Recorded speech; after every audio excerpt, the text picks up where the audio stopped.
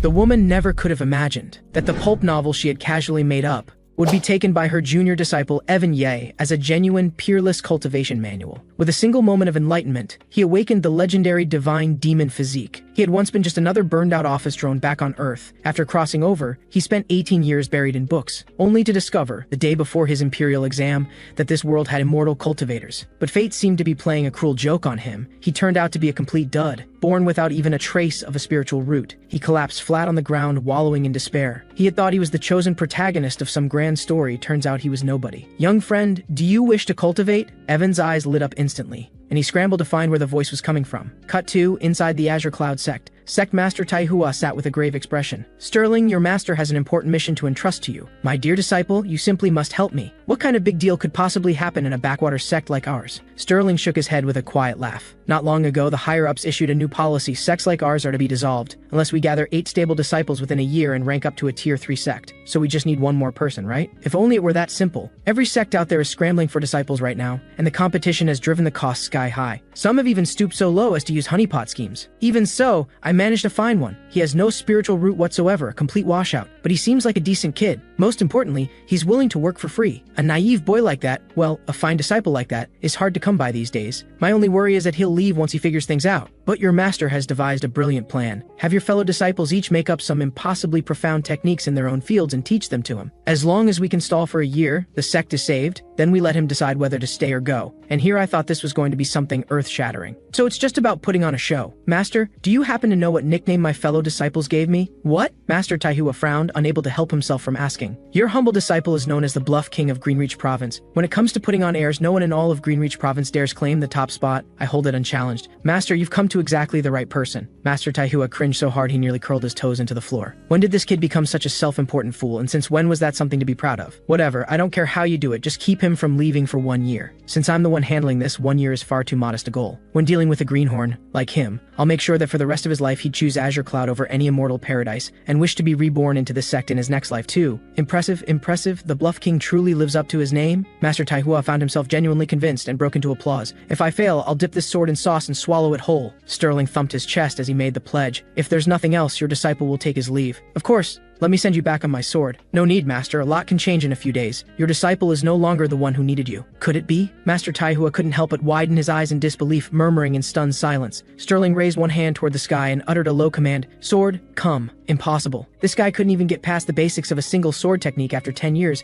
How could he possibly be sword riding? A long, drawn-out silence followed between the two of them. The corner of Master Taihua's mouth twitched uncontrollably. You're not still. What a character. Let's hope the new junior disciple doesn't lose his mind around you. Master Taihua pressed his fingers to his brow and sighed. Cut 2, nightfall, at the peak of the back mountain. Sterling crouched at the summit, shivering in the cold, a spot he had deliberately chosen for maximum dramatic effect. Just as he was nearly frozen stiff, the footsteps he had been straining to hear finally echoed up the path. He's coming. Get into position. This mountain is so tall, immortals really are something else. Evan finally reached the summit, completely winded. Climbing was no joke. For an ordinary person with no martial or cultivation training, the winding path up was more exhausting than a full day of manual labor. Before long, a silhouette caught his eye. A man who appeared to be in his late 20s, hands clasped behind his back. He was strikingly handsome, adorned with a jade crown and draped in an embroidered robe. Sword immortal. The words surfaced in Evan's mind unbidden. The figure standing not far away fulfilled every fantasy he had ever had about what a sword immortal should look like. Dashing and refined, with sharp brows and bright eyes, the man carried himself like a peerless immortal of the sword. Those eyes in particular held a cold indifference to everything, as though all of heaven and earth were beneath his notice. Evan stood there in a daze. Honestly, before joining this sect, he had assumed the Azure Cloud sect must be pretty terrible. Otherwise, why would they ever accept someone with no spiritual root like him? But the moment Evan laid eyes on this young man, he suddenly thought he might have been wrong. Maybe this sect only appeared to be second-rate on the surface. Maybe it was actually a hidden powerhouse, every member a heavyweight who could effortlessly carry him to greatness. Take earlier today, for instance, when he first walked into the sect with Master Taihua, the rundown state of everything hadn't quite registered. But thinking back on it now, it did seem a bit much. This was a cultivation sect after all. How could it really be that dilapidated? And yet, for all its shabbiness, every corner was spotlessly clean, suspiciously so. Everything was just a little too deliberate. If it was all a front, a conscious effort to stay under the radar, then suddenly everything made sense. The thought stirred something in Evan's chest, and the words came out of him slowly, almost on their own. Of the 3 million sword immortals in heaven, even they must bow their heads upon meeting me. The line came straight from his heart, because only those words felt worthy of the man standing before him. Of the 3 million sword immortals in heaven, even they must bow their heads upon meeting me. Now that's a line with some flair, perfect for the image. From this day forward, that line is mine. Sterling felt a surge of inner delight. He hadn't expected to stumble onto such a gloriously pompous line for free. Excellent. This junior disciple was going to be easy to work with. You flatter me, junior brother. The fact that our master chose you proves you have some talent. I have little to offer, but allow me to grant you a stroke of fortune. Meditate on it well. As he spoke, Sterling gave a casual wave of his hand. A gentle breeze swept past, and in that instant, Evan felt a profound sense of clarity wash over him, as if his very soul had been elevated. This breeze is a rare technique of fortune. It can greatly enhance your cultivation talent. A single gust of wind, and your cultivation talent gets a massive boost. Evan's eyes lit up immediately. Thank you, senior brother. He had no idea what had just been done to him. As someone who had crossed over from another world, anything that looked like immortal magic seemed like a godly technique to him. Whether it was truly a stroke of fortune or not didn't matter. This senior brother was clearly a person of extraordinary ability. A technique of fortune? That was just a plain breeze, nothing more ordinary than that.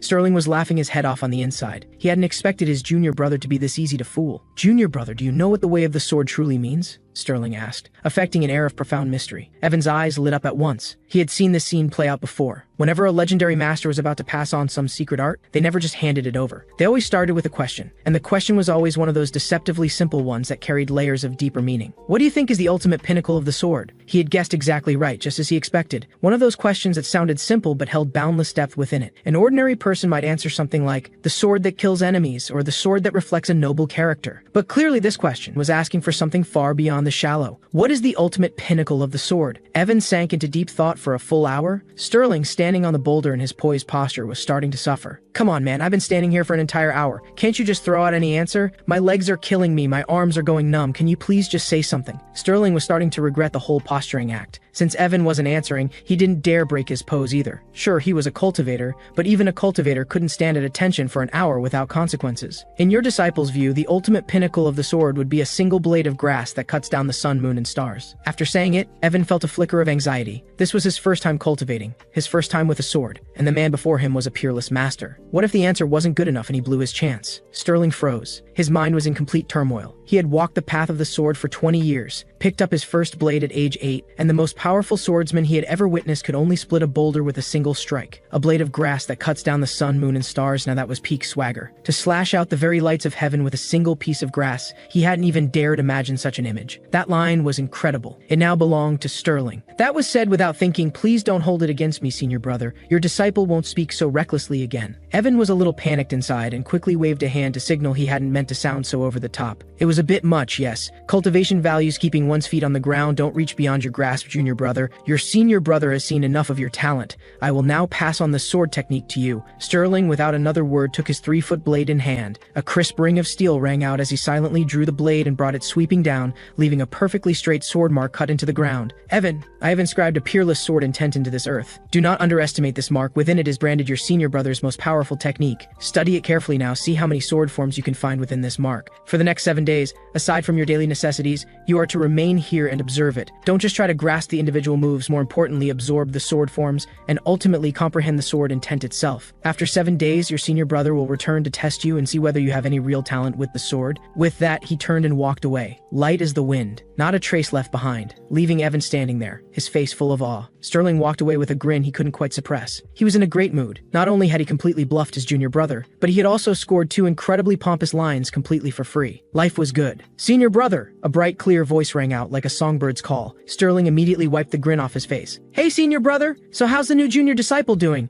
Looks like you've got him completely wrapped around your finger. Lily, were you spying again? I was just curious. Lily hopped down from the boulder with a grin and eagerly closed the distance between them. Perfect, I can test it out on her right now. Sterling's eyes lit up. Lily, never mind that for now. Let me ask you, do you have any idea how powerful the ultimate pinnacle of the sword truly is? Sterling asked, his expression solemn. She blinked, scratched the back of her head and looked a little puzzled. What does the pinnacle of the sword have to do with me? I don't even practice swordsmanship. Then allow your senior brother to tell you. The ultimate pinnacle of the sword is a single blade of grass that cuts down the sun, moon, and stars. Sterling gave a slight shake of his head and a quiet sigh, his words carrying an air of cold, lofty detachment. Lily was taken aback. She didn't know the first thing about swordsmanship, but the words were undeniably striking, and paired with Sterling's commanding presence, they inspired an involuntary sense of awe. Senior brother, your art of acting impressive has leveled up again. Pretty cool, right? No need to worship me, your brother is just a legend. All right, now it's your turn to answer my question, senior brother. How would I know? I haven't even grasped sword intent myself. How could I possibly teach it to someone else? Senior brother, you still haven't mastered sword intent? Lily couldn't help but exclaim. Then she burst out laughing. Senior brother, that's pretty rough. 10 years of sword training and still no sword intent? The sword isn't as simple as you make it sound. And it's not like I've been practicing some second-rate technique. What I train is one of the top 10 sword arts in all of Greenreach Province. It's called the 4 Thunder Sword Art, 4 sets in total, named the Spring Thunder Sword, Summer Thunder Sword,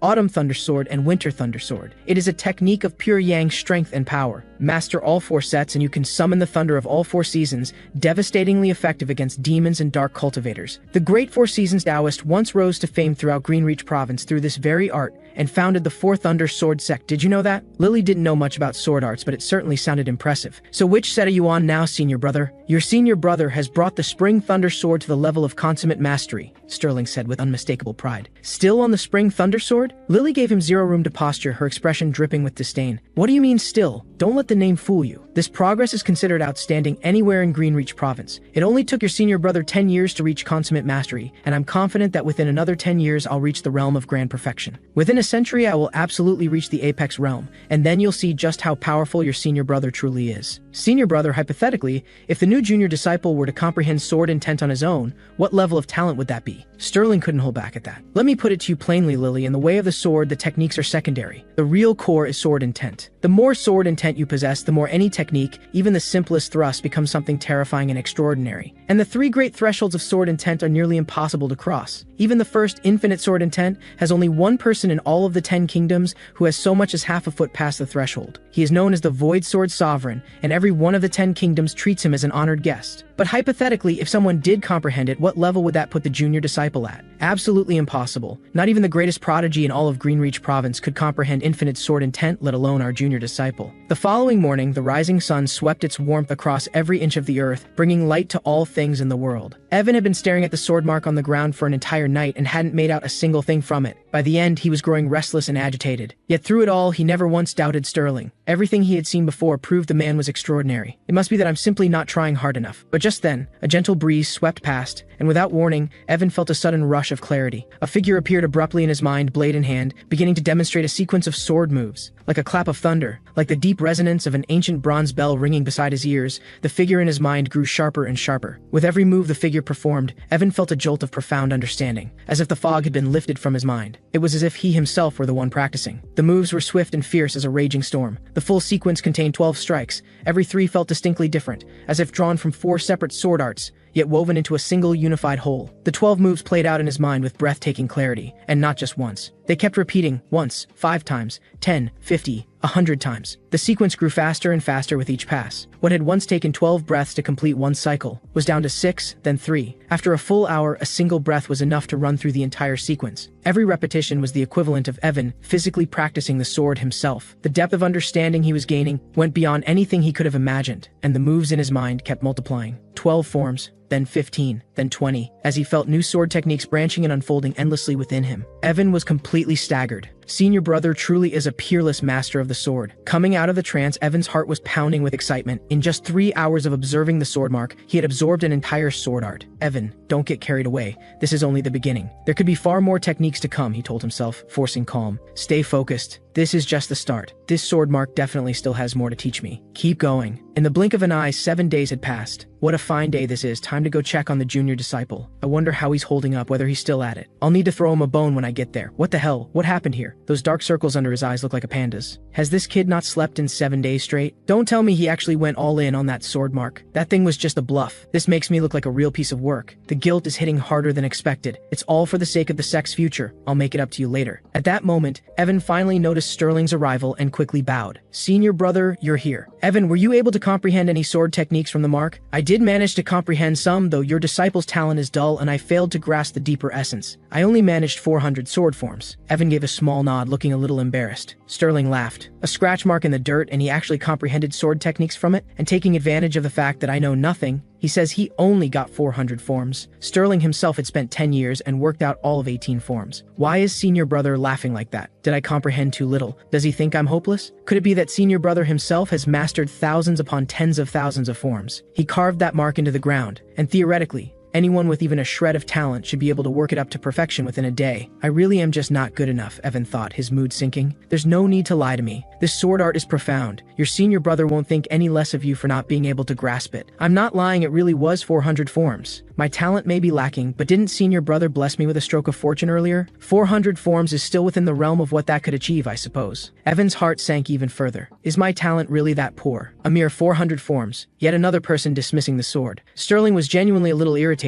He himself was no prodigy, but he had endured his share of jabs, deliberate or not, about how slowly he progressed. It stung no matter who it came from. After a moment's thought, Sterling decided words were pointless. He tossed out a longsword. Junior brother, show me the sword forms you've comprehended. Let your senior brother see whether you have any real talent for the sword. Evan drew a deep breath, clasped his hands in acknowledgement, and accepted the command. The moment he drew the blade, everything about Evan shifted. From the very first move, he was fully in the zone, his swordsmanship breathtakingly fast, fluid as running water and drifting clouds. In the blink of an eye, he was already at the 36th form. Sterling went completely rigid, 10 years of training, and he had only grasped up to the 18th form, just the bare threshold of the Spring Thunder Sword. And Evan had blown past the 36th in the blink of an eye. This was unthinkable. Evan's sword grew faster and fiercer with every passing moment, and even at the 36th form he showed no sign of stopping. When Evan reached the 108th form, a crack of thunder split the sky. Sterling was completely stunned, rooted to the spot, so shocked he forgot to breathe. That was thunder. In the 4 Thunder sword art, a clap of thunder marks the completion of each set, but to trigger it at all, you had to reach at least the realm of grand perfection. Sterling's lifelong dream had always been to bring the 4 Thunder sword art to grand perfection. This can't be real. That was his life's goal. How could someone do it in 7 days? But Evan's demonstration was not over. The moment the Spring Thunder faded,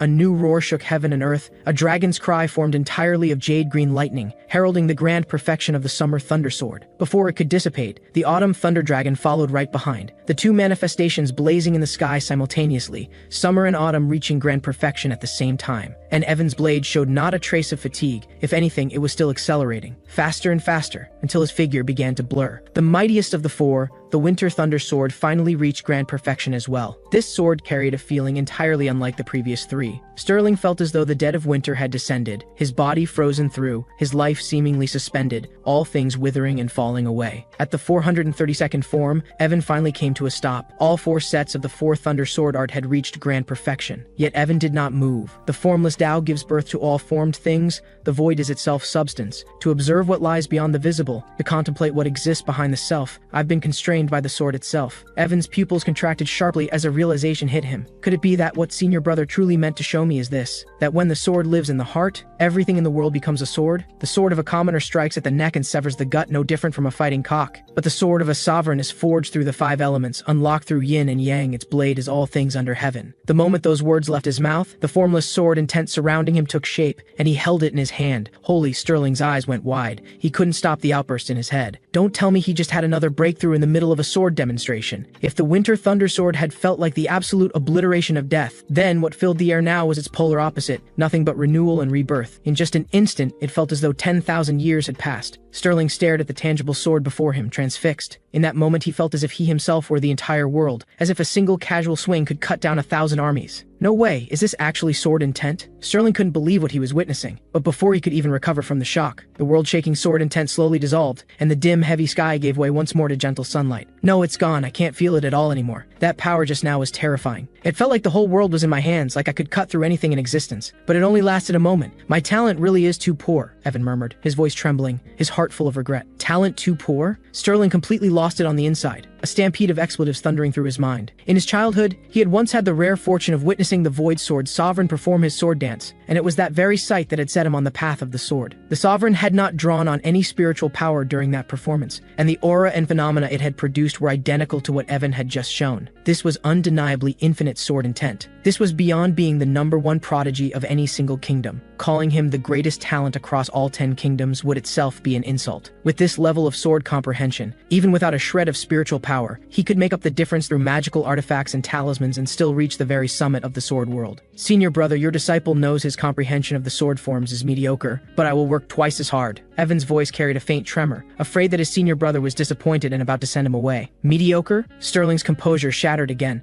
another stampede tearing through his mind. I'm probably not worth one of his little toes in this lifetime. A once-in-a-generation talent like this absolutely cannot be allowed to walk. If a prodigy of this caliber left, it would break everyone in the sect. Sterling took a deep breath, steeled himself, and managed to say, "It's decent enough, I suppose." The moment the words left his mouth, Sterling felt like he might genuinely cry. This is decent? If this is decent, then everyone else practicing the sword across the 10 kingdoms might as well give up entirely. What's that? Sterling, still a little dazed, noticed a small notebook sitting on the rock and couldn't help but ask. That, senior brother, is just your disciple's notes on his reflections, nothing worth mentioning. Might your senior brother have a look at these reflection notes? He took the notebook and flipped it open at random. Dense rows of small characters filled the pages before him. In the first 50 forms of the spring thunder, senior brother was conveying the principle that even white sand turns dark in black mud, that one's environment shapes one's nature. The first 100 forms together teach that all things exist in a cycle of creation and restraint. There is no high without a low. Reading through the lines, Sterling felt something he hadn't experienced since the first time he looked up at a sky full of stars. Every single character in the notebook was familiar to him, but strung together, they formed something as vast and unfathomable as the cosmos itself. He couldn't understand it, and yet it shook him to his core. Did I actually say all this? No, this is nothing but your disciple's wild and presumptuous guesswork. It surely doesn't come close to 1/10 of the depth senior brother truly intended. Then why can't I understand a single line of it? How in the world did you figure all this out? You absolute madman, did you just spontaneously comprehend the grand Tao out of thin air? What kind of creature are you? After more than a decade of Sterling's grinding, back-breaking cultivation, all he had to show for it was the bare threshold of the Spring Thunder Sword. Yet this junior disciple, in a single night, had brought the entire 4 Thunder Sword art to grand perfection, and had somehow, impossibly, touched the threshold of infinite sword intent. I'm sorry for being born human. Sterling was in a state of pure shock,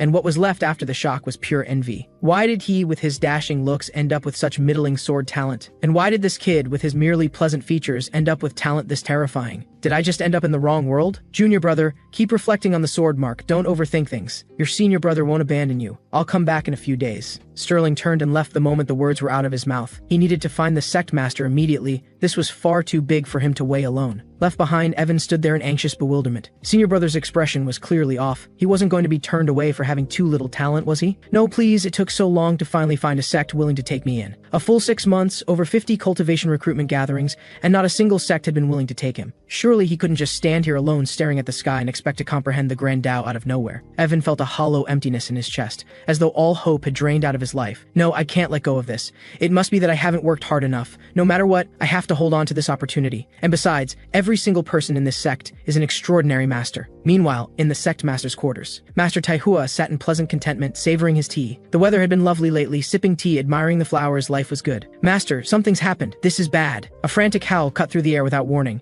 and Master Taihua nearly jumped out of his skin. Sterling, what on earth has gotten into you? You're the senior disciple of this sect. You must carry yourself with dignity at all times. Especially now that the new junior disciple is here, your image matters more than ever. Master Taihua couldn't help but lecture. Sterling was still catching his breath. He had sprinted the entire way here without a single thought for his appearance. Master, your dream may be about to come true. Azure Cloud Sect is finally about to produce a dragon. Produce a dragon? Sterling, what exactly do you mean? Master Taihua frowned, unable to help himself. The junior disciple's talent is off the charts. Starting from scratch, in just 7 days, he's brought the entire 4 Thunder Sword art to grand perfection. All trace of Sterling's cool, otherworldly composure had vanished. He was drenched in sweat. Sterling, this is not a joke to be made lightly. Liars swallow needles. Master Taihua shot back with clear irritation. This kid had picked up some bad habits, trying to trick an old man like him. The phenomena in the sky just now, that was the sign of the 4-season sword reaching grand perfection. Did you not see it, Master? Sterling was pacing like a cat on hot bricks as he explained. What? I thought some powerful master must have been breaking through nearby. It never occurred to me that it could be young Evan. Master Taihua froze, his expression flooding with bewildered disbelief. A genius, we've produced a genius. Azure Cloud Sect has finally produced a dragon. Master Taihua clenched his fists with trembling excitement, his face flushed bright red. But the next second, Master Taihua choked on his own breath and collapsed heavily to the ground. Sterling rushed over to help him.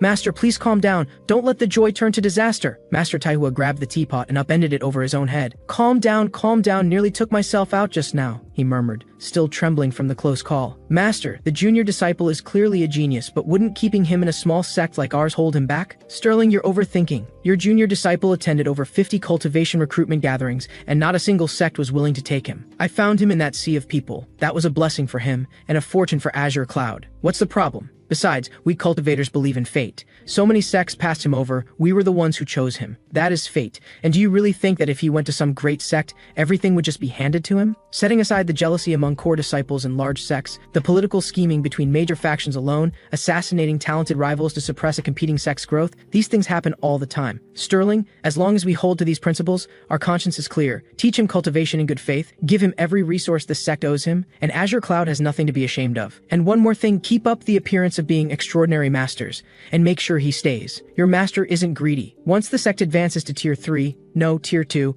we tell him the truth. After that, whether he stays or goes is entirely his choice. How does that sound? Master Taihua had lived 5 or 6 decades for a reason. Every word was measured and sound. Sterling felt the fog lift from his mind. I'll follow your lead entirely, Master. The following afternoon, Master Taihua sat basking contentedly in the sunlight with his tea. Master, something's wrong. Something's really wrong. Sterling came running, his face in a panic. What is it now? Didn't I tell you to watch your composure? Master, we have a serious problem. Someone just came. Before Sterling could finish, Master Taihua instinctively packed up all his belongings at lightning speed and prepared to bolt. Sterling, seeing this, quickly called out to stop him. Master, it's not debt collectors. It's something else. Something else? The moment he heard it wasn't debt collectors, Master Taihua visibly deflated with relief. Then why are you in a panic? You nearly scared the soul right out of me, Master Taihua snapped. Tell me then, what's got you this worked up? Don't tell me we're being evicted. Master, it's not debt collectors, but it's close enough. Take a look at this. It's the latest notice issued by the Sect Administration Office of Greenreach Province. Master Taihua took the paper and skimmed through it quickly, and with each line his expression darkened. To prevent fraudulent and predatory conduct among sects, a disciplinary inspection of all unranked sects within Greenreach Province will be conducted. Within 2 months, each sect must submit 10 low-grade spirit stones as proof of legitimate standing. Outrageous, extorting spirit stones without cause. This is nothing but the strong preying on the weak. I'll march to the capital and petition the throne myself. Master Taihua flipped the table in fury. This notice was salt in the wound for a sect already scraping by. In the cultivation world, 1 copper coin could buy a flatbread. 10,000 copper coins equaled 100 taels of silver, which equaled 1 tael of gold, and it took 10 taels of gold to equal a single spirit stone. For the entire Azure Cloud sect to save up 10 low-grade spirit stones, every member would have to go without food or spending a single coin for an entire year. Master, don't panic yet.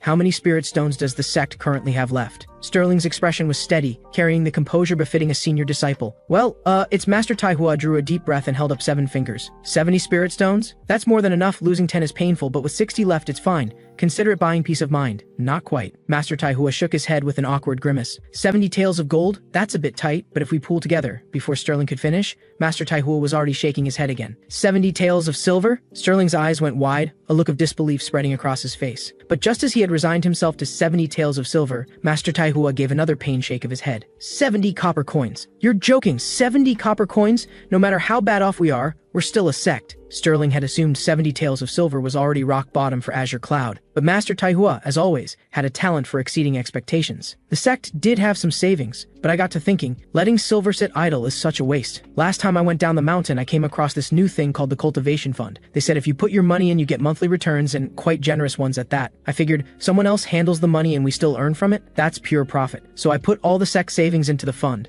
But what I never saw coming was that while I had my eye on the interest, it had its eye on my principal. And within days, the whole thing vanished into thin air. Sterling, your master just got played for a complete fool. 70 copper coins? What are we supposed to do with that? We might as well just call it quits. Sterling was now absolutely certain the Azure Cloud sect was done for. No matter what, I'll exhaust every option before I give up. And if all else fails, I'll have no choice but to take a gamble, even if it means venturing into the purified soul range myself. We finally produced a genuine prodigy. I will not let this sect fall. And at that very moment, the sky turned apocalyptic. A wall of black clouds swallowed the world whole, and bolts of lightning like coiling thunder dragons came crashing down upon the distant mountain peaks. That looks like it's coming from Junior Brother's direction. What happened now? Don't tell me Junior Brother broke through again. A flicker of genuine shock crossed Sterling's face. Evan's abilities were far beyond anything a normal person could fathom. Impossible, Master Taihua said, dismissing the thought with a wave of his hand. No matter how gifted he is, there's no way he could have reached another breakthrough in such a short time. Sterling, I'm heading down the mountain for a few days to see if I can borrow some spirit stones. Now that we have a true prodigy among us,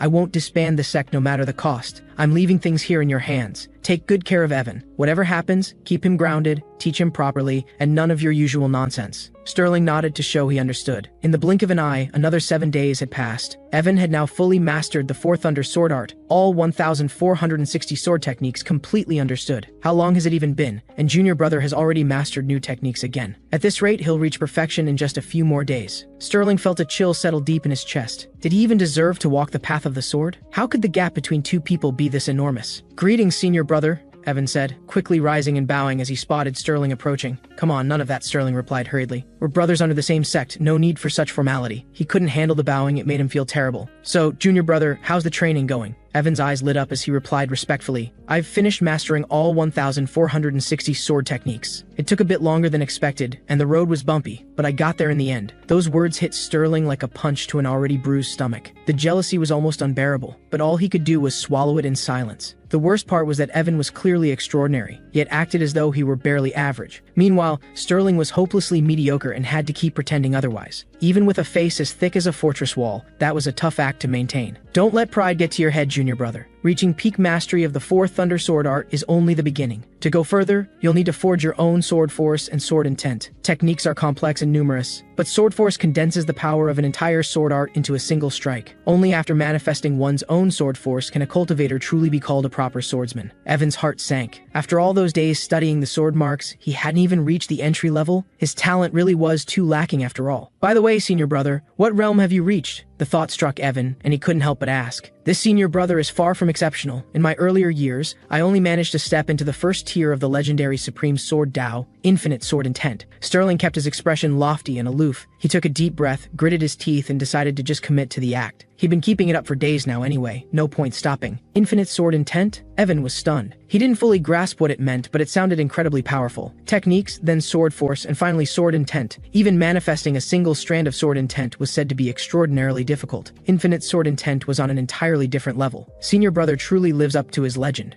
I'm sticking with you for life. Once sword force reaches full mastery, one enters the Supreme Realm. The Supreme Realm is divided into 3 tiers, the first being Infinite Sword Intent. Those who reach this tier stand as the foremost swordsmen across all 10 kingdoms. Evan was totally awestruck. Infinite Sword Intent sounded absolutely epic. Senior brother had already reached that realm years ago. Maybe one day he could too. That would make him second across all 10 kingdoms, with senior brother being the only one above him. The more he thought about it, the more excited Evan became. Honestly, being second across all 10 kingdoms felt almost too grand. He'd be perfectly happy just being number 1 in Greenreach province. Being second wasn't bad either. If anything went wrong, the number 1 would have to deal with it first. Understood, senior brother. Don't worry, I'll do everything I can to follow in your footsteps. I swear I'll reach Infinite Sword Intent within my lifetime, Evan said, filled with excitement. Sterling, on the other hand, felt sick with envy. But then he reminded himself that he was Evan's first teacher, and that thought brought him just a little comfort. It all felt like a dream. Not long ago, I was nothing but an ordinary man. And now here I am, walking the same path as senior brother, both of us chasing immortality together.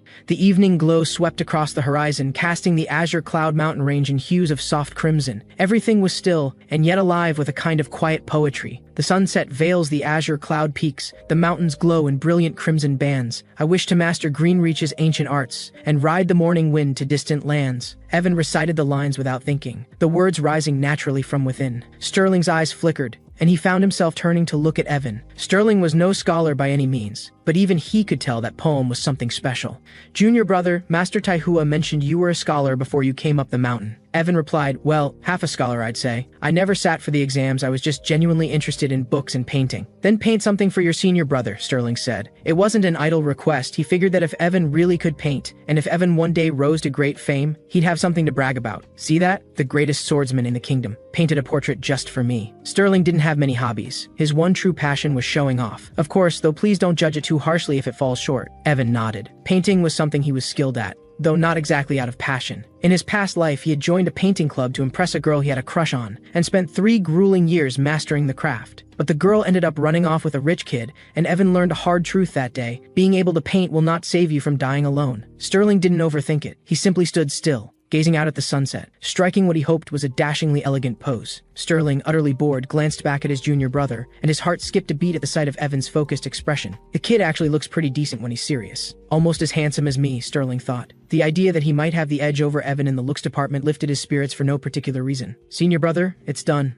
Evan said, allowing a small smile. He had always been fairly confident in his painting, and since joining the sect, he felt as though every part of himself had been elevated. He was genuinely pleased with how the painting turned out. Sterling heard Evan's words and shifted, turning his gaze toward the scroll Evan was holding out to him. How is this possible? Sterling's eyes went wide, and he couldn't hold back an exclamation. In the painting, the sunset blazed across the sky, and the azure cloud mountain range looked like something out of a heavenly realm. Every flower, blade of grass, and tree was rendered with breathtaking life, certain details so precise they felt more real than reality itself. The overall feeling was impossible to put into words. It was simply stunning. But what drew the eye most was the figure in the painting, a man whose face was only partially visible, rendered in profile. Yet Evan had somehow captured the man's cold, aloof, otherworldly aura, the very essence of a sword immortal. The figure looked as though he might leap right out of the canvas and drive a fist straight into the chest of whoever was looking. Not bad at all, Sterling admitted. He might not have been a man of culture, but at least he still had a conscience. The painting really was excellent. His only complaint was that Evan had only managed to capture a 10,000th of his actual handsomeness. But then again, that wasn't Evan's fault. Sterling was simply too good looking for any painting to do justice. I'm glad you like it, senior brother. I've been wanting to thank you for everything you've taught me. Consider this a small token of my gratitude. The Azure Lotus Scholar? Sterling noticed the signature on the scroll and couldn't help but smirk. This kid's got some flair too. Went and gave himself a whole pen name. Before Sterling could say anything more, his mind suddenly trembled with a transmitted voice. Sterling, I've thought of a way to save the sect. Come quickly. It was unmistakably Master Taihua's voice. That's Master's voice. How does he have a solution? We're talking about an enormous sum of money. Sterling's eyes flickered.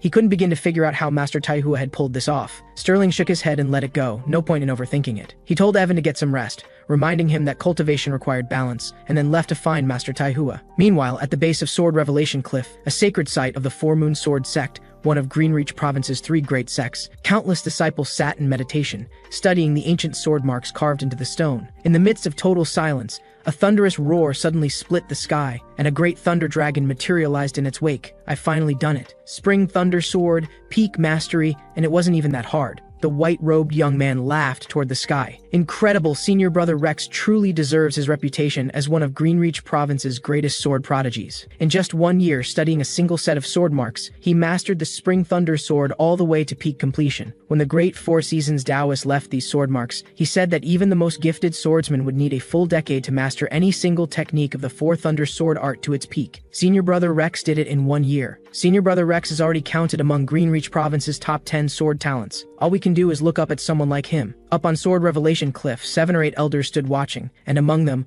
one could barely contain the grin spreading across his face. Elder Brightblade, your eye for talent hasn't failed you. In less than a month, your disciple has already drawn out the sword intent embedded by the Sage of Four Seasons. Truly remarkable. Oh, it's nothing special. He's only reached peak completion after all. The great Four Seasons Taoist embedded his own sword intent into these marks. And even so, Rex only mastered the Spring Thunder technique. Nothing worth celebrating too loudly. Greenreach Province is full of hidden dragons and crouching tigers. Setting aside the Four Thunder Sword Sect and the White Cloud Tao Order, there are tens of thousands of sects across the province. Declaring him number 1 at this point seems a bit premature, the red-haired elder said with a proud snort, clearly unimpressed by Elder Brightblade's false modesty. Elder Redstone does have a point. My unworthy disciple certainly doesn't deserve to claim the top spot in Greenreach. It's only because your distinguished disciples, who've barely scratched the surface after a full year, graciously stepped aside that Rex ended up in first place at all. But I'm sure your students will surpass him with a little effort. You old snake, what exactly are you implying? Elder Redstone's face flushed with fury. Brothers, please, let's not let rivalry get in the way. Whoever's disciple turns out to be more gifted, it's ultimately good news for the Four Moon Sword Sect. That said, claiming the top spot at the Greenreach Sword Conference is perhaps a stretch. The Four Thunder Sword Sect has produced a genuine prodigy this time around. But our sect master has given his orders no matter what, we must secure a top 10 finish. Why is that? Elder Brightblade and Elder Redstone asked in unison, genuinely puzzled. The Four Moon Sword Sect had always performed well at the Greenreach Sword Conference, but this time the sect master seemed to be treating it with unusual weight, even going so far as to invite the great Four Seasons Taoist to inscribe sword marks. Something about it felt off. The top 10 finishers will each receive a Grand Mystic Sword Tower token. Inside the tower are the legacies and personal insights of sword immortals. Any disciple who walks the path of the sword will come away from the Grand Mystic Sword Tower with something invaluable. Entry into the tower requires a Grand Mystic Sword Tower token, and no one had expected that this time, the tokens would be handed out to the top 10 finishers of the Greenreach Sword Conference. Now that is a surprise from the heavens. Fortune is truly on our side. Rex will take first place this time without question, Elder Brightblade said, beaming with smug satisfaction. Don't speak too soon. If some nobody from a small sect ends up snatching it away, you'll never live it down. Elder Redstone thought of his own underperforming disciples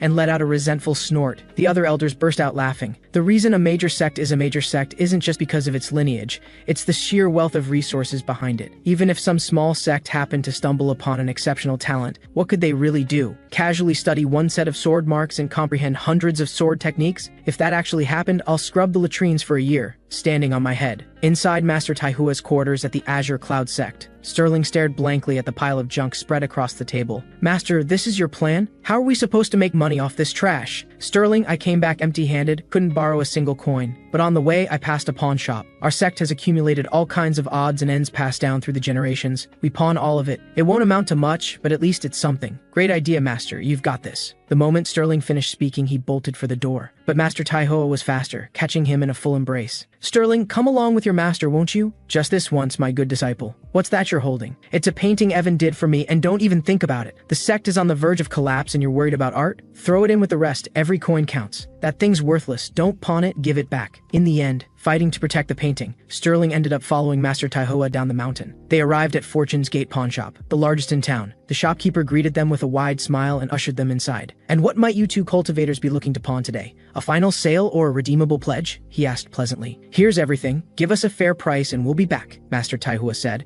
dropping the bundle on the counter for the shopkeeper to examine. But the moment Jin opened the bag, his expression shifted entirely. Inside was nothing but worthless scrap metal. Jin rubbed his eyes and looked again carefully, afraid he'd missed something. He let out a breath. Nope, it really was just a heap of junk. His eyes hadn't deceived him. Good heavens, is that an adult magazine? Wait, could this be a limited edition photo book of the courtesan Lunafrost? Now this might actually be worth something. My apologies, that was packed by mistake. That one is absolutely not for sale, Master Taihua said, startled, snatching the booklet back and tucking it hastily into his sleeve. Everything else is fair game, just not that one. Even if the sect falls, that stays with me, Master Taihua said, looking slightly flustered. He'd been in too much of a rush when packing and hadn't realized he'd thrown in his personal treasures. Shopkeeper, how about 10 gold taels for the whole lot? 10 gold taels? Jin couldn't help but cry out. Not a chance for this pile of rubbish. Have you lost your mind? What do you mean rubbish? See this cushion? Pure golden silkworm thread. And that bottle is hundreds of years old. At the very least, it's an antique. You'd be better off taking it elsewhere. Come on, let's be friends about this. We'll bring you more business in the future. 8 gold taels? Take the whole lot. No deal. 5 taels, just 5, and you take it all. Otherwise, I'm walking out that door and going to another shop. Master Taihua argued with a flushed face, absolutely refusing to budge any lower. Sterling, feeling like he just watched a circus act,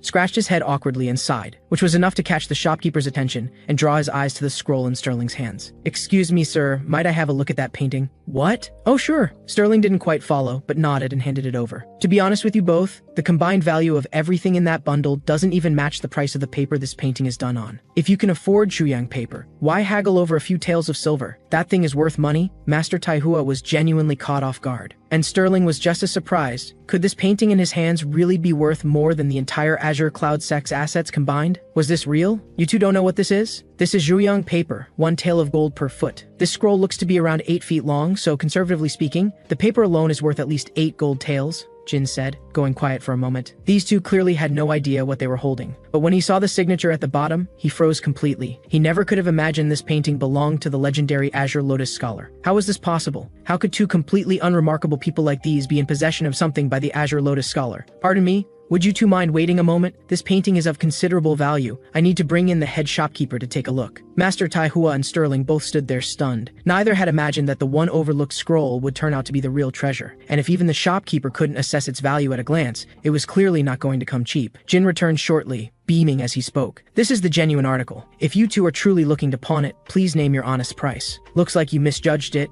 This is just what Evan gave. Shut your mouth, Master Taihua snapped, landing a sharp slap that successfully cut off whatever Sterling was about to say. Master Taihua had no idea who the Azure Lotus Scholar was, and even less idea of this painting's true worth, but he had eyes. The shopkeeper's complete change in attitude said everything. This painting was worth serious money. I won't play games with you. I want this number, and if you don't meet it, we walk. Master Taihua kept his expression unreadable and raised 5 fingers. Internally, he was already celebrating. At this point, boldness was everything. 50 taels wasn't out of the question, and thank goodness he'd moved fast. Jin's brow furrowed slightly. 5,000 gold taels? That's not a high price. Not high at all. If anything, it's a little low. Master, you're pushing it. This is just a painting Evan did for me. How could it possibly be worth that much? What do you know? The shopkeeper's reaction just told us everything we need to know. This painting is clearly worth a great deal. The paper alone cost 8 gold taels, so 50 isn't even that much, and the shopkeeper will try to bargain us down anyway. Of course I had to start high. Very well, 5,000 taels it is. Jin took a long, slow breath and accepted Master Taihua's asking price. See that? The shopkeeper just tried to bargain. You've got decades left to learn, boy.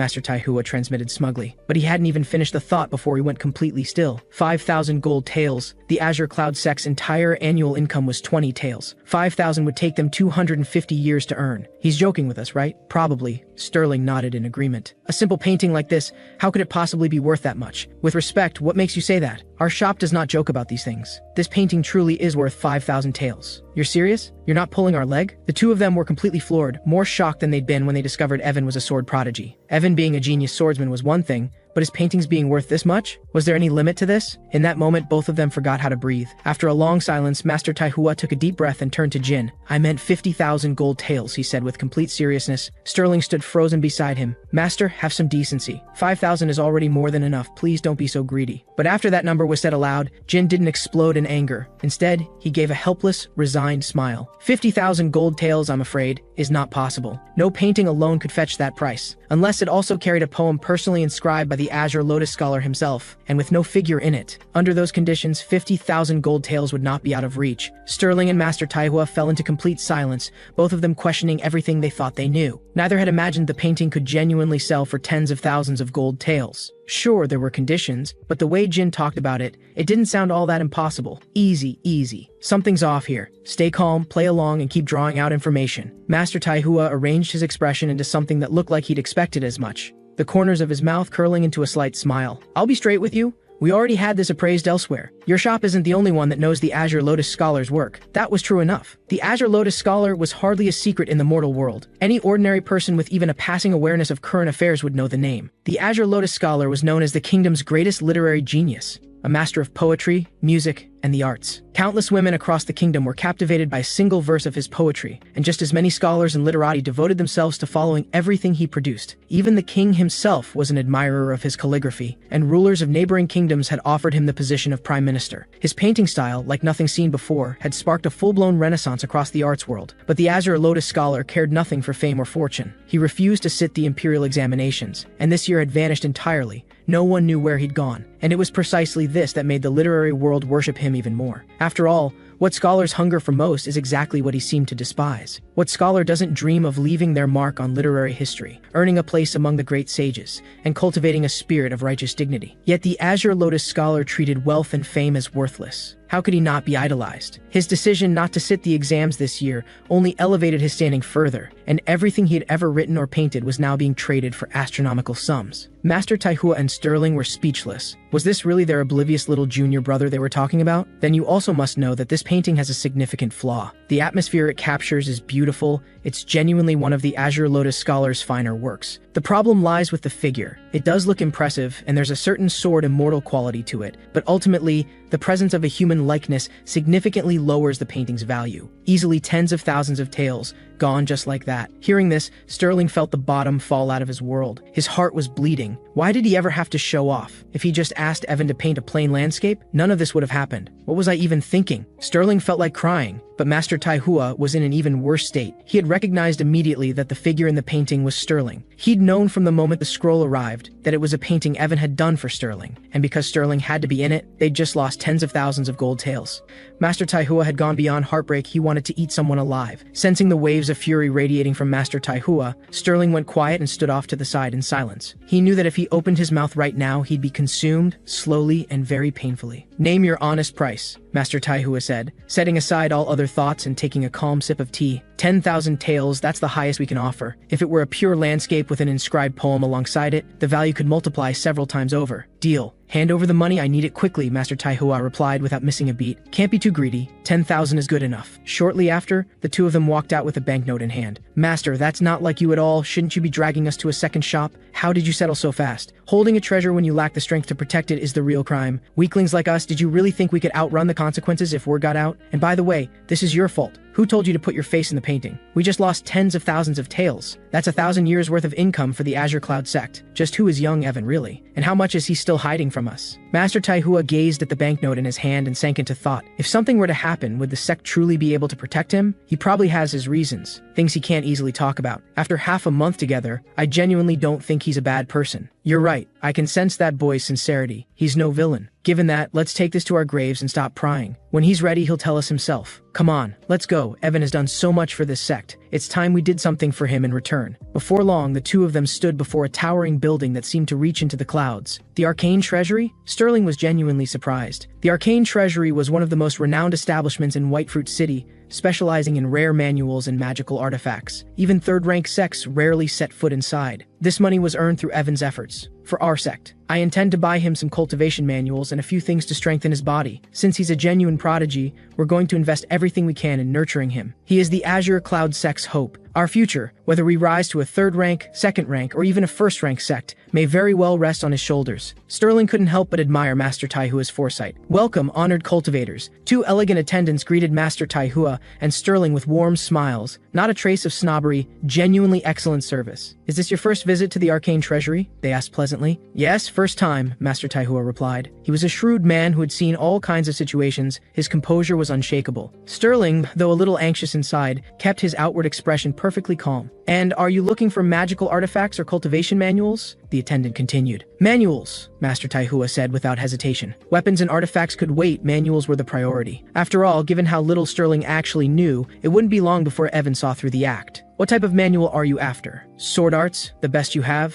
Master Taihua said boldly. The attendant's eyes lit up with quiet excitement. Cultivation manuals are classified into 5 tiers: unranked, third rank, second rank, first rank, and transcendent. Anything above transcendent belongs to an entirely different category, accessible only to those who have reached the nascent soul realm. The best the Arcane Treasury carried was first rank, but even a single first rank sword manual was worth at least 100,000 low-grade spirit stones. This was a major sale. The red-robed attendant's lips curled upward ever so slightly as she smiled and offered, "Our first rank manuals are priced at 200,000 taels each, but we're currently running our anniversary promotion with a 30% discount. For just 140,000 taels, you can take a first rank manual home today." How much? Say that again? Sterling couldn't hold back. They could sell the Azure Cloud sect 100 times over and still not have that kind of money. Just 140,000 taels, honored guest. Once the anniversary promotion ends, this price won't be available again, the violet-robed attendant continued, smiling enticingly. Cheap? She called that cheap? The world of the wealthy was truly beyond anything a broke nobody like him could fathom. Sterling went completely silent. He'd never seen that much money in his entire life, and to her, it was apparently pocket change. Calm down. Hold it together. Have some dignity, Master Taihua's voice whispered directly into his mind, urging Sterling not to make a scene. But Master, the money we have doesn't even cover a fraction of the price of one manual. Aren't we just here to embarrass ourselves? Master Taihua took a quiet breath and calmly asked, "Excuse me, miss, how much for the introductory volume?" A complete first-rank sword manual was out of the question, but the introductory volume would be enough. If Evan could achieve a full breakthrough of the 4 Thunder Sword art from a single sword mark, his talent was unmatched. What would he need the complete version for? The introductory volume? That only contains a dozen or so techniques. It's not particularly useful in practice. You'd be better off purchasing the complete edition so you won't need to make another trip, the purple-robed woman advised sincerely. No thank you, just the introductory volume. Very well, though please note that our store does not offer refunds or exchanges. Do take a moment to reconsider. With that, the purple-robed woman excused herself from the private room and headed to the storeroom to retrieve the manual. Sterling panicked first. Master, please don't tell me you're doing this just to save face. Why spend 10,000 taels on an introductory manual that's practically useless? You fool, have you already forgotten your little brother's insane comprehension ability? The introductory volume is more than enough. Right,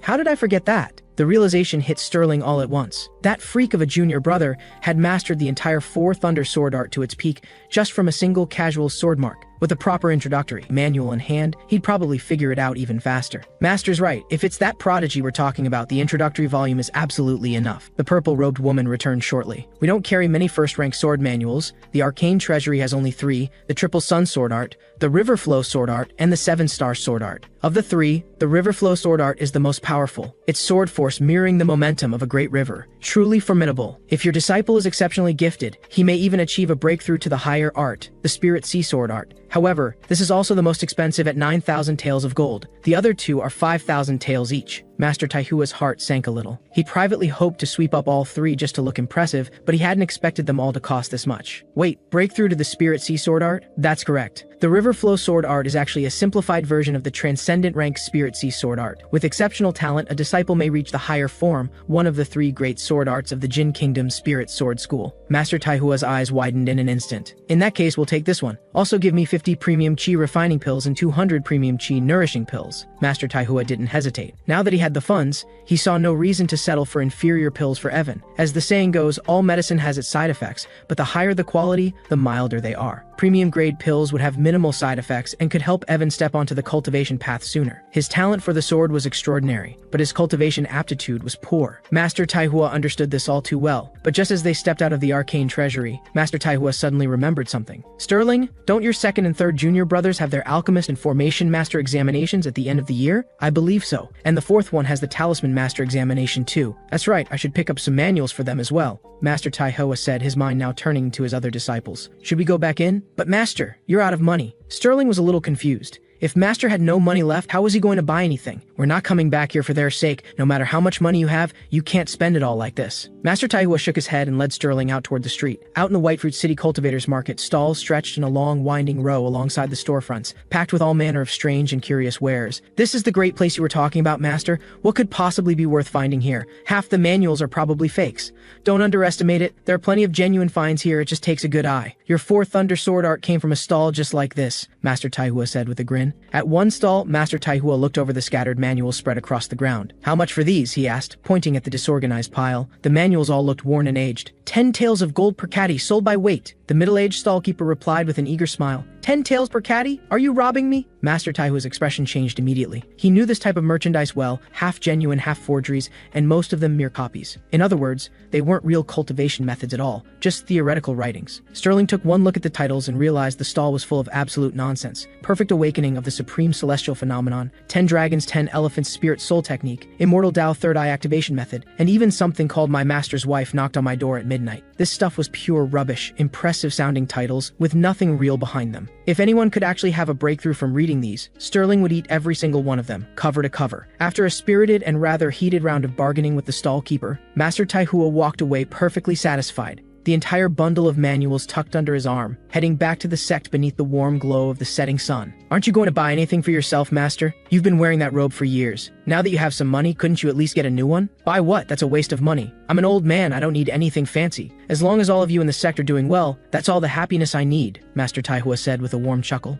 "Master, that is genuinely disturbing. Did you forget to take your medicine today?" Sterling said, his face scrunching up in exaggerated disgust. "I'm not angry. I'm not angry." Master Taihua's brow twitched as he drew a long, slow breath. "You little punk. You have 7 days to master the Riverflow sword art. Fail, and you're banned from showing off for a full year. Why do I have to learn it? Wasn't that for my junior brother? I strongly object." "How are you supposed to play the wise elder if you don't know it yourself?" Master Taihua finally snapped, his palm flashing down like a blade. "Just get a basic handle on it. It's only the introductory section. It's not that hard, even a child could do it. Once you've learned it, act the part of the wise master and teach him. For now, use the stall stuff to stall him, just bluff your way through." Sterling gave a compliant nod and took the bundle from Master Taihua's hands. "By the way, Master, are the second and third junior brothers supposed to learn from these stall finds too?" "Of course not. Those are just for the scripture hall to look impressive and keep Evan fooled. For the other two, I'll figure something out. Don't worry, your master has it handled. What if I just go get a couple more paintings from my junior brother? That way, the second and third brothers would have their manuals covered and you wouldn't need to stress about it, Master." "I've thought about it honestly," Master Taihua admitted, sighing quietly and shaking his head. "But the sect has already taken advantage of him once.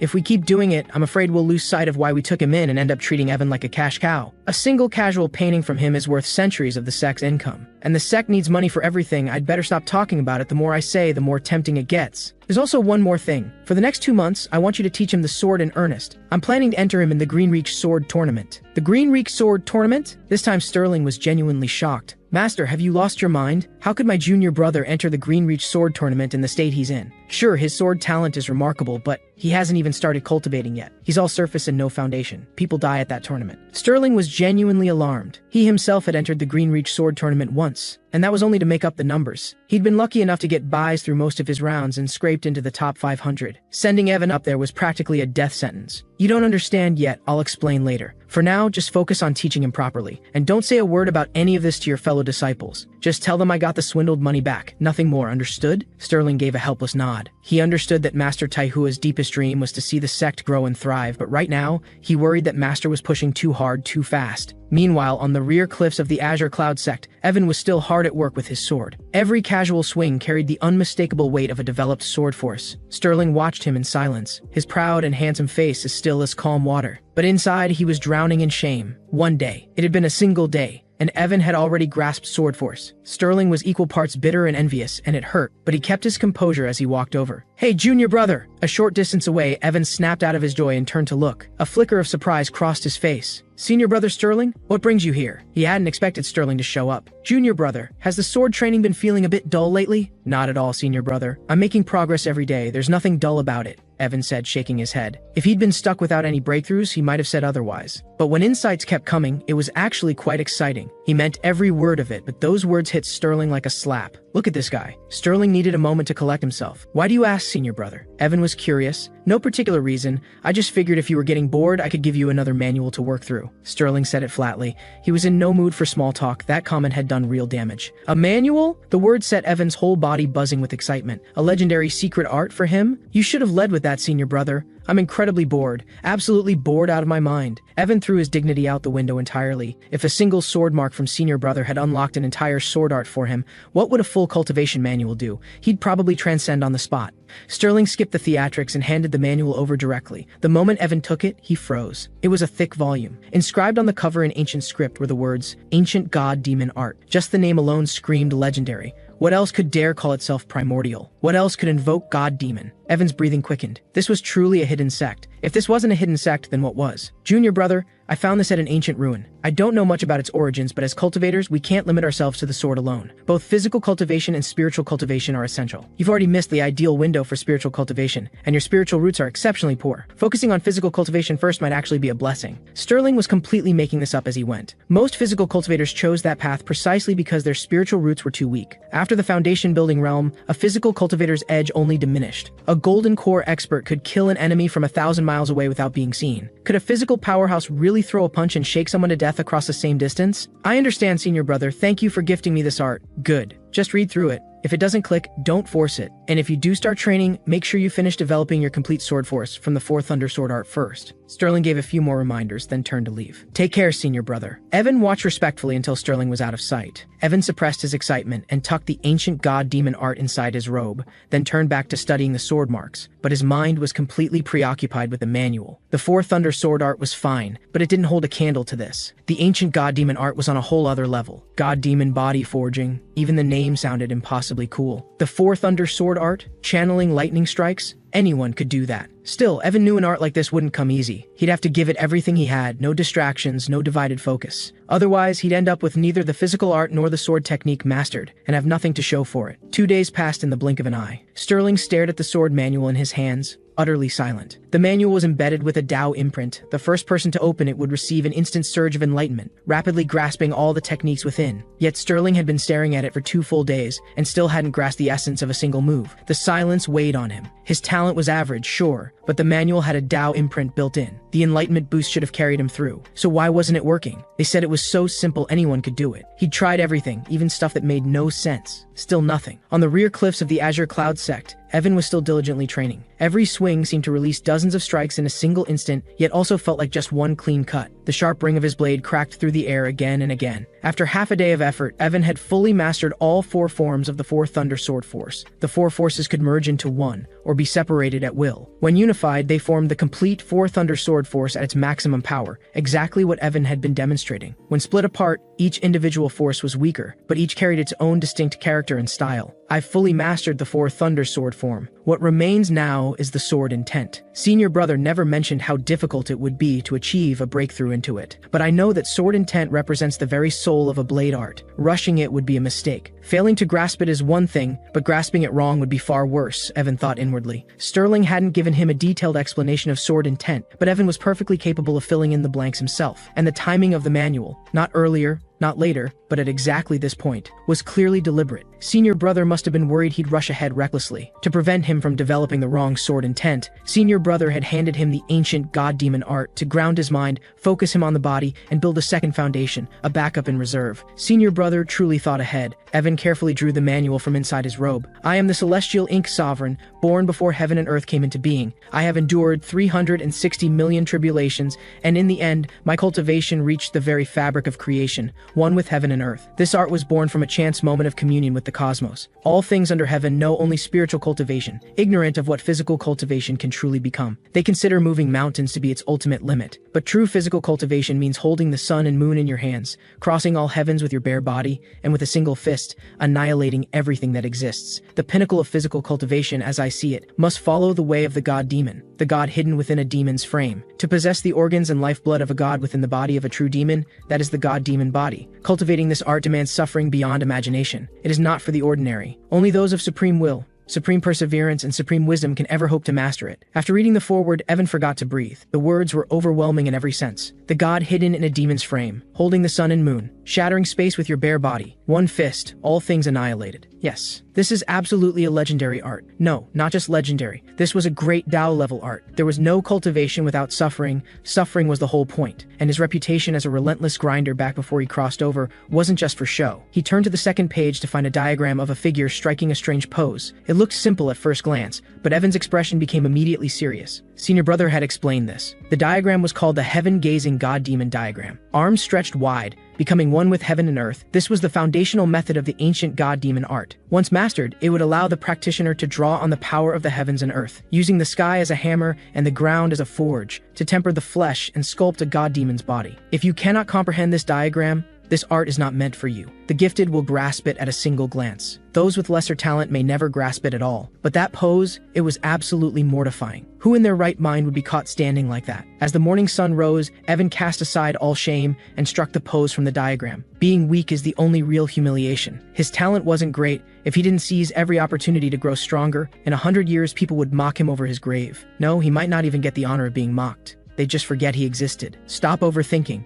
Stay focused. I will master this. Meanwhile, inside the Inkwen studio in the Jin Kingdom, a young woman in purple robes was frantically writing, her brush flying across the paper. "Ink Fairy, are you almost done? It's nearly 3 in the morning. If we miss the deadline, we're in real trouble." An anxious voice called out. "Stop rushing me. I know, I'm working on it." She snapped back irritably, never lifting her brush. The middle-aged man hovered in the doorway, rambling on. "That ancient god-demon art of yours, it's been a complete flop. Fewer than 3 copies sold in total. Ink Fairy, please don't write anything like that again. It's too over the top. Nobody believes it. Cultivators these days want something straightforward. You want to see what's selling? Look at the current bestseller. How to get 10 times the value out of a single spirit stone, flying off the shelves." Hearing that her personal favorite piece had essentially sold 0 copies deflated her completely. A work she'd poured her heart into, outdone by something dashed off without a second thought. "I'm sick of hearing about. You want to keep talking? Pick up the brush and write it yourself." She lashed out at the still babbling man. "What about that thing I asked you to look into?" "Found out that the 10 Kingdoms Academy is officially opening enrollment next year," the man replied with a chuckle and then left. "Finally, I get to go to school." Her eyes lit up instantly, a wave of pure joy flooding through her. The greatest academy in the land, it had to be full of fascinating people. 3 more days passed in the blink of an eye.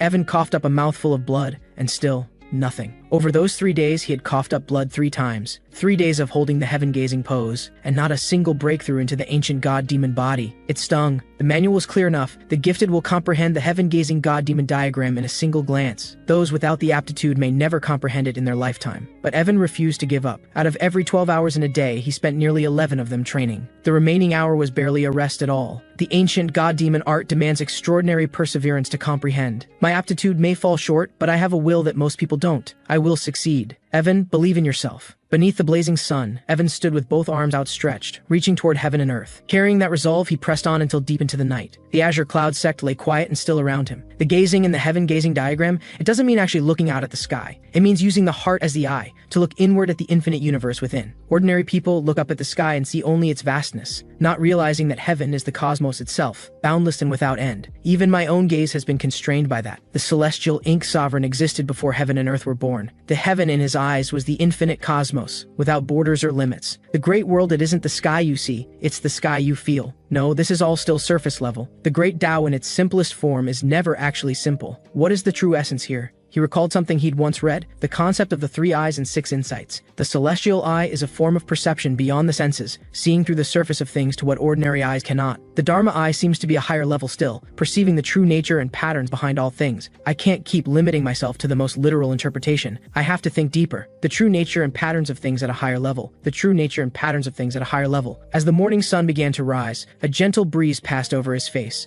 soft as a mother's hand, carrying with it the warmth of early light. easing the tension from Evan's furrowed brow. I think I understand now. Evan's eyes went wide, his voice barely a murmur. The reason I haven't had a breakthrough is because I've been going about it the wrong way. The god and the demon see the same world, but they see it differently because their hearts are different. The real meaning of this art is that every person already carries their own god-demon within. You simply have to look inward and find it. Evan, you idiot. You almost missed it entirely. He quietly chided himself for his own slowness, for failing to understand the true meaning behind the two characters, gaze and heaven. Evan drew a slow, deep breath and struck the heaven-gazing god-demon pose once more. But this time, he didn't look up at the sky. He closed his eyes, let his heart become his sight, and gazed inward at the heaven and earth within himself. In an instant, a breeze swept past. The cosmos bloomed open in Evan's mind, countless galaxies rising into view, boundless and immeasurable, undying and eternal. Then, a god-demon as vast as the sun itself emerged from the expanse. Is this my god-demon? At that very moment, the stars above began to tremble. The heavens shook, every star blazed with searing brilliance, and a dazzling meteor tore across the silence of the night sky. In the mountains behind the Ten Kingdoms Academy, several of the world's most powerful cultivators simultaneously looked up in disbelief. As the stars blazed, a red-haired man stared wide-eyed, unable to hold back a wild, ecstatic grin. A divine core has descended into the world. Heaven hasn't abandoned the righteous path. Junior brother, stop that laughing. How many times do I have to tell you, watch your image? The way you look right now, you could pass for a demon cultist, said a white-robed man, his brow faintly creased in reproach. Why get so worked up? Celestial omens are never perfectly reliable. More importantly, if our order depended on signs in the sky to survive, we'd have ceased to exist long ago. But the red-haired man reined in his excitement, unconvinced by his senior brother's words, and pushed back. I know what you're going to say, but there's no need to rush. Let's watch and wait. True gold doesn't stay hidden. In the imperial palace of the great Xia dynasty, the sovereign sat upon his throne with eyes closed. He had noticed the celestial phenomenon as well. Your Majesty, if a divine core has truly appeared in the world, what if it's not within Xia's borders? What then? A green-robed woman plucked a spirit fruit and brought it to her lips. Then we take it. The sovereign's eye snapped open. A flash of icy light crossed his crimson gold irises. All under heaven will belong to Xia. A divine core is hardly worth the exception. Meanwhile, out on the beast wastelands, the meteor cut through the eternal silence of that frozen night sky. Below, across the icy plains, a shirtless white-haired man dragged the enormous carcass of a beast, a creature as massive as a mountain range, behind him as he walked. Something made him look up. A divine core has emerged. Looks like the demon clan will need to step up its game, the white-haired man said with a fierce laugh. The words barely left his mouth before he yanked out his great sword and charged at a massive beast lurking in the distance. The scene shifted to Sterling's quarters. Sterling had studied himself sick and still hadn't learned it. It was painful. Without a point of comparison, he'd never have thought of himself as talentless. But now that Evan existed, the gap was impossible to ignore. Still, his frustration at the moment wasn't really about talent. He'd never expected much of himself in that regard. What was killing him was this manual. If Master Taihua found out he hadn't even managed to grasp the manual's basics, he'd probably come after him with a blade. 9,000 taels of gold? That was the entire Azure Cloud sect's worth of income across several thousand years, and he had nothing to show for it. Honestly, if he were in Master Taihua's shoes, he wouldn't let himself off the hook either. Sterling sat alone, gazing quietly up at the sky, completely unaware of the celestial phenomenon that had every powerful cultivator in the world staring upward. If he had to say anything, the stars just seemed a little brighter than usual tonight. His mood had sunk into a strangely deep melancholy, for no reason he could name. He didn't know what had been going on with him lately. Every night around midnight, he'd be hit with this crushing sense of gloom, and it seemed to be getting worse. Scattered moonlight slips through the clouds, sneaking past the crowd and sinking to the ocean floor. I'm sorry for being born. For no reason he could explain, that line surfaced in his mind. Not far away, Drew and Lily were watching Sterling from a distance. Second brother, what do you think's going on with senior brother lately? Every night he comes out here alone to stare at the stars. Do you think something's weighing on him? Lily asked. Not sure, Drew said, shaking his head. Not really sure. Could it be that our junior brother's aptitude is just so poor that teaching him has become frustrating? Possibly. The sword isn't for everyone after all. Well, I'll take over teaching the junior brother in a few days. If this keeps up, who knows what kind of state senior brother might end up in. And it'll give senior brother a chance to see what proper teaching actually looks like. At this very moment, the image of the cosmos spread across Evan's inner vision. Boundless, immeasurable. This was the heaven and earth within his heart. Space in all 6 directions is the universe. All of time, past and present, is the cosmos. The cosmos was infinitely vast and infinitely small at once. In Evan's inner cosmos, a heaven-gazing god-demon appeared, and the presence it radiated was terror-given form. Even the faintest trace of that aura made the entire cosmos tremble. It stood at the center of all things, the great Tao held in its hands, the 5 elements in yin-yang beneath its feet, its gaze seeing through everything. Is this the physical art that belongs only to me? Evan slowly opened his eyes, his voice quiet and distant. Evan was shaken to his core. He kept his inner gaze fixed on the god-demon. In an instant, countless profound insights flooded into his mind. The supreme method for initiating the god-demon body forging. Heaven as the hammer, earth as the forge. Receive all things. Be reborn entirely. An ancient voice resonated through Evan's mind. And in that moment, the complete method of the god-demon body forging broke through, fully realized, fully his. An hour later, Evan opened his eyes. He now understood the cultivation method of the ancient god-demon art. Gaze inward at your god-demon, draw upon heaven and earth to form the god hammer and forge, and use them to temper yourself. The ancient god-demon art was divided into 5 realms: minor god-demon, major god-demon, supreme god-demon, Tao God-Demon, and Progenitor God-Demon. The method currently in Evan's mind was the Minor God-Demon chapter. By tempering the body 81 times with the Heaven Hammer and Earth Forge, one could complete the stage, condensing the Minor God-Demon body. At that point, the physical body would carry strength like a true dragon, vitality blazing like the sun, and spirit fully saturated. The ancient God-Demon art had 2 essential components. The first was the inner vision of the god-demon. Without the god-demon image established in the mind, no amount of effort would ever produce a true god-demon body. The second was the Heaven Hammer and Earth Forge, a cultivation method that used breath to guide the spirit to guide the body. The sky is a hammer, the earth is a forge, placing the body inside that forge and hammering it endlessly. Once the god-demon image was established in the heart, this method had to be used to channel spiritual energy and commune with heaven and earth, borrowing the power of the ground as the supreme forge, then drawing upon the force of the heavens as the divine hammer, striking the body again and again, forging the god-demon body through sheer relentless effort. The process was extraordinarily dangerous, yet the method itself was simple. As long as one had sufficient spiritual energy, a single tempering session could be initiated. But without a will of absolute iron, the process could cause the soul to shatter and the body to collapse, leaving nothing behind. I thought the breakthrough would be the hard part. I didn't expect the actual cultivation to be even harder. But then again, it made perfect sense. The more powerful the art, the greater the difficulty. If anyone could practice it without effort, everyone in the world would be a cultivator. Evan couldn't help but marvel at this after his breakthrough. Gathering the Heaven Hammer and Earth Forge required a large amount of spiritual energy, but the problem was that he didn't have any. He hadn't cultivated at all, which meant he had no spiritual energy to draw on. And the further one progressed in the ancient god-demon art, the more spiritual energy was required. On top of that, his greatest obstacle remained his poor cultivation aptitude. This is a real problem. What do I do? Evan's head was starting to hurt. Should I go to senior brother Sterling? The thought crossed his mind, but he quickly dismissed it. No, my cultivation aptitude is already poor. If I go to him now and it turns out I'm just too limited to make progress, he might end up resenting me for it. But without going to senior brother,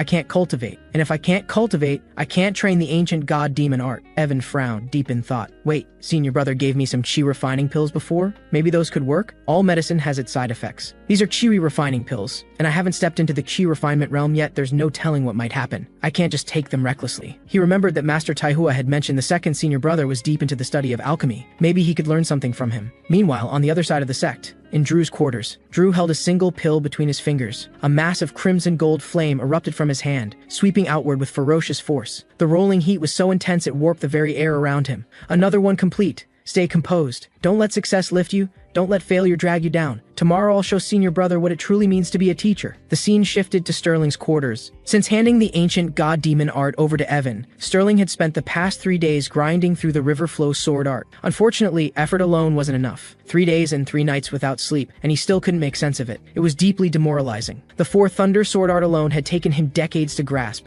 and now here was the Riverflow sword art on top of it. Sure, it was a step below the 4 Thunder in ranking, but that was beside the point. He simply had no talent. The thought made Sterling's frustration bubble up. Why did he have to be the one teaching sword arts? Couldn't Evan be learning literally anything else? Forget it, I give up. The words barely left his mouth before Sterling dropped flat on his back to the floor. I'm done thinking. As long as I stop trying, failure can never catch up with me. Whether you understand it or you don't, in the end, everyone ends up as dust. None of it means anything. Effort, success, it's all meaningless. Sterling lay there on the floor, his heart cold and hollow, wanting nothing more than to lie still and let existence take its course. I'm just a talentless waste. What stings the most isn't that I have no talent, or that my junior brother has too much, it's that I can't even say a word about it. Master Taihua was counting on him to teach Evan the Riverflow sword art. If Master ever found out he hadn't learned it himself, he'd be lucky to escape with his life. Just then, the faint sound of footsteps grew closer. Then came Master Taihua's familiar voice. Sterling, how is the practice going? Have you gotten a handle on that Riverflow sword art, the one that cost us 9,000 taels? Master, does it really matter whether I understand it or not? You have to let go of attachment to find true peace. Sterling rolled over with a serene smile on his face,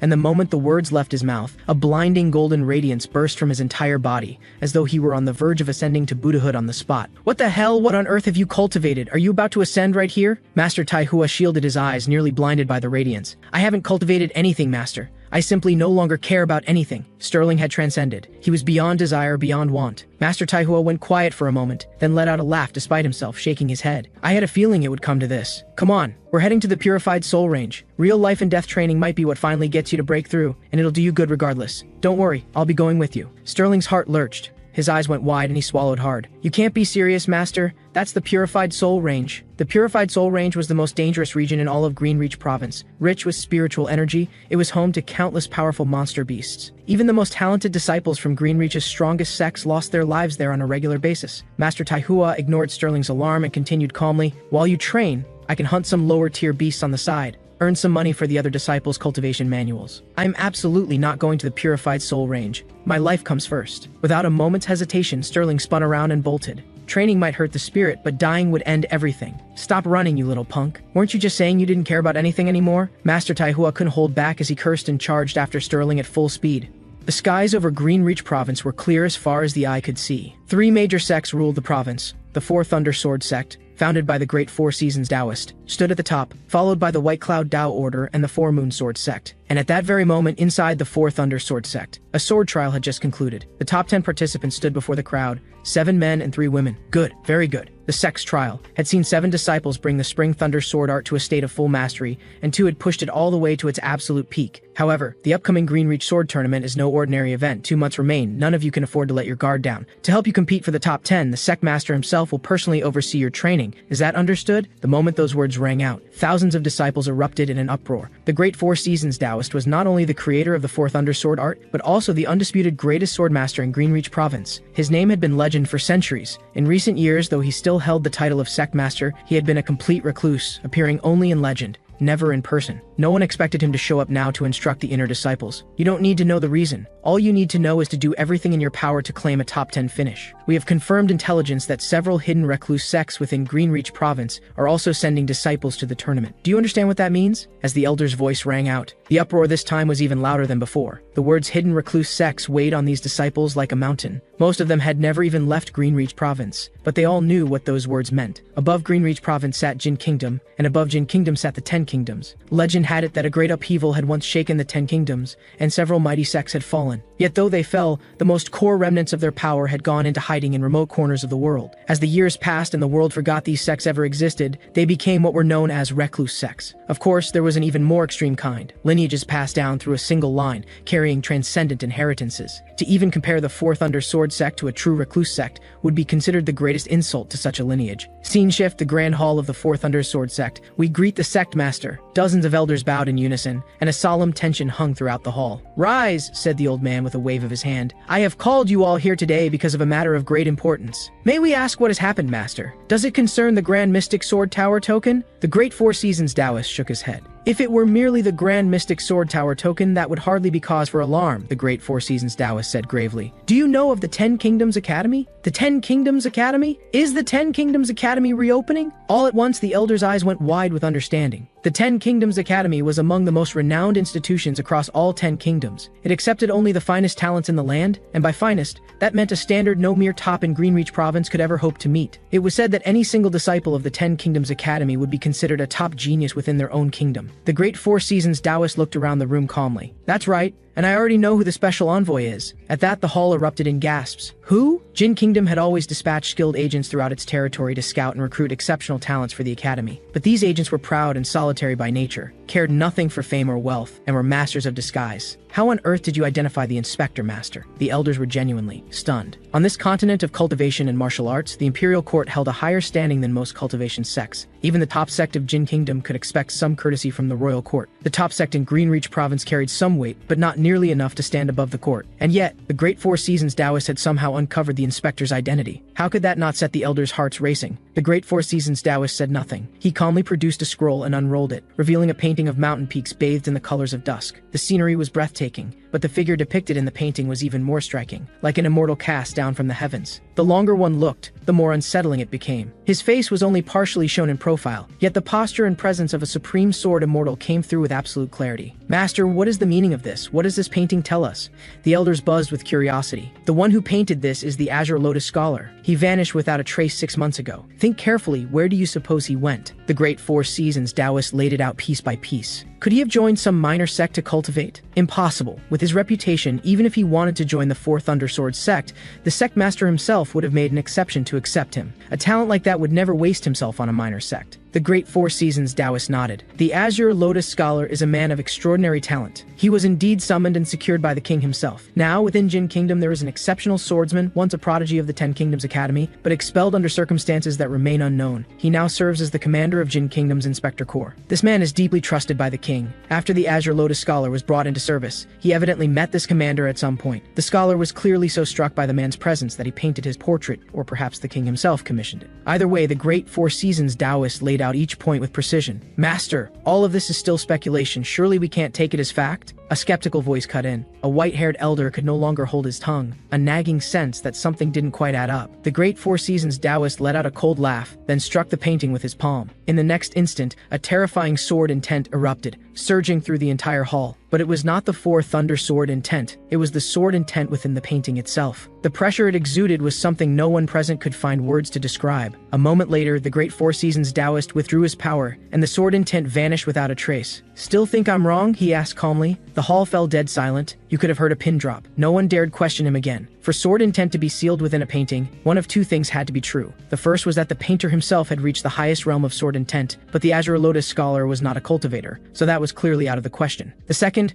was that the subject of the painting himself possessed such transcendent sword intent that it bled through the canvas. The elders were completely won over. Flattery and genuine admiration poured out in equal measure. "Master, your eye for detail is beyond compare. Only you could have pieced together so much from so few clues. Truly, you are one of a kind." The great Four Seasons Taoist showed not a trace of pride. If anything, he appeared even more composed. "There's another important reason. This man has a free and wandering spirit. He loves traveling through mountains and rivers and savoring the full breadth of human life. He has been known to trade away priceless treasures in exchange for a bit of pocket money to spend as he pleases. I came across this scroll by chance in Whitefruit City. According to the shopkeeper, the man who sold it bore a striking resemblance to the figure in the painting. That is precisely why I am certain the commander of the Inspector Corps is somewhere in Greenreach Province right now. And as it happens, that is entirely his style." Everyone was stunned. It was true. Some masters genuinely cared nothing for fame or wealth. There were even tales of great cultivators trading away priceless flying swords for a single piece of fruit, just to satisfy a craving. "Master, what should we do now?" The moment those words were spoken, the other elders all nodded. None of them knew what the right move was either. "We must not try to curry favor. In fact, we should keep this information sealed. Under no circumstances should anyone approach this man with ulterior motives. A master of his caliber despises fame and wealth, and above all, he detests people who approach him with an agenda. We act naturally. We do not offend him. However, should any of you encounter him, you may approach with genuine questions about the sword path. Showing humility and eagerness to learn, that is how you leave a good impression." The elders all looked at the great Four Seasons Taoist with deep admiration. He nodded, satisfied. In his heart, he couldn't help but marvel at his own brilliance. Look at these people and their slow, vacant expressions. Without him, this whole sect would fall apart. Scene shift. The back cliff of Azure Cloud sect. Little junior brother Evan Ye was still in deep study of the sword marks carved into the stone. As for the ancient god-demon art, Evan had set it aside for now. He simply had no spiritual energy to work with. He had been quietly wondering for some time whether he could actually take a Chiui condensing pill. He'd thought about asking his senior brother, but couldn't quite bring himself to do it. Just as Evan was lost in thought, a voice broke the silence. "Junior brother." He looked up to find a composed and steady young man approaching. Before Evan could even ask, the young man introduced himself. "I'm your second senior brother, Drew Shu. Just call me Drew." Evan's heart leapt with joy. He'd barely been thinking about this, and here was the very person he needed, his second senior brother, who knew the art of alchemy. "Greetings, senior brother Drew." Evan quickly rose and bowed. Drew wasn't as strikingly handsome as Sterling Sue, but he carried a refined, scholarly air about him, dressed in a pale blue robe, gentle and graceful in every way. "No need for formalities, junior brother." Drew had an exceptionally warm nature with the calm, measured bearing of a scholar. "Your first senior brother has some matters to attend to lately,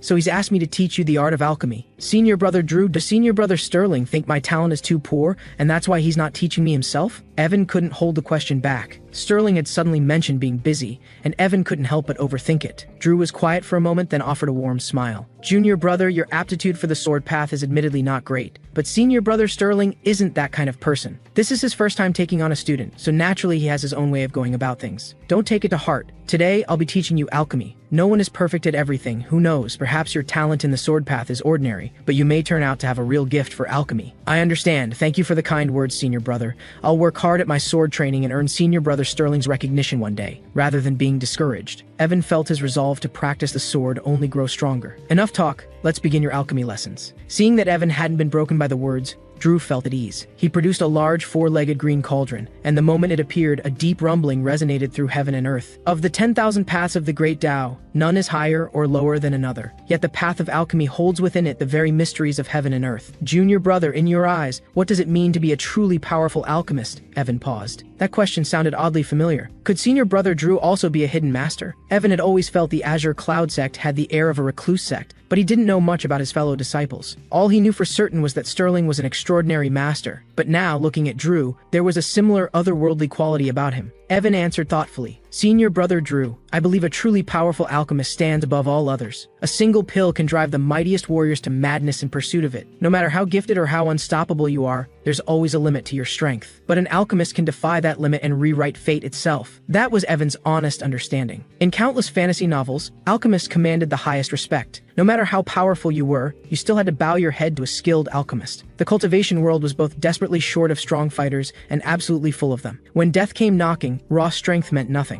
But a single life-extending pill could grant you another 100, or even 1,000 years. In that light, who was really the weaker one? That's too shallow, Drew said, shaking his head with a serious expression that suggested far greater depths. The kind of alchemist you're describing is still just an alchemist. Think bigger. Evan fell silent for a long moment. Then he offered his answer. The most powerful pill should be one that transforms a person's very foundation, turning someone with the worst natural talent into the finest cultivator under heaven, something that could even amplify one's destiny or grant direct ascension to immortality. Yet Drew shook his head again, his expression grave. He glanced up at the sky, then spoke slowly. One who has truly reached the pinnacle of alchemy can forge all of existence into a divine pill. A true alchemist does not merely refine pills, they refine heaven and earth itself. Every pill they create is an entire world. That is what a true alchemist is. Evan was stunned, speechless. Refining heaven and earth? Every pill is a world? Even after reading countless fantasy novels, he had never imagined anything like this. The ceiling of what an alchemist could become was truly terrifying. One pill, one world, all things as pills. Heaven and earth as pills. The universe is a pill. Everything in existence, a pill. What kind of realm was that? What kind of invincible existence would that be? Casually refining a pill and out comes an entire world. In that moment, Evan finally understood why Drew had said the sword path wasn't the only choice. If alchemy could truly reach such heights, it was every bit as powerful as the sword. Senior brother Drew was also a hidden supreme master. Senior brother Sterling was the pinnacle of the sword path, and senior brother Drew was clearly the pinnacle of alchemy. Someone who could speak like this, how could he possibly be an ordinary alchemist? Evan had assumed Drew would simply walk him through some basic alchemy. But after hearing all of that, he was fully convinced every single person in this sect was an extraordinary master. Seeing the look of utter amazement on Evan's face, Drew quietly suppressed a smile. Sure, it all sounded impressive, but in reality, it was almost complete nonsense. There was a grain of truth in there, sure, but if he'd said any of that to the outside world, not a single person in 10 would have believed him. Heaven and earth, as pills. Go ahead and make one, then. Drew wasn't worried about leading Evan astray. His real plan was simply to blow Evan's mind first, then ease him into the actual basics of alchemy. Start small, build up. Good that you understand, but what I just described is the absolute peak of alchemy. I don't yet know the extent of your talent, so for now I can only teach you the most fundamental techniques. Let's first see what you're capable of. You have to start from the ground up. Even the tallest tower rises from its foundation. I understand, senior brother. Thank you for the guidance. Evan nodded firmly. As the saying goes, all medicine has its side effects. In this world, every pill had its poison. No matter how brilliant the alchemist, the toxicity could never be fully removed. At its root, the problem was always the ingredients themselves. What I'm teaching you today, Drew said with complete and utter seriousness, is toxin-free alchemy. As the name suggests, every pill refined through this method contains absolutely no toxicity and produces absolutely no side effects. Drew delivered this nonsense with a perfectly straight face. The old saying about medicine and toxicity was absolutely correct, but toxin-free alchemy was the kind of claim that only Drew would dare make to someone like Evan. If he'd said that in front of any proper alchemist, they would have lined up to slap him senseless. Because in this entire world, toxin-free alchemy simply didn't exist. The toxicity in a pill came directly from the ingredients. No matter how you refine them, the medicinal properties and the toxic properties of any ingredient were two sides of the same coin. Strip away the toxicity and you stripped away the potency as well. Actually, achieving truly toxin-free pills is quite simple. Just don't use any ingredients, and there's no toxicity. At that, Evan blinked. On the surface it sounded almost logical, but could you even make a pill without ingredients? Senior brother Drew, I may not know much, but I'm not completely clueless. Evan went quiet, not sure what to say. It felt a bit absurd. Drew, sensing the shift in Evan's expression, showed not the slightest alarm. If anything, he grew even calmer. Junior brother, do you think I'm pulling your leg? Your skepticism is perfectly natural, but the reason you're confused is simply that you don't yet understand what I'm teaching. Think of it this way. Back when you were an ordinary person in the mortal world, if someone had told you there were supreme sword immortals who could shatter a star with a single strike,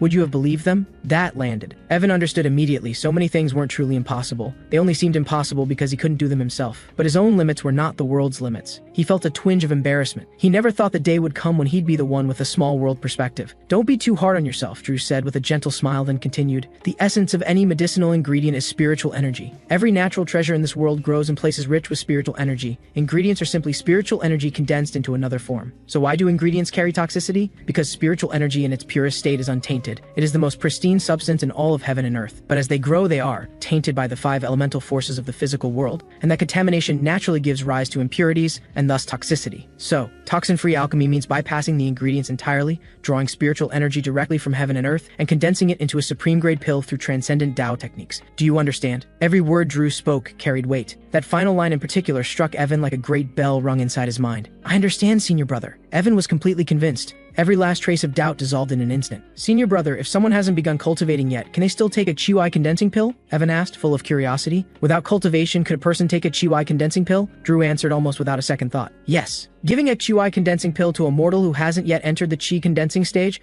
won't kill them or cause their body to burst, but the effect is minimal. It can only slowly nourish the spirit veins. That said, no major sect or cultivation family would ever do this. A Chiwai condensing pill is far too valuable. Who would waste one just to nurture spirit veins? Just as I suspected. So how am I supposed to solve the spiritual energy problem? A quiet heaviness settled in Evan's chest, and a wave of disappointment washed over him. Understood. Thank you, senior brother. Evan bowed respectfully. Well then, let's begin. Drew nodded with satisfaction and started the lesson. Look at this. A real teacher, a real mentor. Look at himself, and then look at senior brother Sterling, not a shred of patience. How was Sterling ever going to inherit the sectmaster position? Maybe Drew should throw his name in the running. Drew was in an excellent mood, already half seriously considering whether he should challenge Sterling for the role of sectmaster. Meanwhile, deep within the purified soul range, the endless cries of monster beasts rose and fell like cicadas on a sweltering summer day. Sterling Su and Master Taihua had already ventured into the purified soul range. Master, now that we're both out here, what about our little junior brother? You don't think he'll cause any trouble, do you? He'll be fine. I had Drew teach him alchemy before we left. That kid is even-tempered, mentally tough. Whatever comes his way, he'll handle it. Just as the two were talking, a rustling and trembling sound came from behind them. Sterling flinched hard, every muscle tensing up. He spun around. Master, a monster beast, Sterling managed to say, swallowing hard, his voice shaking. But a moment later, a flash of silver white shot out from the rustling bushes, and on closer inspection, it was nothing but a common horned field mouse. A mouse? You were scared of a mouse, and you call yourself a cultivator? Master Taihua couldn't hold it in any longer,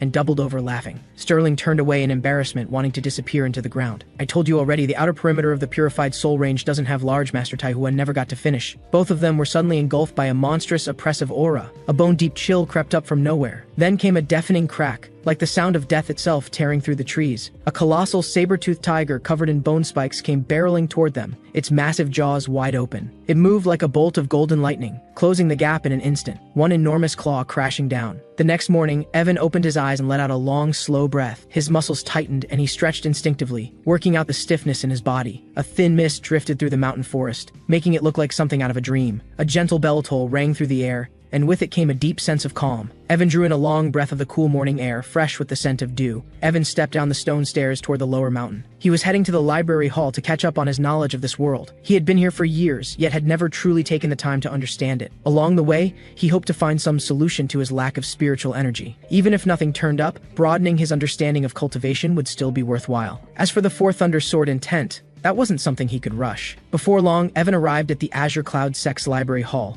walking into the early morning sun. Inside, the place was spotless, simple, and understated, completely unlike the bustling, incense-heavy shrines one would find outside the sect. Perhaps this was the spirit of a recluse sect, unbothered, elevated above the noise of the world. Evan admired that way of thinking, to stand apart from worldly strife, to embrace one's fate, to find the Tao in everyday life. On the surface, everything looked perfectly ordinary, but the great Tao resided in simplicity, and the simpler something appeared, the more profound the truth it held. Take the incense burner outside the main hall, for instance. There was always just a single stick of incense burning. Could it be that the Azure Cloud sect couldn't afford more? That was obviously not the case. As the saying goes, sincerity of heart is what matters. One stick stick of incense offered with a genuine heart is more than enough. But if the heart is not sincere, then a whole mountain of incense won't bring a single drop of fortune. Evan stared at that single burning stick of incense, his heart full of quiet admiration. Such a small thing, and yet it held so much meaning. A recluse sect. In one word, extraordinary. Gathering his thoughts, Evan stepped inside the library hall. The Azure Cloud Sect's collection wasn't particularly large, just 4 bookshelves, yet every shelf was filled with cultivation manuals. Evan was on his best behavior. He didn't touch anything, and even walked carefully. But the moment he looked at the titles on those shelves, he froze. 10 Dragon, 10 Elephant Soul Technique, Dual Celestial Eye Awakening Method, Perfect Manifestation of the Supreme Divine Phenomenon, True Dragon Supreme Godly Art,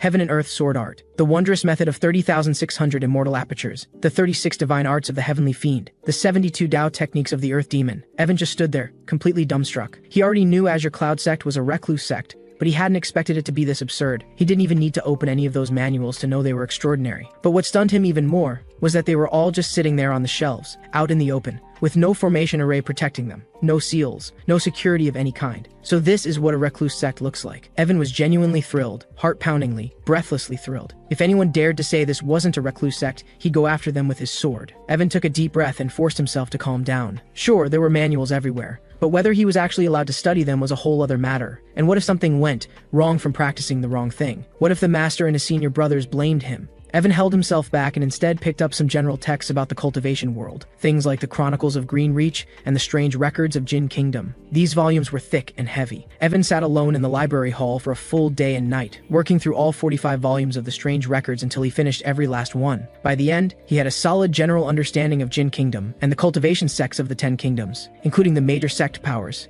the imperial court structure, and a host of unusual phenomena. I didn't expect the imperial dynasties in this world to be just as powerful as the cultivation sects, Evan murmured to himself. According to what he'd read, the imperial courts governed the mortal world, while cultivation sects stood above it all and were technically outside imperial jurisdiction. Yet in practice, most sects still had to cooperate with the court on certain matters, a partnership, though one in which the imperial courts held the upper hand. That thought stopped Evan cold, and then hit him with a wave of quiet frustration. If he'd known this earlier, why had he bothered entering over 50 ascension tournaments? He could have just passed the imperial exams, earned the top scholar title, and walked straight into the court. Who said you couldn't cultivate from inside the government? He blamed all those fantasy novels for painting imperial courts as weak and irrelevant. They'd completely misled him. But then again, Evan quickly realized something was off. If he'd known all that, wouldn't he have completely missed out on the recluse sect? Right. Evan suddenly saw the bigger picture. If he hadn't been clueless all along, how would he ever have ended up in the Azure Cloud sect? With that realization, his mood lifted right back up. Just then, a voice rang out, clear and bright as a songbird. "Junior brother, what are you doing here?" Evan snapped back to reality and looked up. It was his senior sister, Lily Chen. Azure Cloud Sect had 7 disciples in total, but Evan had barely met any of them. By now, he'd only encountered 3. Senior brother Sterling Su, senior brother Drew Shu, and Lily. He'd been told he had 5 senior brothers and 2 senior sisters in all. One thing was undeniable though, Lily was strikingly beautiful. She looked younger than him, but she had joined the sect earlier, so by seniority Evan absolutely had to call her senior sister. "Junior brother, why aren't you at the back cliff studying the sword marks?" Lily walked over with a smile. She was simple and sincere. She'd grown up entirely within the Azure Cloud sect, and even on the rare occasions she went down the mountain, she rarely spoke with strangers. The arrival of a new junior brother had made her the most excited person in the whole sect. "Senior sister, senior brother Drew told me to come look through the library so I'd at least have some basic knowledge of the world." Evan instinctively took a small step back, not out of any dislike for Lily, but because she had gotten quite close enough that he could smell the faint fragrance about her. Someone this beautiful standing this near, who could keep their composure. "Junior brother, you need to work hard. In a few days, your senior sister will pass down the ultimate Tao to you." Lily didn't seem to notice anything, giving Evan a firm pat on the shoulder with complete sincerity. The ultimate Tao? Evan gave a faint, helpless smile. He believed every member of this sect was an extraordinary master, but this particular senior sister seemed like a stretch. Better natural talent than him probably, but a supreme master? That might be pushing it. Still, Evan held no disrespect toward Lily whatsoever. In fact, he had quite a favorable impression of her. She'd been nothing but warm and welcoming toward him, and with looks like that, who could possibly find fault? "Senior sister, can I ask, am I allowed to study this one?" Evan reached for the wondrous method of 3,600 immortal apertures off the shelf. "Sure, study whatever you like." Lily glanced at it and waved her hand casually. "Really?" Evan had been worried that practicing something unauthorized might cause a cultivation deviation. He hadn't expected it to be that straightforward. "These are all basic manuals. How could you possibly have a deviation from something like this?" Lily waved it off without a second thought. "Everything in this library is pretty entry-level stuff, honestly. There's no risk of a deviation at all." But those words hit Evan very differently. If these counted as basic basic, then what on earth would the advanced ones look like? And more importantly, his spiritual energy problem might finally have a solution. Seeing Evan standing there completely frozen, Lily tilted her head. "Junior brother, are you alright? Are you feeling sick?" Evan quickly shook his head. "I'm fine. I just got a little overwhelmed finding a technique that might actually work for me. Thank you, senior sister." He meant every word. "Don't mention it. Just practice hard and believe in yourself. Oh, and you don't have to call me senior sister anymore. Just call me Lily." Lily was visibly pleased and somehow looked even more beautiful because of it. "Thank you, senior sister Lily." Evan expressed his gratitude. Lily turned and left the library hall. She would have loved to stay and chat, but she knew better than to let anything slip. A casual greeting was enough. After Lily left, Evan opened the manual and row after row of small characters filled his vision. Man stands as the sovereign of all living beings, and within the human body lies a treasury of gold, 3,600 immortal aperture points sealed away. The general concept was straightforward enough. The manual described how the human body contained countless hidden treasures, all of them sealed away within the body's aperture points. By opening these apertures, a cultivator could absorb spiritual energy directly from heaven and earth, nourishing the body from within, and dramatically accelerating the speed of cultivation. Each aperture unlocked doubled one's cultivation speed. If all 3,600 were opened, a cultivator would advance at 30,600 times the normal rate. No wonder Evan was so shaken. His greatest weakness was his terrible cultivation aptitude, but if he could master the wondrous method of 30,600 immortal apertures, couldn't that make up for the deficiency entirely? At this point, he had already gotten a basic grasp of the Four Thunder Sword art. He also had the ancient god demon art and senior brother Drew's toxin-free alchemy, but all of it was blocked. Without spiritual energy, he couldn't take a single step forward. He didn't dare imagine what his strength would look like if he actually had spiritual energy. It was too much to even think about. With that in mind, Evan carefully read through the cultivation method one more time, and then headed straight for the back cliff of Azure Cloud Sect. Meanwhile, back in the Purified Soul Range, Master Taihua crashed hard into the ground and immediately coughed up a mouthful of blood. Who knew how many ribs broken? The saber-toothed tiger radiated a crushing, murderous aura as it stalked slowly toward them, like death itself, in no hurry at all. Damn it. Master Taihua was filled with nothing but regret for ever bringing Sterling into this miserable place. He made his decision instantly. "I still have an Earth Escape talisman. Sterling, run. If you don't, neither of us is making it out of here today." "What the hell are you saying, old man? You want me to abandon you and run? We're not out of options yet." Master Taihua's vision blurred for a moment. He stared at Sterling's back in a daze. How was it that this kid's silhouette suddenly felt so steady, so reassuring? Sterling drew his fingertip lightly across the blade's edge. The sword blazed to life with blinding lightning, his robes billowing without any wind, as though he were about to cleave through everything in existence. Master Taihua was stunned, genuinely, completely stunned. Was his sect really that full of prodigies? Had Sterling been hiding his real strength all along? Suddenly, everything felt strangely safe. "Die!" Sterling roared, and his sword surged forward like a rising sun, driving straight for the saber-toothed tiger. But in the very next second, the saber-toothed tiger swatted Sterling away with a single paw. He hit the ground hard. Wait, with all that dramatic buildup, he just got smacked away like that? Sterling calmly picked himself up off the ground, a satisfied grin on his face. "Alright, I've had my cool moment. I can die happy now." "Oh, for the love of, did you really have to do that?" The saber-toothed tiger opened its jaws, and a sphere of purple energy began condensing in its mouth. "That's it, master. See you in the next life. I'll be your student again." "No thank you, I don't want a disciple this dramatic in my next life." The two of them stared at the growing, brightening energy sphere in complete despair as they began exchanging their last words. "How dare you, beast, injuring people so recklessly." The words had barely landed before an overwhelming wave of razor-sharp sword light tore through the air. The saber-toothed tiger had no time to react. The sword light consumed it completely, and its body shattered apart piece by piece, crashing to the ground as nothing but broken flesh. When Sterling made out who had arrived, his eyes went wide with disbelief, and he couldn't hold back a cry of shock. With the Green Reach Sword Tournament fast approaching, the third elder of the Four Thunder Sword sect had led roughly 20 elite inner disciples into the Purified Soul Range to hunt monster beasts, sharpen their combat instincts, and temper their sword path. Not even 2 hours in, they had already crossed paths with human figures. Your cultivation is this low and you wandered into the Purified Soul Range? Are you trying to get yourselves killed? Lucky for you, you ran into us from the Four Thunder Sword sect. Now go, this place isn't for the likes of you. The third elder's brow furrowed slightly as she spoke up, but when she got a clear look at the two of them, she paused. One old, one young. The older man looked unremarkable and appeared to be injured. As for the young man, something about him felt strangely familiar. Then she went still, eyes fixed on the young man standing before her. A plain white robe, yet every bit of it looked graceful on him. Sharp brows, bright eyes, and an innate pride written into his very bones. Something about him felt extremely familiar to the third elder. Then it hit her like a thunderclap, and a sharp, audible intake of breath escaped her. Every single member of the Four Thunder Sword sect froze. "Master, that man looks just like the special envoy from the painting." "Looks like he is." In an instant, the entire group stood rooted to the spot as though struck by lightning. "Calm down. Stay calm. Now is not the time to lose composure. Remember what the sect master said. On the other side, Master Taihua and Sterling were equally stunned. The Fourth Thundersword sect, the #1 sect in all of Greenreach province. To the two of them, the Fourth Thundersword sect was a titan,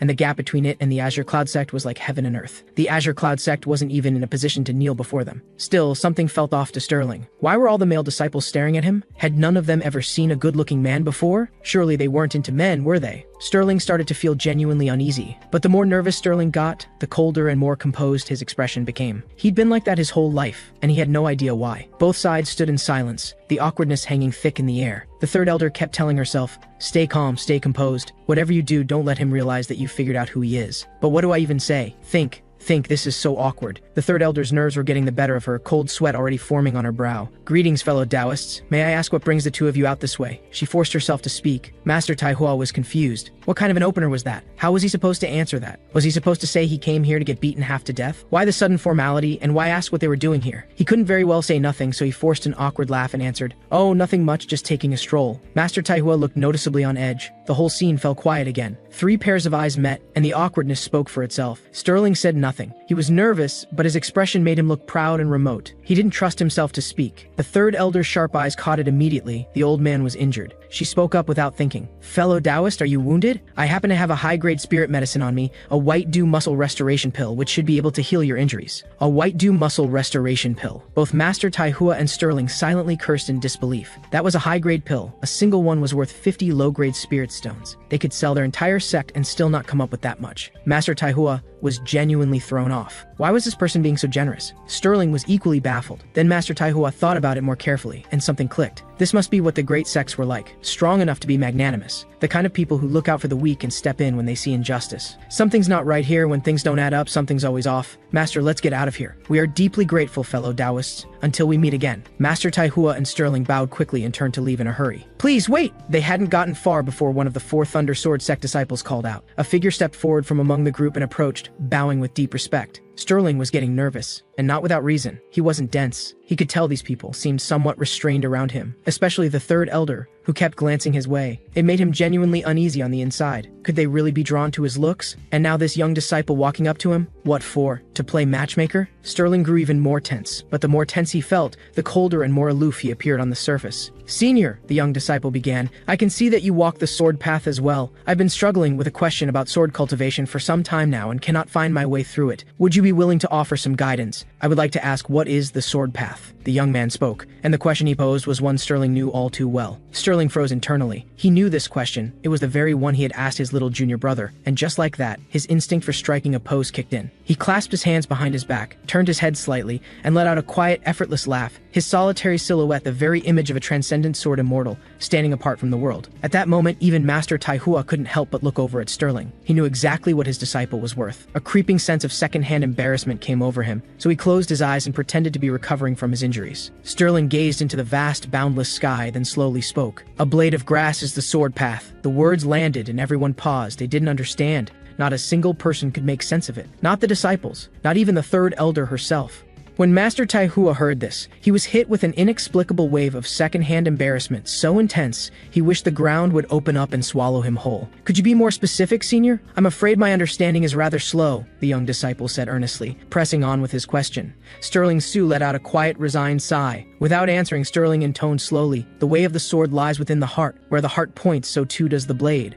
He tilted his head upward at a deliberate angle, hands clasped behind his back, radiating the air of a supremely aloof grandmaster. This was Sterling's own refined take on his one sword to shatter the star's performance. After much deliberation, he had arrived at the ultimate secret to pulling off a convincing act. Say something incomprehensible. People will never doubt you are a fraud. They will only doubt themselves. And sure enough, right on cue, the third elder and all the disciples stood frozen in place, each quietly sinking into a pit of self-doubt. "Senior, I understand now." Just then the young man standing behind Sterling suddenly spoke up. He turned and bowed deeply before Sterling in a gesture of reverence. The rest of the Fourth Thundersword sect disciples were startled, and promptly fell even deeper into their spiral of self-doubt. So the senior was telling the truth all along, but I couldn't understand a word of it. Does that make me the dullest one here? No matter. Even if I am, I absolutely cannot let anyone find out. One by one, the disciples of the Fourth Thundersword sect forced smiles onto their faces and loudly proclaimed they had understood. Even the third elder leading the group was no exception. Master Taihua, watching all of this unfold, was completely stunned. He was astonished by Sterling's audacity in claiming a blade of grass embodied the entire way of the sword, and equally floored by the spectacle of disciples pretending to comprehend something they clearly did not. "What on earth do you people think you've grasped?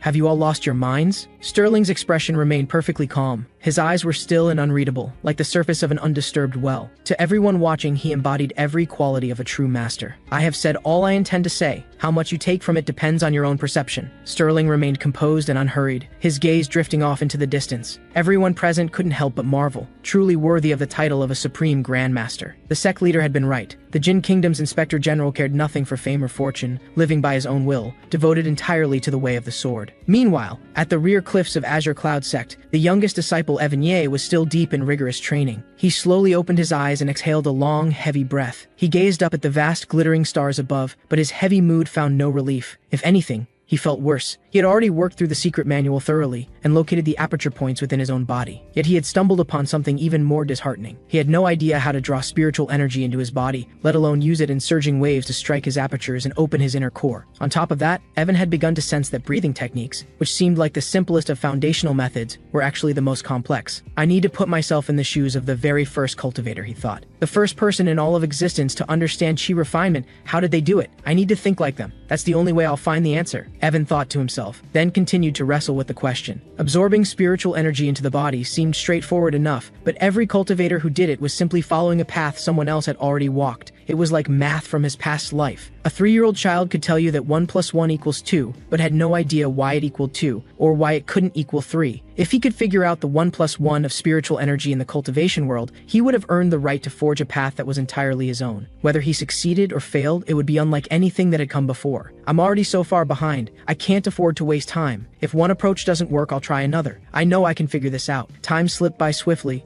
and before long 7 days had passed. Evan still hadn't had any breakthrough on drawing spiritual energy inward. It weighed heavily on him. He was becoming more convinced that his talent was simply lacking. Nearly 20 days in, and he still couldn't manage this basic step. He really was hopeless. But complaining aside, Evan kept at it. After all, if you don't push yourself to the limit, how will you ever know just how far you can actually go? "Forget it. Maybe I'll paint something. Who knows, maybe inspiration will come," Evan thought to himself, hoping a bit of art might clear his head. He drew in a long breath of crisp morning air, carrying the scent of dew, and felt his body and mind unwind considerably. He stood gazing at the layered mountain ridges, bathed in the glow of the rising sun. The world around him seemed to melt into a landscape of black and white, and Evan decided on the spot to paint a classic landscape, nothing more. Suddenly, a figure appeared silently behind him. It was Drew Shu, his second senior brother. Noticing Evan was about to paint, Drew asked with curious interest, "Are you about to make something? Would you mind doing one for me too?" "Of course," Evan said, nodding. It made no difference to him either way. He was only painting to lift his spirits. "Do you want a landscape?" Drew tilted his head. "What would I do with a landscape? Just give me a portrait, but make it look good with feeling.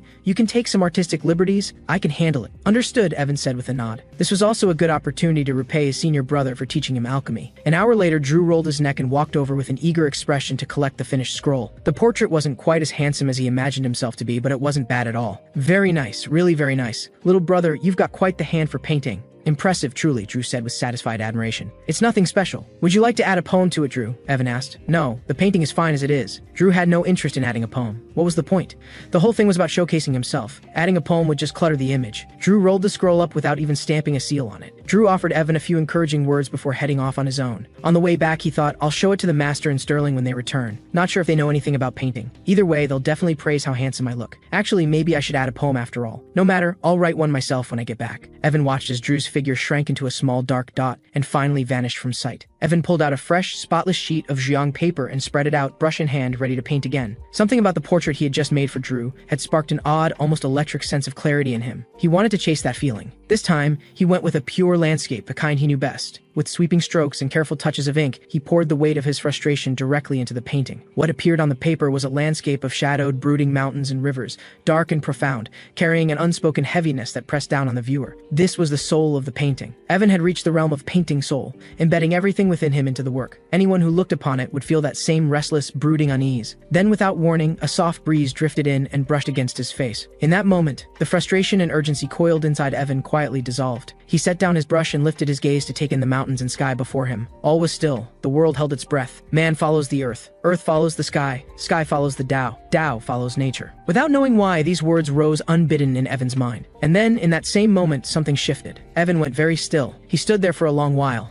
Then, slowly, a smile spread across his calm face. He had truly understood. The vast expanse of stars began to shift and arrange themselves into constellations. Most striking of all was the dragon-shaped constellation at the very center. Evan had fully grasped the secret of drawing spiritual energy inward. He had been far too eager, always trying to force the energy of heaven and earth into himself. But when he thought it through, the answer was simpler. Let go of everything. Let the spiritual energy of heaven and earth come of its own will. This was the way of nature. This was the way of the Tao. In an instant, spiritual energy from hundreds of miles in every direction surged toward Evan as if seized by madness. It gathered into a storm, whipping like a tornado, sweeping up vast quantities of energy that then poured into his body like a crashing ocean tide. It was as though an invisible membrane had finally ruptured. In his mind, a star map composed of 36 stars blazed with light, and from it emerged the shimmering silhouette of a true dragon. This dragon was boundless in scale. The universe itself seemed small before it. A single breath could unmake heaven and earth. When it opened its eyes, day broke. When it closed them, night fell. It commanded both time and space. Its gaze was terrifying beyond words. A single glance could drive a person to madness. A dragon's roar exploded through the vision, and Evan felt something indescribable, as though his very soul was on the verge of shattering. Torch Dragon Immortal Aperture. As the dragon's silhouette faded, a flood of information poured into Evan's mind. Every person's body held immortal apertures,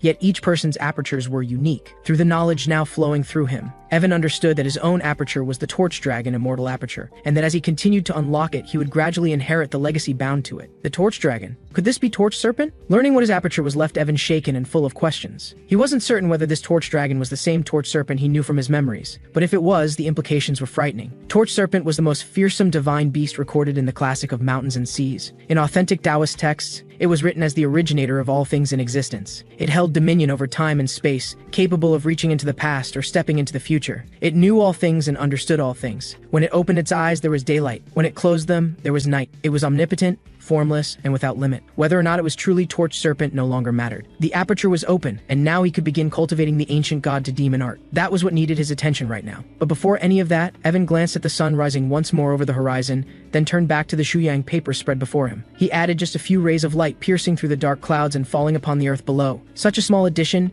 yet the feeling of the painting transformed instantly. The endless darkness and suffocating weight that had filled it gave way as those small beams of light descended, to the feeling of clouds parting and a clear sky breaking through. Evan had found his answer. The knot in his chest had loosened, and naturally the painting itself had come alive with meaning. Some distance away, Drew sat cross-legged in meditation. The sound of howling wind made him frown, and the more he listened, the more unsettled his expression became. "Oh no," Drew muttered under his breath, snapping to attention. He had forgotten to bring in Sterling's laundry. He looked visibly flustered, suddenly on edge. Sterling's most prized robe was still hanging outside, and if the wind carried it off, he was fairly certain his senior brother would not let it go. At the rear cliffs of Azure Cloud Sect, Evan had fully grasped the art of drawing spiritual energy inward. The key wasn't guiding or pulling at all, it was an exchange. Treat the energy of heaven and earth as something living. Those that were willing to enter, let them enter. Those that were not willing needed no coercion. Let it be entirely up to them. And so Evan released all tension from his body and mind. He stopped trying to force the energy inward and instead let go of everything, allowing the spiritual energy of heaven and earth to make its own choice. With the first immortal aperture unlocked, Evan was flooded with a sensation unlike anything he had felt before. Spiritual energy rushed into him like a great river. The aperture drank it in hungrily, like a spring that could never be filled. Evan had found his own path through his own understanding. Ordinary cultivators had to refine spiritual energy before it could enter the body. Since every person's spirit root was different, and every strand of energy was different,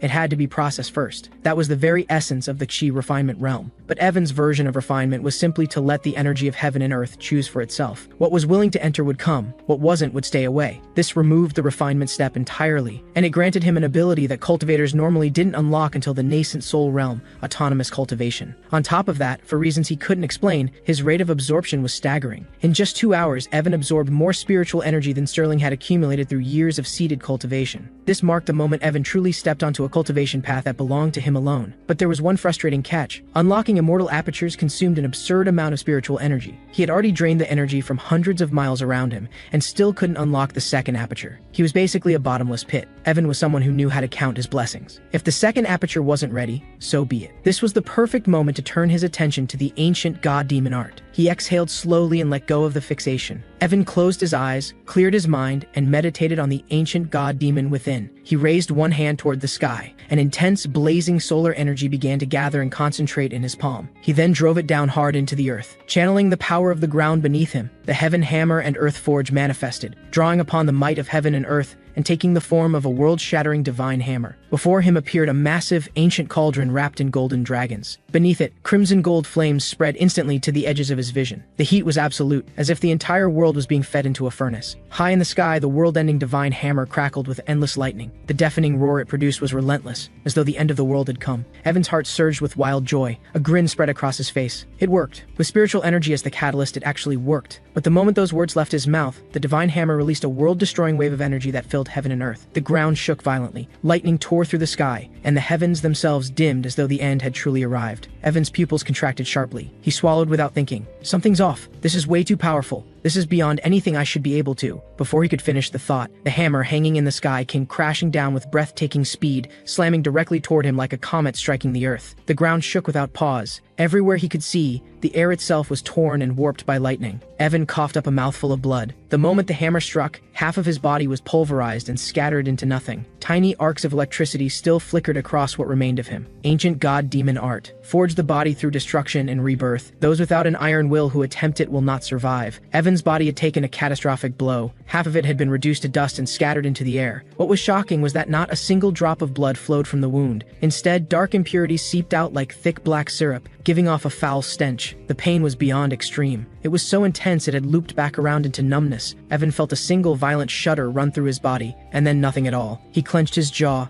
his heart full of reluctance. Am I dying? Not like this. I haven't even grasped the fourth Thundersword intent yet. I haven't had the chance to walk the same path as Sterling. Then at that very moment, the immortal aperture within him erupted with an immeasurable flood of spiritual energy. In an instant, it began healing his body. Threads of golden light spread outward, wrapping around him and mending the devastation at an extraordinary speed. The next moment, Evan came back to his senses, gasping for breath in heavy, labored pulls. That was terrifying, he murmured, still shaken. I really thought I was gone. Before he could even fully recover, the temperature around him spiked in an instant. The Earth Forge had fully unleashed its power. Endless crimson gold flames burst outward, blotting out the sky and engulfing the world, as though heaven and earth themselves were being smelted. The dark impurities Evan had expelled were incinerated in an instant, dissolving into wisps of black smoke that drifted away. But the smelting process brought with it a suffering unlike anything else. Evan felt like an herb thrown into a pill furnace. Terrifying flames closed in from every direction, pouring through his pores and flooding into every corner of his body. A searing, overwhelming burn swept through him, making his body shake uncontrollably. Under the relentless heat, Evan's body began to char. Fortunately, the immortal aperture kept pouring out spiritual energy like a cool spring in summer, flowing over his body and providing just enough relief. Without it, he might not have held on. The full smelting process lasted 2 hours, and Evan had completed the first round of body tempering. Just one round, yet the change in his body was unmistakable. His skin had become noticeably smoother and clearer. His features had sharpened into something more refined. Most of all, the quality of his presence had shifted in a way that was difficult to put into words, and yet Evan lay face down on the ground, completely limp. The pain had burned itself into something deeper than flesh. His wounds had closed, but the agony that had sunk into his very bones continued to torment him. It took a full quarter of an hour before he could feel his limbs again. He writhed and struggled on the ground for a while first,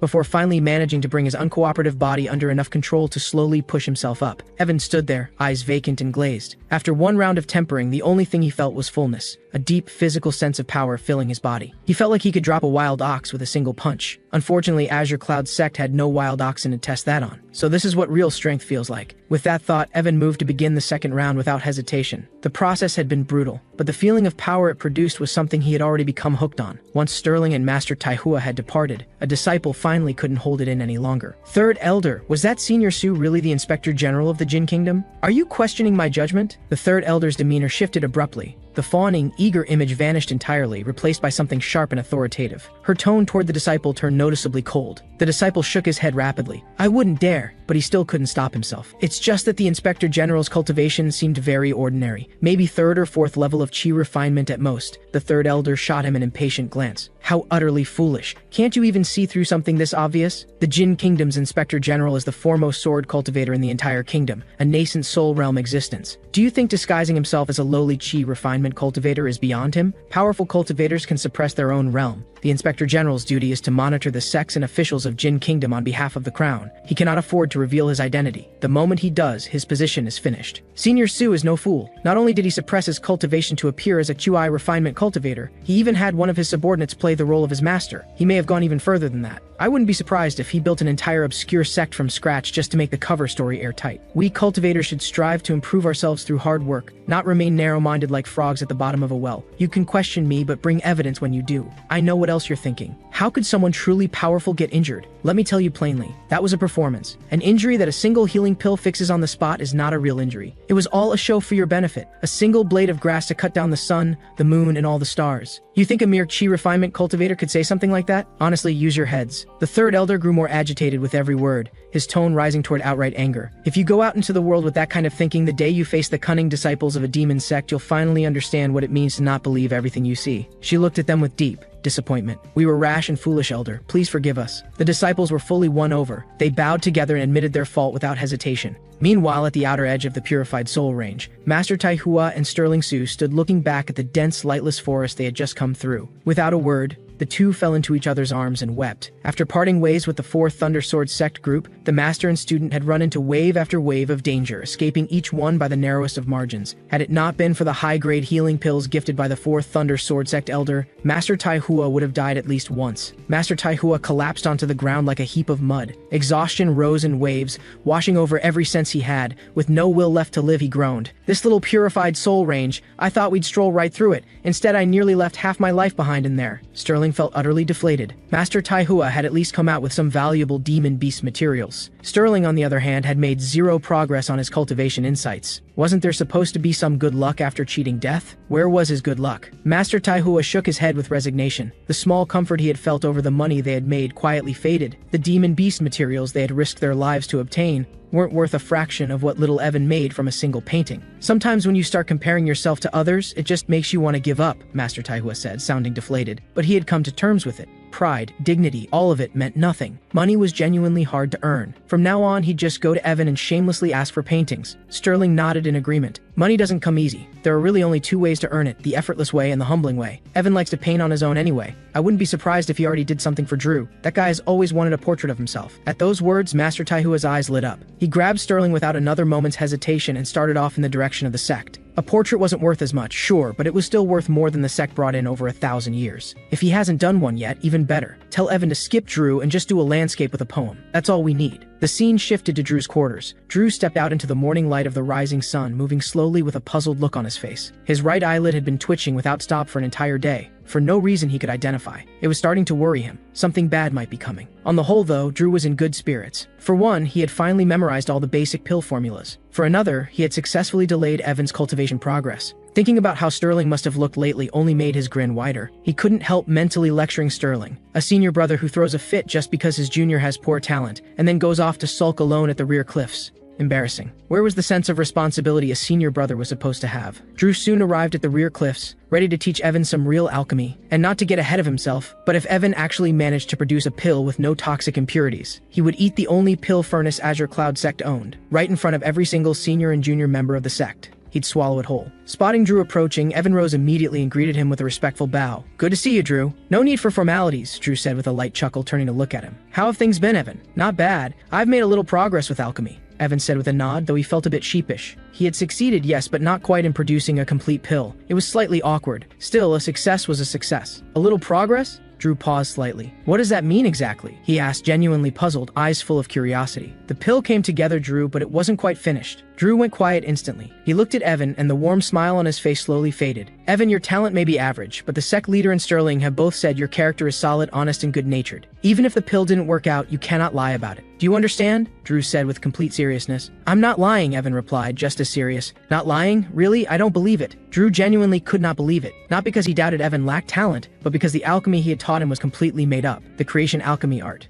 Non-toxic pill refinement. If he put that out into the world, 100,000 alchemists would each line up to slap him in the face. Please take a look, Drew. This is the pill I made. I'd appreciate your thoughts. Evan opened his hand, and resting in his palm was a pill as clear and brilliant as a diamond. It wasn't small either, roughly the size of an egg, glittering brilliantly in the sunlight. It looked less like a pill and more like a precious gemstone. This is a pill? Drew stared, momentarily at a loss. Standard pills were about the size of a grain of rice, but the size of this one, and the spiritual energy within it, yes, it was unmistakably a spirit-gathering pill, one of the most common pills in the cultivation world. It clicked immediately. So that was why Sterling had been so glum. Evan wasn't just dishonest, he was passing off a purchase pill as something he had made himself. Drew was easygoing by nature, but there were limits. He decided on the spot to address this directly. He drew a calm breath and looked at Evan evenly. "In that case, why don't you walk me through the process again, little brother? I'd like to offer some guidance." His expression was composed. He wanted to see how Evan planned to talk his way out of this. "Of course, though the process will take several hours. Are you free, Drew?" Evan asked considerately. His spiritual energy reserves weren't very full, so producing a proper pill would take some time. But to Drew, this sounded exactly like stalling. "No matter, I have all the time in the world." He couldn't help but smile again, watching Evan calmly. Today he was going to expose this. He had already prepared his lecture for afterward. Liars deserve to swallow 1,000 needles. A person of integrity never lies. A true gentleman is like polished jade, and dishonesty has no place in his character. The next moment, Evan sat down cross-legged. Spiritual energy stirred. A large amount of it gathered in his hands, producing a faint, barely audible sound. Drew was a little curious, but soon, as a beam of light appeared in Evan's palms, Drew grew even more curious. 8 hours passed. Drew's eyes had started to sting and his legs had gone half numb, yet he remained completely riveted, watching Evan without blinking. Then, a blazing white light flashed, and for a moment Drew saw nothing but white. When his vision returned, Evan was drenched in sweat, looking as though he had just come through an intense battle. But when Drew saw the gem-like spirit-gathering pill resting in Evan's palm, every trace of amusement left him. He had absolutely no idea what to say. This could actually be done? This was completely insane. Was this a joke? He was starting to understand why Sterling had been so miserable. Evan's talent wasn't lacking, it was overwhelmingly outrageously good. "Drew?" Evan finally spoke up, unable to take the long silence. Drew genuinely did not know what to say. "This method works for alchemy? Are you serious?" This kid was a once-in-a-generation alchemy genius. No, wait, it went beyond that. He was in a class entirely by himself, condensing raw spiritual energy directly into a pill. That was practically divine. Calm down. Think about how to keep this going. How do I keep going? How? There was nothing left to make up. If he could master something this absurd, imagine what would happen if word got out. Every alchemist out there would be in a frenzy trying to get their hands on Evan. "Drew, I understand. I haven't produced a complete pill yet, so I know I haven't fully qualified. But please don't worry. I'll keep at it. As they say, the slow need to start early and diligence can make up for lack of talent. I will never slack off." To Drew, every word of this landed like a small jab. Hard work makes up for lacking talent? Is that aimed at me? Are you looking down on me? Drew felt thoroughly miserable. He was deeply bothered, but he couldn't take it out on Evan. He just needed a moment alone. "You've got solid talent, little brother. Keep working hard. I believe in you." Drew tried to force a smile, but for some reason he couldn't. It was as though the ability to smile had simply left him. No, something has to be wrong. Non-toxic alchemy simply doesn't exist, and this pill in my hand, even though it holds tremendous spiritual energy, spirit-gathering pills of different grades look dramatically different. They say the higher the quality, the richer and more varied the colors. The legendary peak grade ones reportedly display 4 or even 5 distinct hues. The one in front of me has the energy signature of a spirit-gathering pill, but it's so clear it's nearly see-through, and more importantly, it is enormous. Even a peak-grade spirit-gathering pill could never be this large. I just need to try absorbing it and it'll fall apart immediately. I know I'm right. Drew was starting to lose it, staring at the sparkling pill in his hand with a slightly unhinged expression. But the moment he activated his technique and began absorbing the pill, an overwhelming, impossibly pure spiritual energy burst through him like a dam breaking, flooding his meridians without resistance. In just a short while, it was the equivalent of several hours of Sterling's dedicated cultivation. No way. This is a spirit-gathering pill, an ultra supreme grade spirit-gathering pill. It's transparent because it has transcended all ordinary form. Drew desperately wanted to curse the heavens for being so unfair. He wanted to drop to his knees and cry until he had nothing left. He felt awful inside. He wanted to be alone. He wanted to cry freely without anyone watching. But before leaving, Master Taihua had drilled it into him over and over, "Do not give anything away." Drew clenched his jaw hard and refused to let a single crack of emotion show in front of Evan. "Clear your head. Don't think about anything right now. If you do, you'll definitely break. I'm a fool. I'm an idiot. You keep training, little brother. I have some things to take care of." Drew couldn't afford to stay and didn't want to either. He made a hasty excuse and left as quickly as he could. Evan scratched his head, a little confused. Didn't Drew come here to give me guidance? Why did he suddenly leave? He couldn't figure it out. Evan shook it off and sat back down cross-legged, turning his focus back to alchemy. He was determined to produce a complete spirit-gathering pill as soon as possible. Come to think of it, I never told Drew about my breakthroughs in body tempering and breathing technique. If he knew, I wonder how surprised he'd be. Evan thought to himself eagerly. He genuinely looked forward to being praised by his senior brothers, to earning their recognition. But then he caught himself and felt a little embarrassed. He had barely accomplished anything and was already getting a swelled head. Staying humble was the only way to keep growing. Besides, his senior brothers were all hidden masters of great depth. What did a small breakthrough like this even amount to? Train, stay focused, stop getting distracted. Evan exhaled slowly and steadied his restless mind. He began breathing in the spiritual energy of heaven and earth, preparing for his next attempt. The scene shifted back to Drew's quarters. He pulled out the basic alchemy manual he had been carrying and stood there with tears rimming his eyes. 10 years. 10 years I spent grinding through alchemy and I couldn't even produce the most basic pill. And then there's Evan. He learned for less than a month and pulled off condensing raw energy directly into a pill. Drew, what right do you have to call yourself a cultivator? If I were you, I'd be done. Drew's inner monologue spiraled. Today's blow had been too much. He never imagined Azure Cloud Sect would take in someone like this. No, genius wasn't even the right word. Evan was a complete anomaly. A person who could master a completely fabricated alchemy method. What even is he? Drew couldn't hold it in anymore. He broke down completely, sobbing aloud. Not because he was weak, but because he had already held on for so much longer than most people could have. From the time he was old enough to understand anything, he had devoted himself to alchemy. He had read through every text he could find, and even tasted herbs regularly, all in an effort to deepen his craft. He had nearly died for it more than once. Decades of effort. And all he had to show for it was a long string of failed alchemist examinations. That was painful enough. But then the sect casually took in a new junior disciple who surpassed him without even trying. No one could have been expected to take that. 10 years of your effort didn't measure up to his 1 month. And to add insult to injury, not only was his comprehension sharper, the pill he produced was incomparably superior to anything Drew had ever made. Late at night, the sky was a sheet of black. A solitary figure appeared on the cliffs of Azure Cloud Mountain. It was Drew, his robe snapping and rippling in the cold wind. The wind on the cliff was fierce and biting, but the chill in his heart ran deeper. The world was a fine place. He just didn't feel like he had any real place in it. In that moment, Drew suddenly thought of Sterling. He wanted to smile the way Sterling always seemed to, but no matter how hard he tried, he couldn't manage it. There on the cliff, Drew unrolled the scroll Evan had painted for him and spread it flat on the ground. In that moment, he wanted to write something, anything, to let out everything pressing down on him.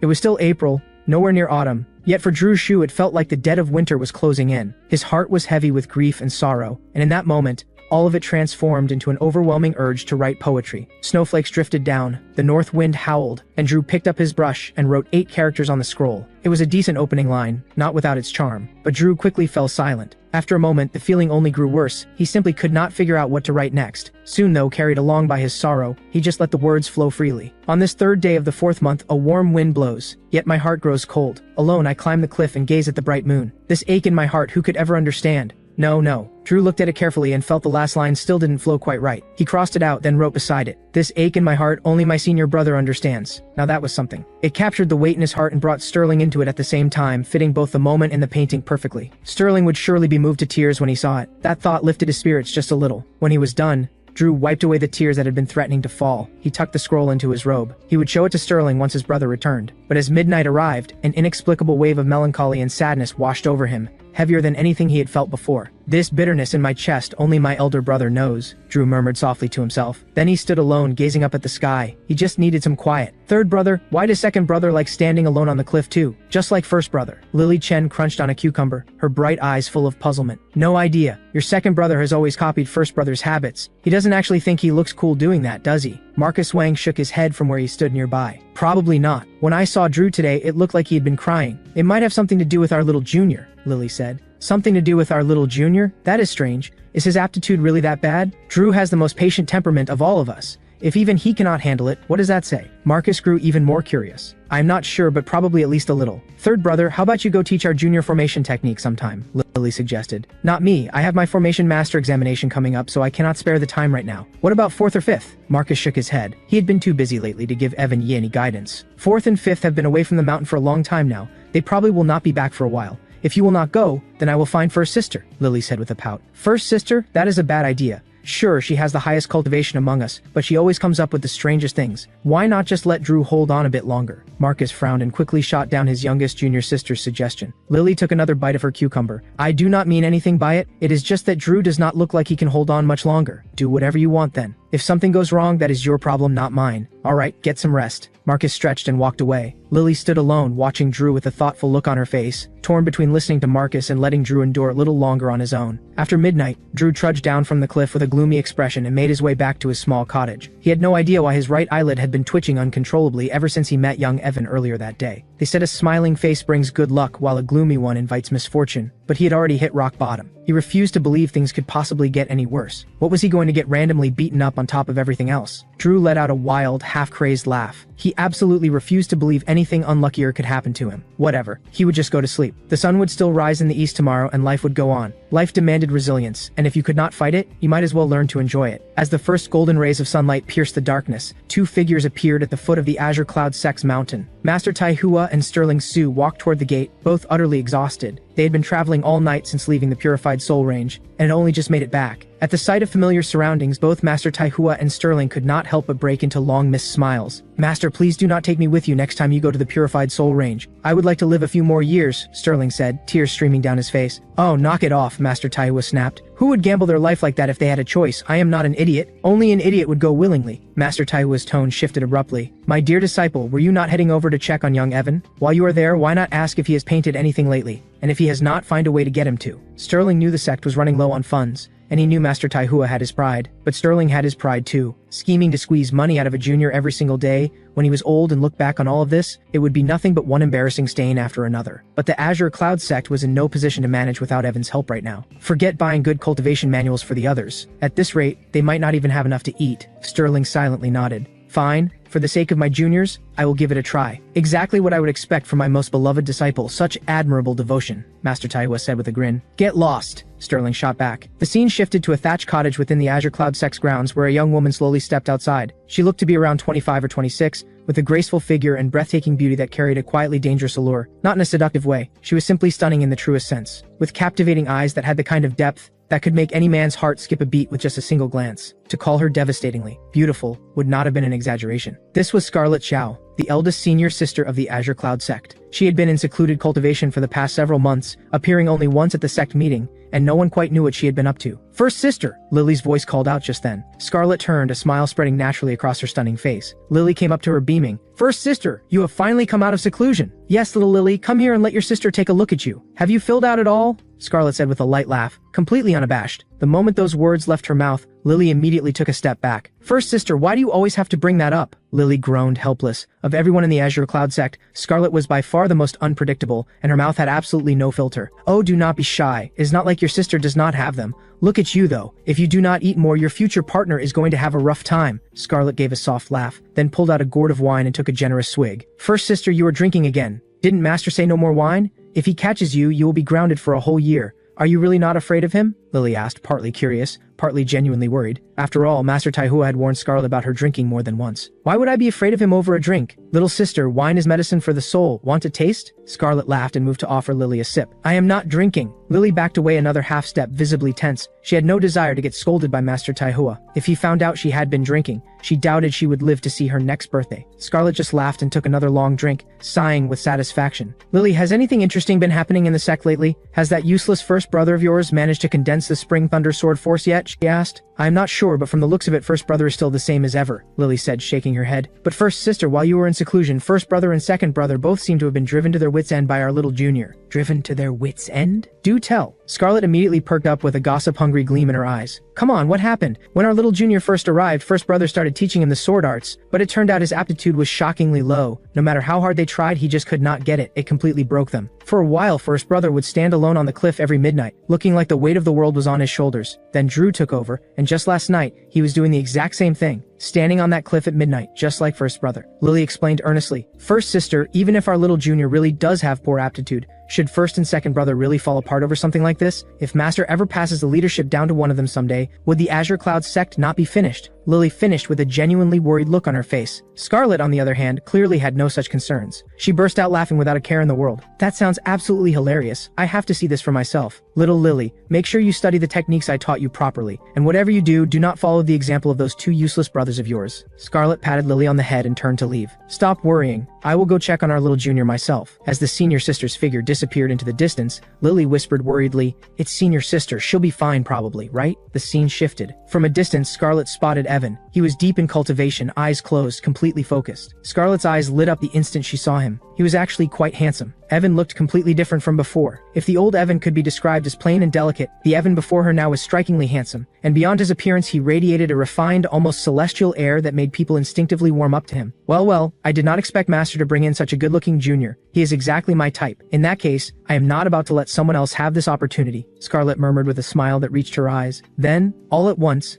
Scarlett froze. She stood in the distance staring at Evan, her eyes wide with astonishment. After a long moment, Scarlett snapped out of it, rubbed her eyes and took another careful look at Evan. Finally, she drew a sharp, involuntary breath. This constitution, it actually exists. She was stunned to her core. At a single glance, she had sensed that Evan's physical constitution was unlike anything ordinary. At first, it had not registered, but the moment she looked closely, the shock hit her full force. Unbelievable. Master, of all people, the unluckiest man alive somehow managed to take in a once-in-an-era genius. This is extraordinary. A constitution that only exists in legends, and it actually turns out to be real. I never imagined the Azure Cloud sect would produce two once-in-a-generation figures at the same time. It seems I was right all along. There truly is someone here carrying a destiny beyond all reckoning. Wait, Scarlett froze again. She had just realized that the extraordinary constitution was only part of it. Evan also possessed unparalleled talent in both the sword arts and alchemy. She wondered briefly whether a junior like him would accept the attention of someone older. No. With a genius like this, even if she could not have him for herself, she was absolutely going to make the most of the situation. A faint, sweet fragrance drifted over. Evan opened his eyes in confusion. The first thing he saw was a pair of fair, snowy breasts directly in front of him, and thousands of characters flooding into his mind all at once. Evan froze, completely dazed. Then a voice, soft and teasing, sounded in his ear. "Like what you see, little junior?" Evan snapped back to reality, and the very next instant he had jumped back several dozen meters, his expression somewhere between alarm and panic. But when he actually looked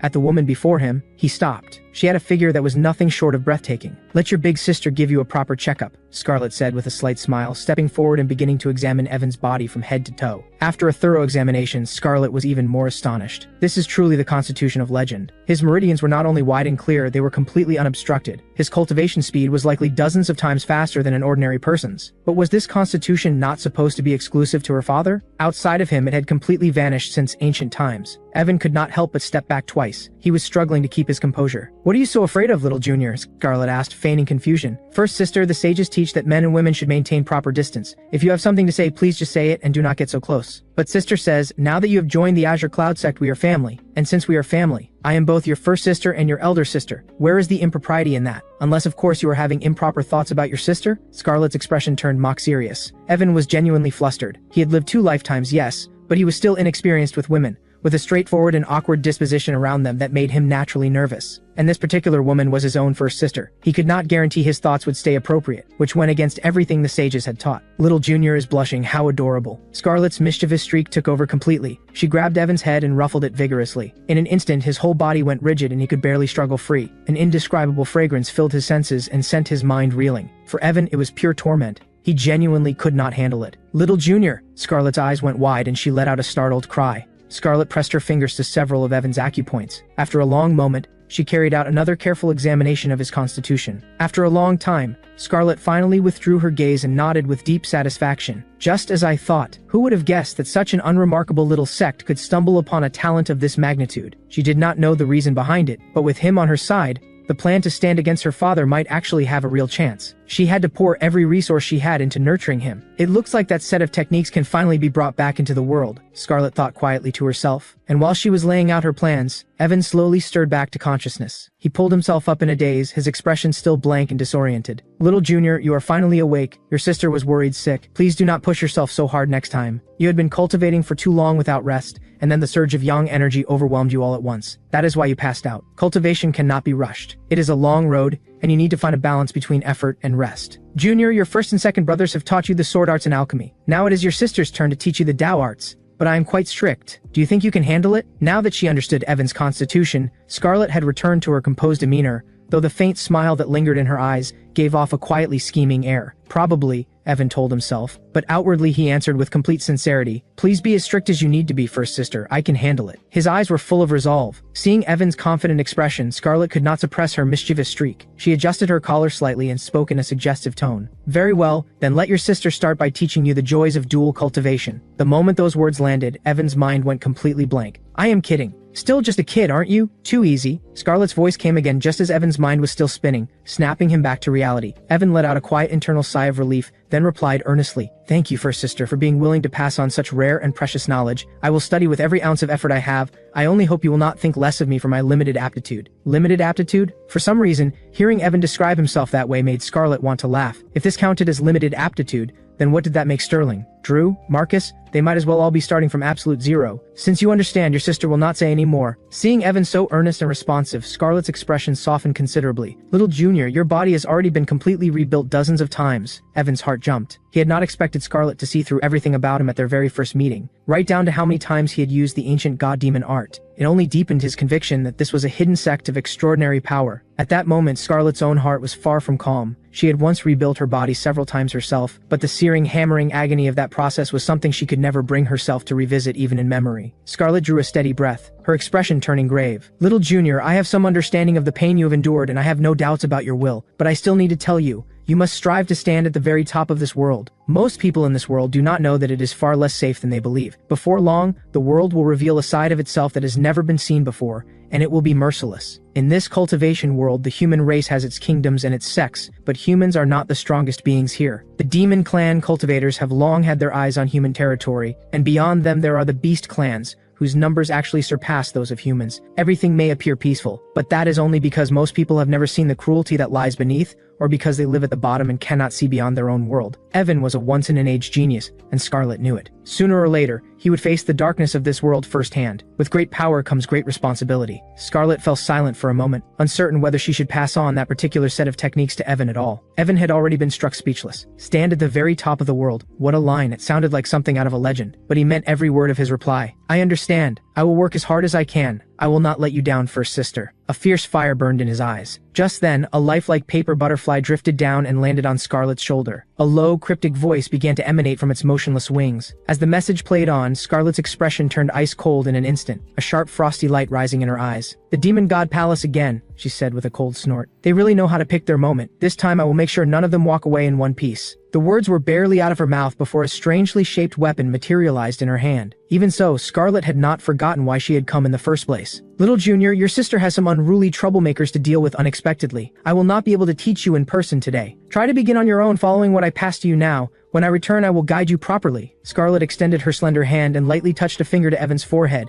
transmitting the entire contents of the technique directly into his mind. The supreme Chihui cultivation art could rightly be called the greatest Chihui cultivation method in existence, but it was extraordinarily difficult to train in. Not only was the starting point hard, it only grew harder from there. But if you truly succeeded in cultivating it, defeating Foundation Realm cultivators at the Chi refinement stage, or defeating core formation cultivators at the foundation stage would be well within reach. Speaking purely in terms of realm potential, it was no exaggeration to say that successfully mastering this art would place one beyond all other cultivators. But the cost it demanded was something almost no one could bear. To begin with, advancing from the Chi refinement stage all the way to the core formation stage was already an enormous challenge for any ordinary cultivator. The supreme QI cultivation art was hundreds of times harder, because it required constant recultivation from scratch, each cycle expanding one's meridians and inner core. The deeper the foundation built, the greater the heights that could be reached. And if one's energy reserves could be brought to 36 times that of an ordinary cultivator, one would be unmatched within their realm, and defeating opponents above their level would no longer be a dream. Yet having to repeat the cultivation process 36 times was not even the hardest part. The greatest difficulty lay in the fact that every aspect of this technique had to be figured out through one's own comprehension. Every realm, every breakthrough, had to be realized independently. Anything could be cultivated through it, and anything cultivated through it could be pushed to its absolute limit. If your aptitude was exceptional, you could cultivate all the way to immortality. If your aptitude was poor, you might never even advance past the Chi refinement stage. But every realm you reached would be one you had forged entirely on your own. Every step, every level, yours and yours alone. No matter how powerful someone else's technique might be, it was still created by another person. Following it, you could only ever chase them and never truly surpass them. But this art was different. Every step you took, you forged yourself. There was no one to follow, only a path that had never existed before and would never be walked by anyone again. When Evan saw that the technique demanded extraordinary comprehension, he froze on the spot. The repeated recultivation he could accept. He had only just opened his immortal apertures, and having the constant absorption of spiritual energy to support him was no bad thing. But the comprehension requirement? He was someone who did not even possess a spiritual root. How could he possibly have that kind of insight? It was over. He was completely finished. No point dwelling on it. Whatever the obstacles, he could not betray First Sister's goodwill. He would just push through it and try. Evan's head was already throbbing just thinking about it. When he opened his eyes, he found that Scarlett had already gone. Just as Evan was about to attempt cultivating the supreme Chi cultivation art, a familiar figure appeared behind him. Little Junior, long time no see. Why are you not cultivating? Have you been slacking off lately? First brother, you are back. Evan immediately stood and bowed, his eyes lighting up with genuine joy. Sterling was stunned. The Evan standing before him looked like a completely different person. In terms of looks, he was no longer below Sterling's own standard, and in terms of bearing, he actually seemed to edge Sterling out. This is impossible. Sterling was floored. Fine, Evan had taken the title of most effortlessly impressive. Fine, Evan had taken the top sword talent spot in the Azure Cloud sect. But now he could not even hold on to being the best looking? First sister just came by and guided me in chi cultivation, Evan said quickly, worried Sterling might misread the situation. What? First sister was here? Where is she now? The mention of Scarlet made Sterling visibly tense. She has already left. First brother, are you alright? Evan was puzzled by Sterling's reaction. Upon hearing that Scarlet had left, Sterling let out an involuntary sigh of relief. Everyone in the Azure Cloud sect, from top to bottom, was afraid of Scarlet. Not because she was cruel, but because her tongue was absolutely ruthless. Sterling still remembered the days when he would demonstrate his sword arts in front of Scarlet, and she would tear into him so thoroughly that he questioned everything about himself. Decades of hard-won sword technique, and in Scarlet's words, sounded like it was so easy anyone could do it. And it was not just him. Who in the entire sect had not been on the receiving end of one of her cutting remarks? But that was not even the worst part. The worst part was that everything she said was true. So across the entire sect, only Lily was truly close to Scarlet. Everyone else ran the moment they saw her coming. Nothing, just a little surprised. First sister is a busy person. I did not expect her to have time to guide you, Sterling said casually, brushing it off. But then he turned to Evan. Little Junior, First sister has the highest talent among all of us. Make sure you learn from her properly. As sharp as Scarlet's tongue was, the honest truth was that she was the only disciple of the Azure Cloud sect who could truly hold her own. She had genuine ability, and Sterling did respect her for it. Now that she was willing to personally guide Evan,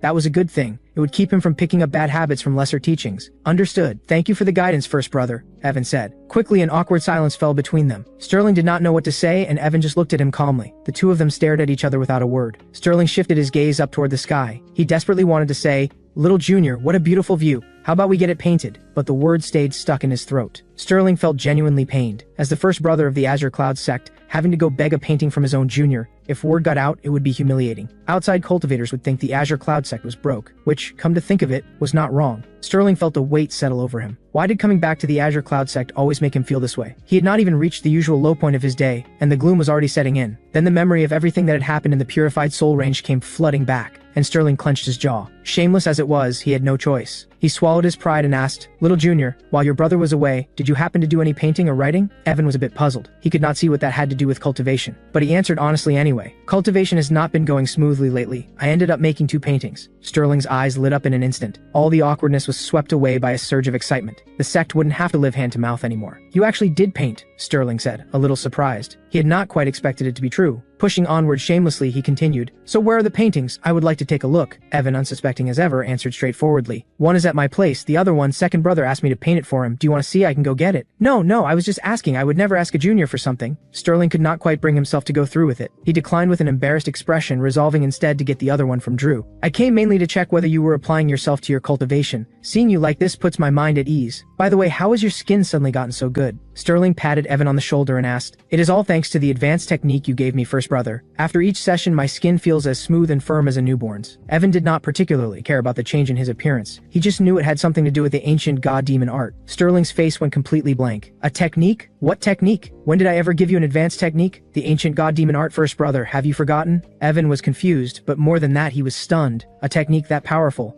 And it did not even register in Sterling's eyes. Just how powerful was the greater world beyond, if even Sterling ranked it so low? The moment Sterling heard the words, ancient god-demon art, he turned and walked away without hesitation. He knew this was Evan's talent at work again. He could not ask about it. If he did, the sense of purpose he had worked so hard to rebuild would shatter all over again. Evan was completely lost. Why did first brother just leave like that? Was he not going to ask about his cultivation progress? In the end, Sterling could not stop himself. He called back over his shoulder, Little Junior, what do you think of the technique your brother gave you? Is it powerful? It is strong, very strong, Evan answered without a moment's hesitation. Sterling quietly let out a long breath. His image as a master of unparalleled standing had been preserved. Train hard. Do not waste your brother's efforts, Sterling said calmly without turning around, then walked away at a brisk pace. He could not hold it in any longer. He found a deserted spot and let himself cry freely. This junior was not human. He was a monster. A throwaway bargain bin technique worked for Evan just fine. Meanwhile, Sterling could not even get through the beginner section of a legitimate one. What was the point of going on? Why did some people get to come into this world blessed with everything, while others were just here to make up the numbers? And why did the one making up the numbers have to be him? Time slipped by. As the sun sank toward the horizon, Sterling pulled himself together and walked toward Drew's quarters in the fading evening light. People were just built differently. He would focus his energy on caring about the sect's future instead. Drew, please do not make the same mistakes your brother made. If you do, you will get a thorough scolding from Master at the very least,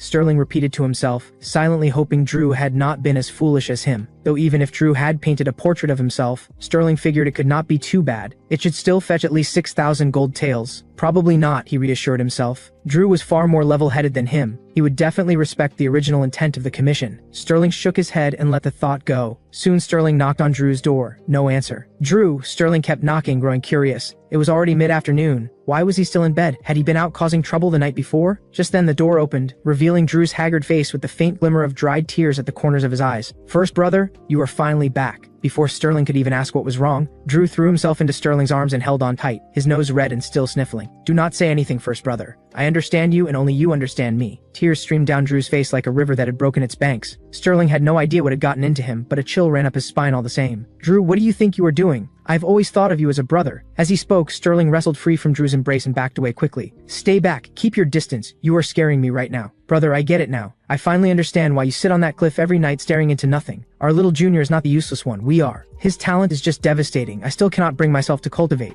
My will is completely shattered. You are the only one who gets it, first brother." "Alright, enough of this. What kind of behavior is this? If little Lily sees us, we are done for." Sterling snapped at Drew to pull himself together. "Was this any way to behave? Brother, I am not being dramatic. Who could honestly handle this?" Drew had stopped outright crying but was still choking up, his shoulders heaving. "Forget all that for now. Did our little junior give you a painting? Bring it out. I want to see it," Sterling asked, visibly eager. Drew blinked at a loss for how Sterling knew about the painting. Oh well, Evan must have mentioned it. The moment paintings came up, Drew perked right up. He pulled a scroll from his sleeve, and Sterling leaned in with an eager smile. "Brother, take a look at my portrait. Handsome, right?" Drew's eyes practically glowed as he waited for Sterling's praise. But the moment the scroll unrolled, Sterling's face darkened to something frightening. The scroll contained only a portrait, no scenery, and no seal from Evan. The person portrayed was Drew himself, and it was not a side profile. It was a full frontal view. A large smiling face dominating the entire scroll. But that was not what froze Sterling in place. It was a line of writing on the scroll. "On this 3rd day of the 4th month, a warm wind blows. Yet my heart grows cold. Alone, I climb the cliff and gaze at the bright moon. This ache in my heart, who could ever understand? Only my senior brother understands." The "who could ever understand" part had been crossed out. The characters were large, written in an emotional hand, with ink blots here and there, and most damningly of all, there were actual scratch marks right through the paper. Sterling drew 3 sharp breaths in a row. His mind went completely blank. He was dumbfounded. Drew, standing beside him, had no idea what was coming. He looked positively smug. "I know my writing is nothing special, first brother, though I suppose it is the best in the Azure Cloud sect. But I never let it go to my head. Go on, give me your honest review. I mean it. Do not go easy on me just because I am your junior. If it deserves criticism, let me have it." Drew was all smiles. Sterling, meanwhile, was still standing there in a complete stupor.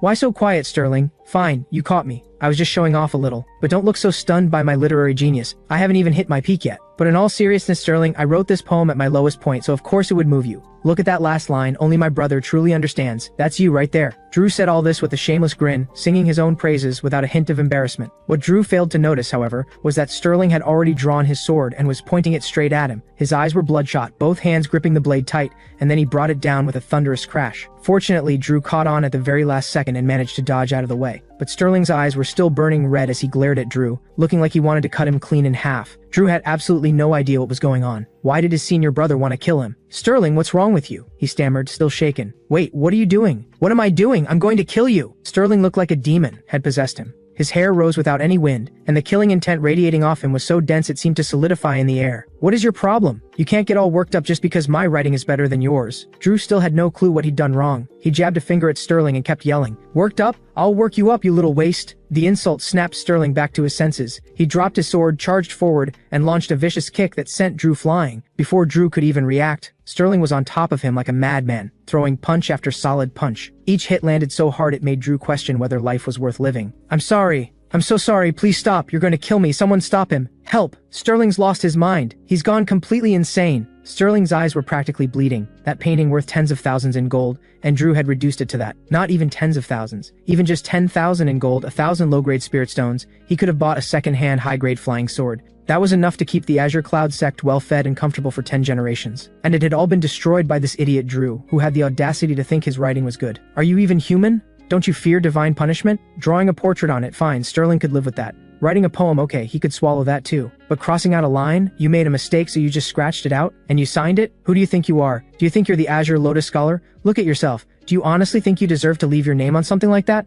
I'm going to beat you to death, you little disaster. Sterling had completely snapped. He just couldn't take it anymore. If Sterling hadn't known the painting's true value, he might have actually complimented his junior. But now that he did know, he wanted to beat Drew until there was nothing left inside him. Please stop, Sterling. I'm begging you, please stop. I promise I'll never show off in front of you again. Drew curled up on the ground, crying and screaming, begging Sterling to stop. His mood sank even deeper. He was pretty sure his face had been knocked crooked. How was he supposed to smile charmingly after this? Sterling, this isn't over. Not by a long shot. The scene shifted. Back in his quarters, Sterling couldn't stop the pain from gnawing at him. A perfectly fine painting, ruined by his junior brother. If he hadn't known the painting's true worth, it probably wouldn't have hurt this badly. But he did know. A painting worth tens of thousands in gold was now probably worthless. It was all Drew's fault. Why did he have to be clever and write a poem on it? And if he was going to write one, why did he have to cross out a line at the end? And to top it all off, his cheap ink had stained the whole scroll black. Sterling's fist had clenched again without him even noticing. At that moment, there was only one thing on his mind, beating Drew all over again. But then, forget it. What was done was done. He'd already let off some steam. There was no point staying angry. What really mattered was making sure their money-obsessed master never found out. If Master Taihua learned the truth, Drew probably wouldn't live to see tomorrow. Sterling let out a long, helpless breath. After thinking it over,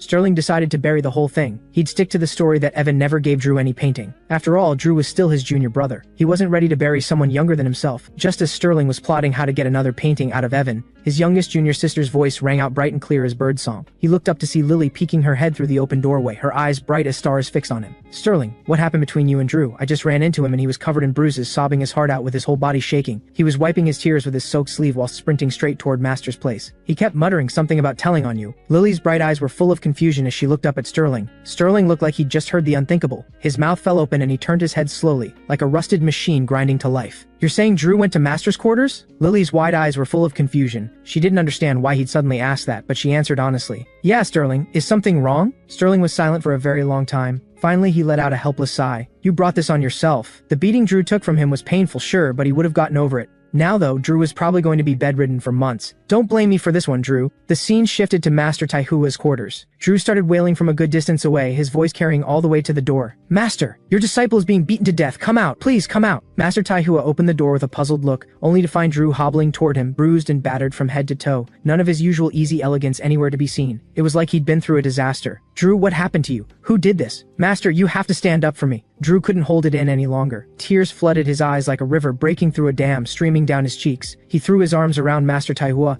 and buried his face against him, smearing a generous mixture of tears and snot all over his master's robes. Master Taihua instinctively wanted to pry Drew off him, but he held himself back. Every disciple in this sect was precious to him. He scolded them plenty, sure, but if anyone dared lay a hand on one of his disciples, he would never let it go. Alright, come inside and tell me everything. Master, it was Sterling. He was jealous of my writing and beat me up. Drew's sobbing was loud enough to break hearts. Look at my face, Master. My mouth is practically crooked. Sterling? Master Taihua blinked, genuinely thrown off. That didn't add up. Sure, Sterling could be a bit full of himself sometimes, but he would never beat up his juniors like this, especially not this badly. What did you do to make your senior brother hit you like this? He assumed it must have started with some argument. Master, I'm the one who got beaten half to death and you're taking a side. I didn't start anything. If he can hit me for no reason today, tomorrow he'll be coming for your position. Drew cried out, his words coming out a little slurred. Drew, calm down. What actually happened? Tell me from the beginning. Master Taihua kept his patience and pressed for the full story. Nothing happened. Sterling's just crazy. Evan painted a portrait of me. Sterling took one look at it and then he tried to beat me to death. Isn't that completely unprovoked? Evan painted you a portrait. Master Taihua hadn't caught everything, but the moment he heard the word painting, his attention sharpened. A strange feeling crept over him. A vague and inexplicable sense of dread. He laughed quietly at himself. How bad could it be? At worst, it was a portrait of Drew. He had already braced himself mentally. After the incident with Sterling,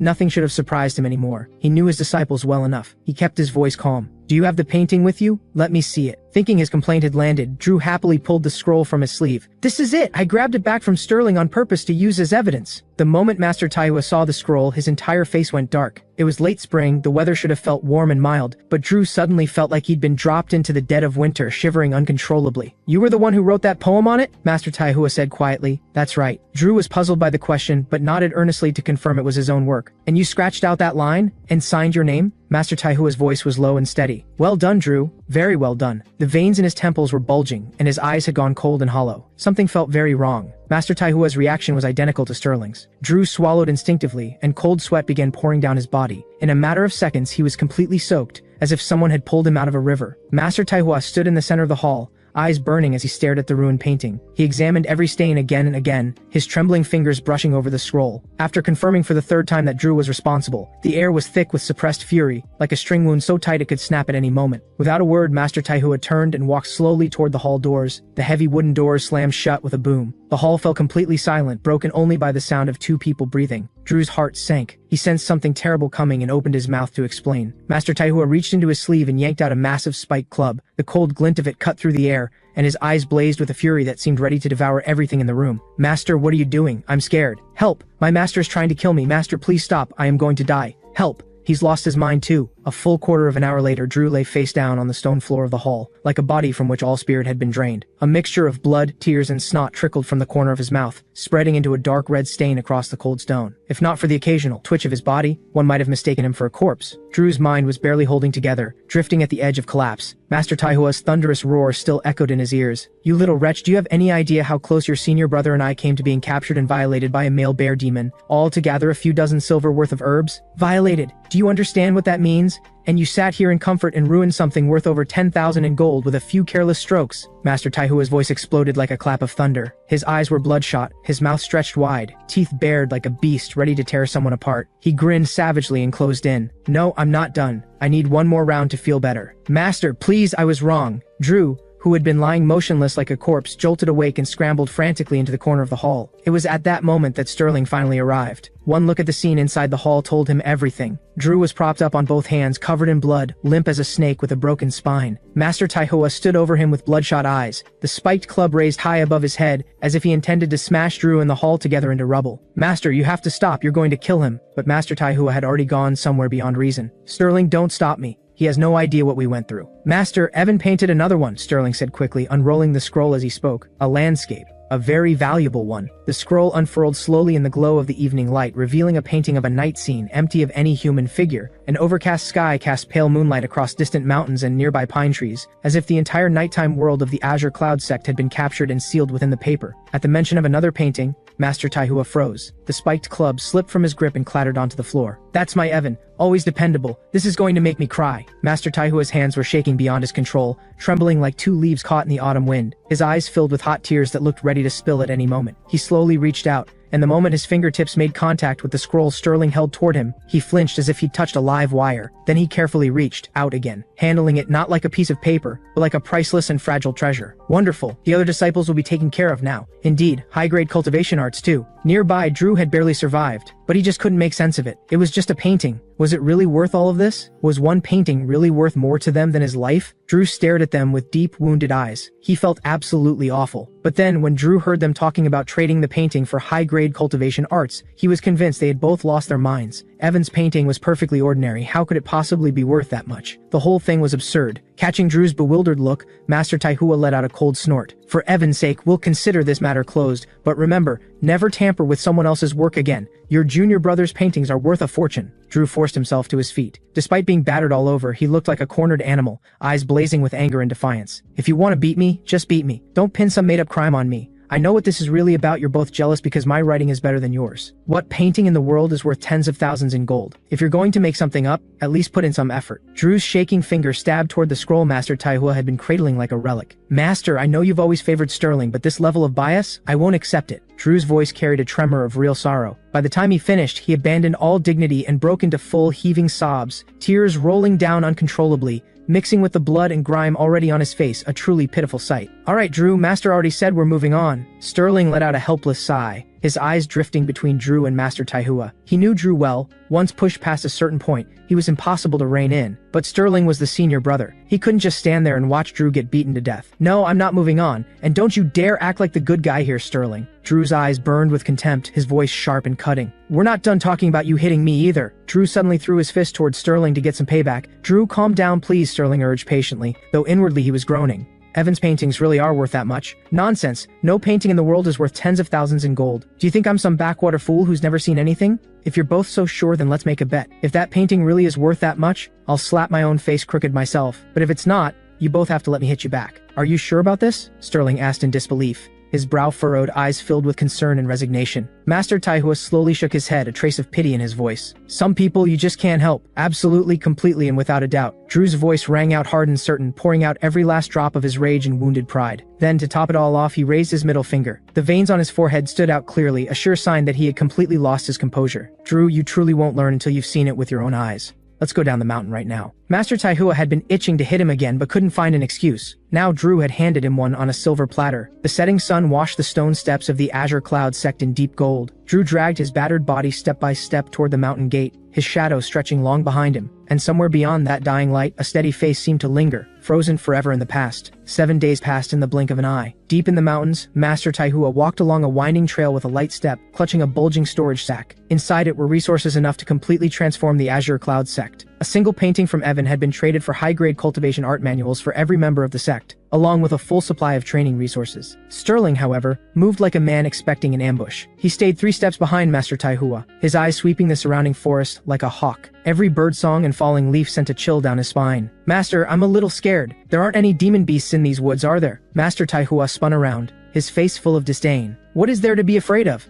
This isn't the purified soul range. The big ones capable of turning the world upside down were all wiped out by human cultivators long ago. What's left out here are mindless wild boars and mountain cats. Master Taihua looked at Sterling's battlefield-ready posture and couldn't help but twitch. He genuinely couldn't understand how his normally composed, dependable senior disciple could be such a coward. Think about what we accomplished on this trip. That'll take your mind off the fear. Sterling paused at that, then something clicked behind his eyes. A wide smile spread across his face. Evan is incredible, he said, unable to hold it back. One painting and it got us high-grade cultivation arts for the entire sect. With these, the sect's future is wide open. Taihua? Just as the two of them were imagining the sect's bright future, a low, probing female voice cut through the silence like the flicker of a snake's tongue. Master Taihua and Sterling turned at the same time. A woman in violet robes stepped out from the shadows. Her freckled face in the dim light looked like scattered stardust, yet somehow it only made the sneer in her eyes stand out more sharply. Behind her trailed several young disciples, fresh-faced and uncertain like a flock of fledglings just out of the nest, wearing arrogance that clearly took some effort to maintain. The woman paused, her gaze cutting toward Master Taihua like a blade. The curve at the corner of her lips slowly widened into a mocking smile. All these years apart and you still look like a pauper. Even your robes are patched up. Master Taihua's expression turned cold. He hadn't expected to run into this woman here of all places. What are the two of you doing out here? Don't tell me you're heading to the sword tournament? Before Master Taihua could answer, the woman in violet burst into laughter, her face lit up with self-satisfaction and mockery. Oh, forgive me. I forgot your sect still hasn't reached the 3rd tier. She drew out each syllable, with obvious relish. At this rate, forget about entering the sword tournament. Your sect will probably be dissolved in a matter of days. The woman's expression turned cold, a venomous glint flashing in her eyes. Thank goodness our fellow disciple didn't listen to our master back then and tie herself to a failure like you. Her partner now is worth 10 of you. Her gaze shifted to Sterling, dripping with condescension. Sterling, I don't mean any offense, but what exactly does being handsome get you? It won't fill your stomach. Put that energy into your swordsmanship. Don't embarrass your master. Whatever else you might say about him, Taihua was once considered a standout talent in Greenreach Province's sword world. The woman delivered her backhanded lesson to Sterling while managing to slip in another jab at Master Taihua in the same breath. Sterling watched the whole display with a furrowed brow. A cold glint passed through his eyes. He gave a short, icy laugh. You're absolutely right. Being less attractive does seem to make a person more formidable. Looking at you, it's plain as day. The woman's expression shifted instantly. Her freckles seemed to deepen with fury, as if something were crawling beneath her skin. A low animal growl rumbled from her throat. Are you calling me ugly? The words had barely left his mouth before she shot forward like an arrow released from a bow, closing the distance to Sterling in an instant. He instinctively twisted to the side, but she raised her hand and brought her palm crashing down toward his face like a hammer. The blow tore through the air with a shriek, as if it could shatter bone. She let a vicious smile curl across her lips. Insolent little brat, if your master won't discipline you, I'll do it for him. Back off! Master Taihua's voice rolled out like thunder, each word carrying the weight of a lightning strike. Nobody touches my disciple. But to the woman in violet, Master Taihua's seemingly fierce assault felt like blows from a child, every strike caught and deflected without effort. Is this all you've got? Her voice oozed contempt, a twisted smile spread across her face, and a wild, cold light flickered in her eyes. Boring, time to end this. The moment the words left her mouth, she clenched her right fist. Dense black lightning erupted from her palm, coiling up her arm like a serpent, and she drove it full force into Master Taihua. Master Taihua's mouth burst open with a spray of blood. His body rocketed backward like a cannonball, carving a vivid red arc through the air. Black lightning crackled and coiled around him like chains. "You haven't improved in looks or in strength, Taihua. One more punch and you're finished." "Master!" A flash of fury crossed Sterling's eyes as he moved to act, but the woman's young disciples stepped in to block him. The woman smiled with quiet satisfaction. "Relax. I wouldn't waste my future over the likes of him. But if you truly want revenge for what happened back then, bring your disciples to the sword tournament. I'll have my disciples cut yours down on the stage fair and square. Though I doubt you have the nerve." She turned and swept away with her disciples, as if none of it had been worth her time. Left behind were Master Taihua, collapsed on the ground like a broken man, and Sterling standing still trying to make sense of what had just happened. A long silence passed. The mountain wind kept howling, sweeping up dead leaves from the ground, but it couldn't clear the exhaustion that had settled over Master Taihua. The excitement from before was completely gone from his eyes, replaced by a deep, hollow self-reproach. "Sterling, having a useless master like me, you and your brothers must resent it deeply. If not for how weak I am, none of you would be so far behind." Master Taihua covered his eyes with both hands, jaw clenched tight, his voice trembling like a leaf in the autumn wind. "Old man, quit feeling sorry for yourself. Get up so I can treat your wounds." Sterling might not have known everyone's character perfectly, but he knew Master Taihua better than anyone. After all these years together, one setback wasn't going to break him. "A little setback like this won't keep you down. Now stop being dramatic and let go, that hurts." Sterling and Master Taihua sat side by side in silence. The setting sun stretched their shadows long across the ground, and the distant cry of crows added to the stillness around them. Sterling pulled his thin collar tighter, swallowed a few times, and finally spoke. "Master, I've made up my mind." Sterling drew a slow, deep breath, eyes fixed ahead with quiet certainty. "I'm going to enter the Greenreach Province Sword Tournament." "You? Have you lost your mind?" Master Taihua wasn't trying to be harsh. He simply knew Sterling's limits. With his current ability entering the Greenreach Province Sword Tournament, didn't he care about embarrassing himself? "Sterling, don't act out of impulse. That woman is just a troublemaker from my old sect. She's not worth it." "Master, you've misunderstood. It's not because of her." "Then why?" Master Taihua was genuinely alarmed. "Last time you went the entire tournament without a single real match, but you saw those competitors yourself. They were in a completely different league, and now that woman is out there watching for a chance to strike." Sterling's expression was calm. Something indescribable shone in the depth of his eyes. "It's because of Evan." "Evan?" Master Taihua's brow furrowed, confusion crossing his face. No matter how he thought about it, he couldn't figure out what any of this had to do with Evan. Sterling didn't answer right away. He simply closed his eyes, letting the last light of the sun fall across his face, wrapping him in a warm golden glow, like a figure from another world, untouched by dust. "Yes. Ever since I got to know Evan, I finally understood what it truly means to be a genius. He's like a brilliant star, shining alone in the night sky, and yet somehow, he lit the way forward for me. Compared to him, everything I had worked for before felt so small." Sterling paused, then continued. "That's when I truly understood just how wide the gap between myself and real genius actually is. He's not only gifted but unshakably strong inside. He never backs down from difficulty. Every conversation with him left me shaken and inspired in a way I'd never felt before." Sterling's eyes snapped open. A resolve unlike anything before burned in them. "Yes, the loss today was real, but standing before someone like that, how can I give up so easily? Every challenge is a test, every defeat is a lesson, even just getting a little closer to that level is enough. Otherwise, what kind of life would this be? This tournament, consider it my way of proving to myself that I'm serious." Master Taihua looked at him, surprised and quietly moved. He had never imagined that the usually steady, reserved Sterling could carry such fierce determination toward a goal. The scene shifted to Evan's quarters at the Azure Cloud sect. A sharp sword cry rang out across the wide, empty clifftop.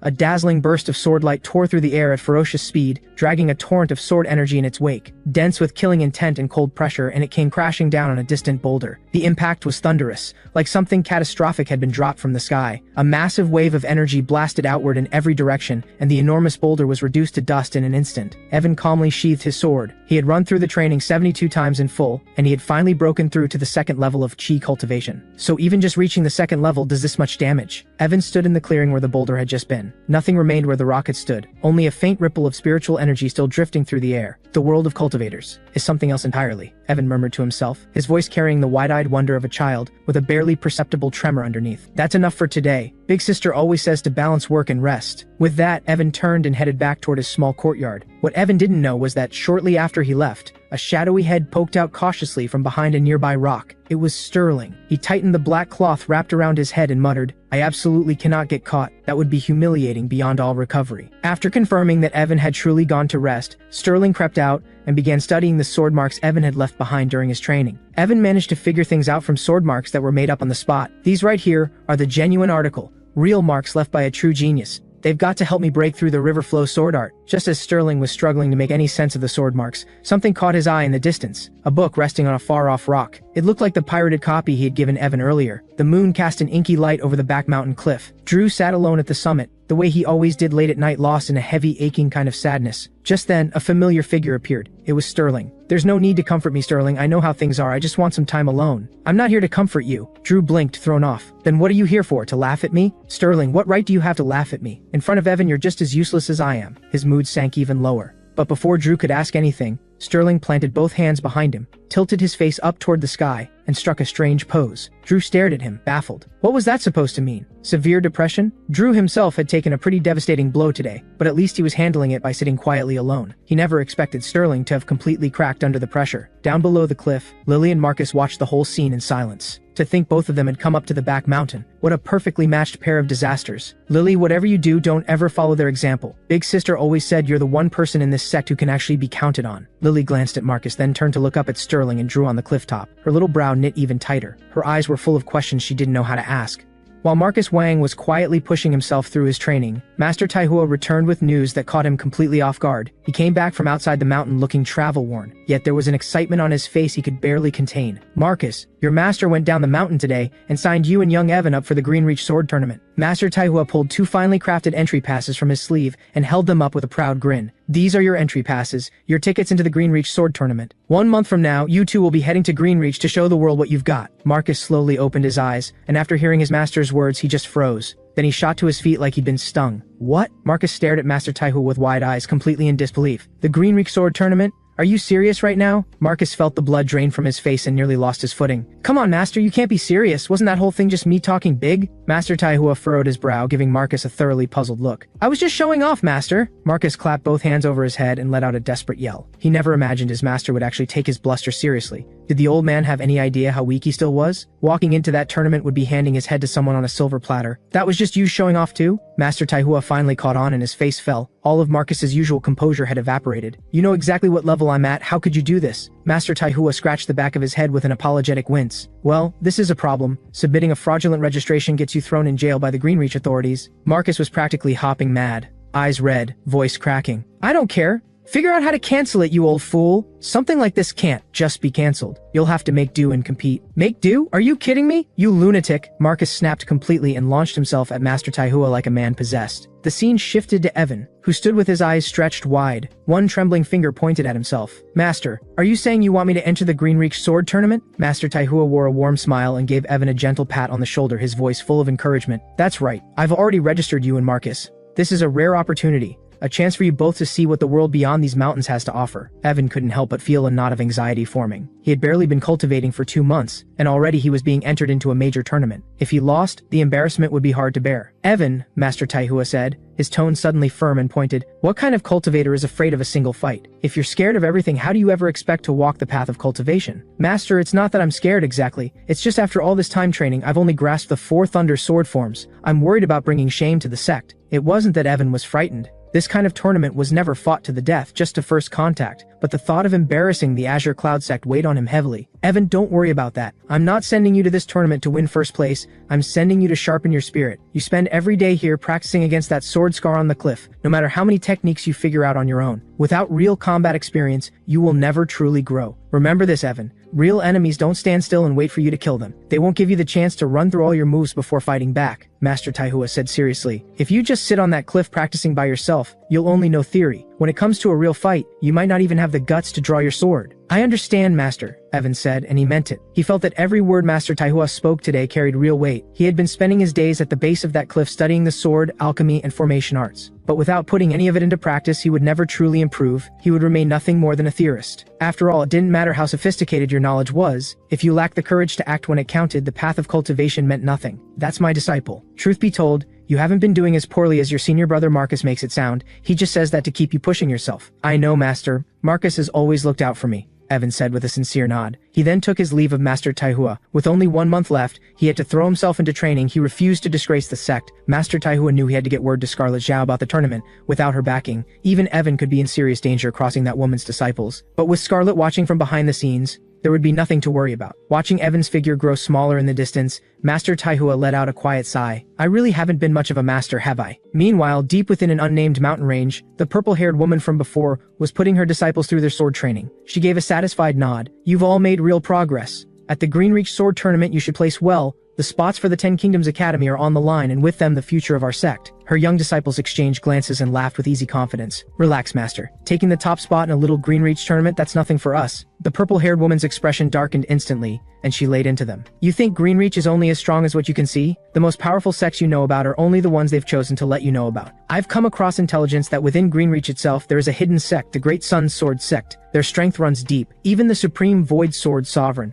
the strongest figure you know of, wouldn't even qualify to guard their front gate. But their power grew so great that it alarmed the emperor of the Grand Xia dynasty, who moved swiftly to break them apart into 7 branches. According to reliable sources, one of those branches is lying low somewhere in Greenreach right now, waiting for the day they can restore the Great Sun Sword Sect to its former glory. The purple-haired woman let out a cold snort, her voice cutting like a blade. Against a hidden sect like that, do you honestly think you can win? Within the territory of the Four Thunder Sword sect in Greenreach, a middle-aged man in a dark robe spoke with unreadable calm. The princess of the Grand Xia dynasty has run away and fled into enemy territory, placing herself in great danger. By order of the Xia emperor, I have 1 month to bring her back. Intelligence suggests she is currently hiding somewhere within your jurisdiction in Greenreach. The princess? Do you mean the first princess who has been missing for so long? The Four Seasons Taoist lowered his head, his wide robes drifting in the breeze. The corner of the middle-aged man's mouth lifted slightly, a quiet laugh escaping him, though there was a flash of something sharp in his eyes. What are you thinking? It's the 10th princess. The first princess reached a level beyond anything you or I could touch long ago. She could stand perfectly still and let the two of us attack her all day without taking a scratch. Where's the danger in that? Remember, this must be handled in complete secrecy. Once it's done, your sect's relocation to the Grand Xia will be all but guaranteed. The Four Seasons Taoist's eyes lit up instantly, blazing like lightning in a dark sky, his excitement barely contained. Rest assured, my lord, this is a once-in-a-generation opportunity for the Four Thunder Sword sect. I will give everything I have to see it done, and I will not disappoint the emperor or yourself. The scene shifted to a pawnshop in Greenreach, where the faint scent of sandalwood hung in the air, antiques and scroll paintings lined every wall, and the warm candlelight made everything feel timeless and refined. A strikingly beautiful young woman with snow-white hair and a purple dress stood before a painting, still as a lotus flower blooming in undisturbed water, her eyes sparkling like the brightest stars in a night sky, utterly transfixed by the handsome portrait of Marcus Wang hanging on the wall. Just then, a clean-shaven middle-aged man in an embroidered robe approached the shopkeeper, Jin, and spoke in a low voice. My mistress has taken a liking to this painting. What are you asking for it? Jin's face immediately spread into a flattering smile. To be honest with you, I paid a considerable sum for this painting from a reclusive master, and had every intention of keeping it as the crown jewel of this shop, something to be passed down for generations. But seeing the two of you, clearly people of refinement and taste, and given my great personal admiration for the Azure Lotus Scholar's work, I suppose I can bear to part with it. As it happens, we're in the middle of our anniversary sale. You can take this painting home for just 100,000 taels of gold. The man froze on the spot, his mouth falling open without a sound coming out. He simply could not believe what he had just heard. A painting worth 100,000 taels of gold? The man drew a sharp breath, his chest heaving like an enraged lion, and stepped right up to Jin, eyes burning with fury. Has this man lost his mind over money? 100,000 taels of gold for one painting? This is outright robbery. Who do you think we are? Easy marks, you can fleece however you please. Felix, mind your manners. The white-haired woman in purple spoke up gently, her voice flowing like a clear stream, carrying a quiet, undeniable authority. A moment later, that same clear and melodic voice came again, calm and unhurried. I do like this painting, and it is indeed a new work by the Azure Lotus Scholar. But you can't use my fondness for the artist as an excuse to name any price you like. That's hardly fair dealing. She slowly turned around, and her face was something otherworldly, every feature perfectly formed, her skin aglow with a soft radiance, her brows like distant mountains, and her eyes like still autumn water, dimming everything else in the room by comparison. Her pale violet eyes shone like two flawless amethysts, brimming with intelligence and spirit, as though they could see through every pretense in the world. How about 30,000 taels? That should be a fair price. The man's expression shifted to pure panic. He crossed the distance in 2 quick strides and leaned close to the woman, his voice dropping to a hushed, strained whisper. Your Highness, have you lost your mind? 30,000 taels of gold for a single painting? The woman raised her pale violet eyes calmly. You don't understand, this is art. And how many times have I told you, don't call me your highness out here. Out here I'm the ink fairy. Of course 30,000 taels it is, Jin said with a satisfied smile. Will that be a deferred arrangement or cash on the spot? A painting he had picked up for 10,000 taels had just flipped for 3 times that. The woman smiled just as contentedly. Another masterpiece by the Azure Lotus Scholar was hers. It wasn't a pure landscape, which was a little disappointing, but anything from her idol was enough. Even if she failed to get into the 10 Kingdoms Academy, this trip away from home had already been worth it. At the same time, deep within the purified soul range, the sky hung heavy and dark as ink-soaked silk, thick clouds churning without rest, and a searing bolt of blue-white lightning split the heavens like a blade wielded by a god. With devastating force it punched straight through a colossal red-faced baboon the size of a small mountain, and the bolt, unspent, slammed into the earth below, reducing countless boulders to fine dust. The one who had unleashed that lethal strike was a young striking man whose brow carried an air of unruly pride. A white-haired elder came up slowly behind him, his voice full of admiration. Impressive, truly impressive. To have fully mastered all of the 4 Thunder Sword forms in less than a year, even across the whole Jin Kingdom, that marks you as a genius among geniuses. geniuses. The young man's expression didn't shift. His sharp gaze stayed fixed on the scorched forest ahead, his voice carrying a note of mild disdain. The monsters in Greenreach are pathetically weak. One hit and they're gone, no challenge at all. The purified soul range is barely enough to test the full power of the 4 thunder forms. That said, the real credit goes to your teaching, Master. Without your guidance, I could never have grasped the heart of the 4 thunder sword art in such a short time. As he finished speaking, Victor sheathed his sword smoothly, the blade meeting the scabbard with a clean ring, then bowed to the elder with composed formality, a gesture carrying genuine respect. The elder waved a hand, a gentle smile on his face, his tone easy and warm. Save the flattery, your growth is what matters most. A flicker of puzzlement crossed the young man's eyes and he gathered his courage. Master, there's something I've never quite understood. The sword arts of our great Sun Sword sect are far superior to the 4 Thunder Sword art in every way, in power, in depth, in everything. So why have you had me learn this lesser technique at all? Victor listened carefully. Our sect was once unrivaled. Even the Supreme Void Sword Sovereign, the greatest sword master across all 10 kingdoms, once came to us to learn. But because we grew too powerful, the Grand Xia dynasty used every means at its disposal to bring us down completely, and I have been hiding here in this small corner of Greenreach ever since. All of it in hopes that one day our sect might rise again. But to restore our former glory, you must first obtain the great sun demon slaying sword art. The art has long since vanished from the world, but if you can enter the 10 Kingdoms Academy and find the demon slaying scripture, inside it you will find the location of our founder's burial place. Once that's in your hands, the great sun demon slaying sword art can be brought back into the world, and the great sun sword sect can be reborn. To keep your identity as the last heir of the sect hidden,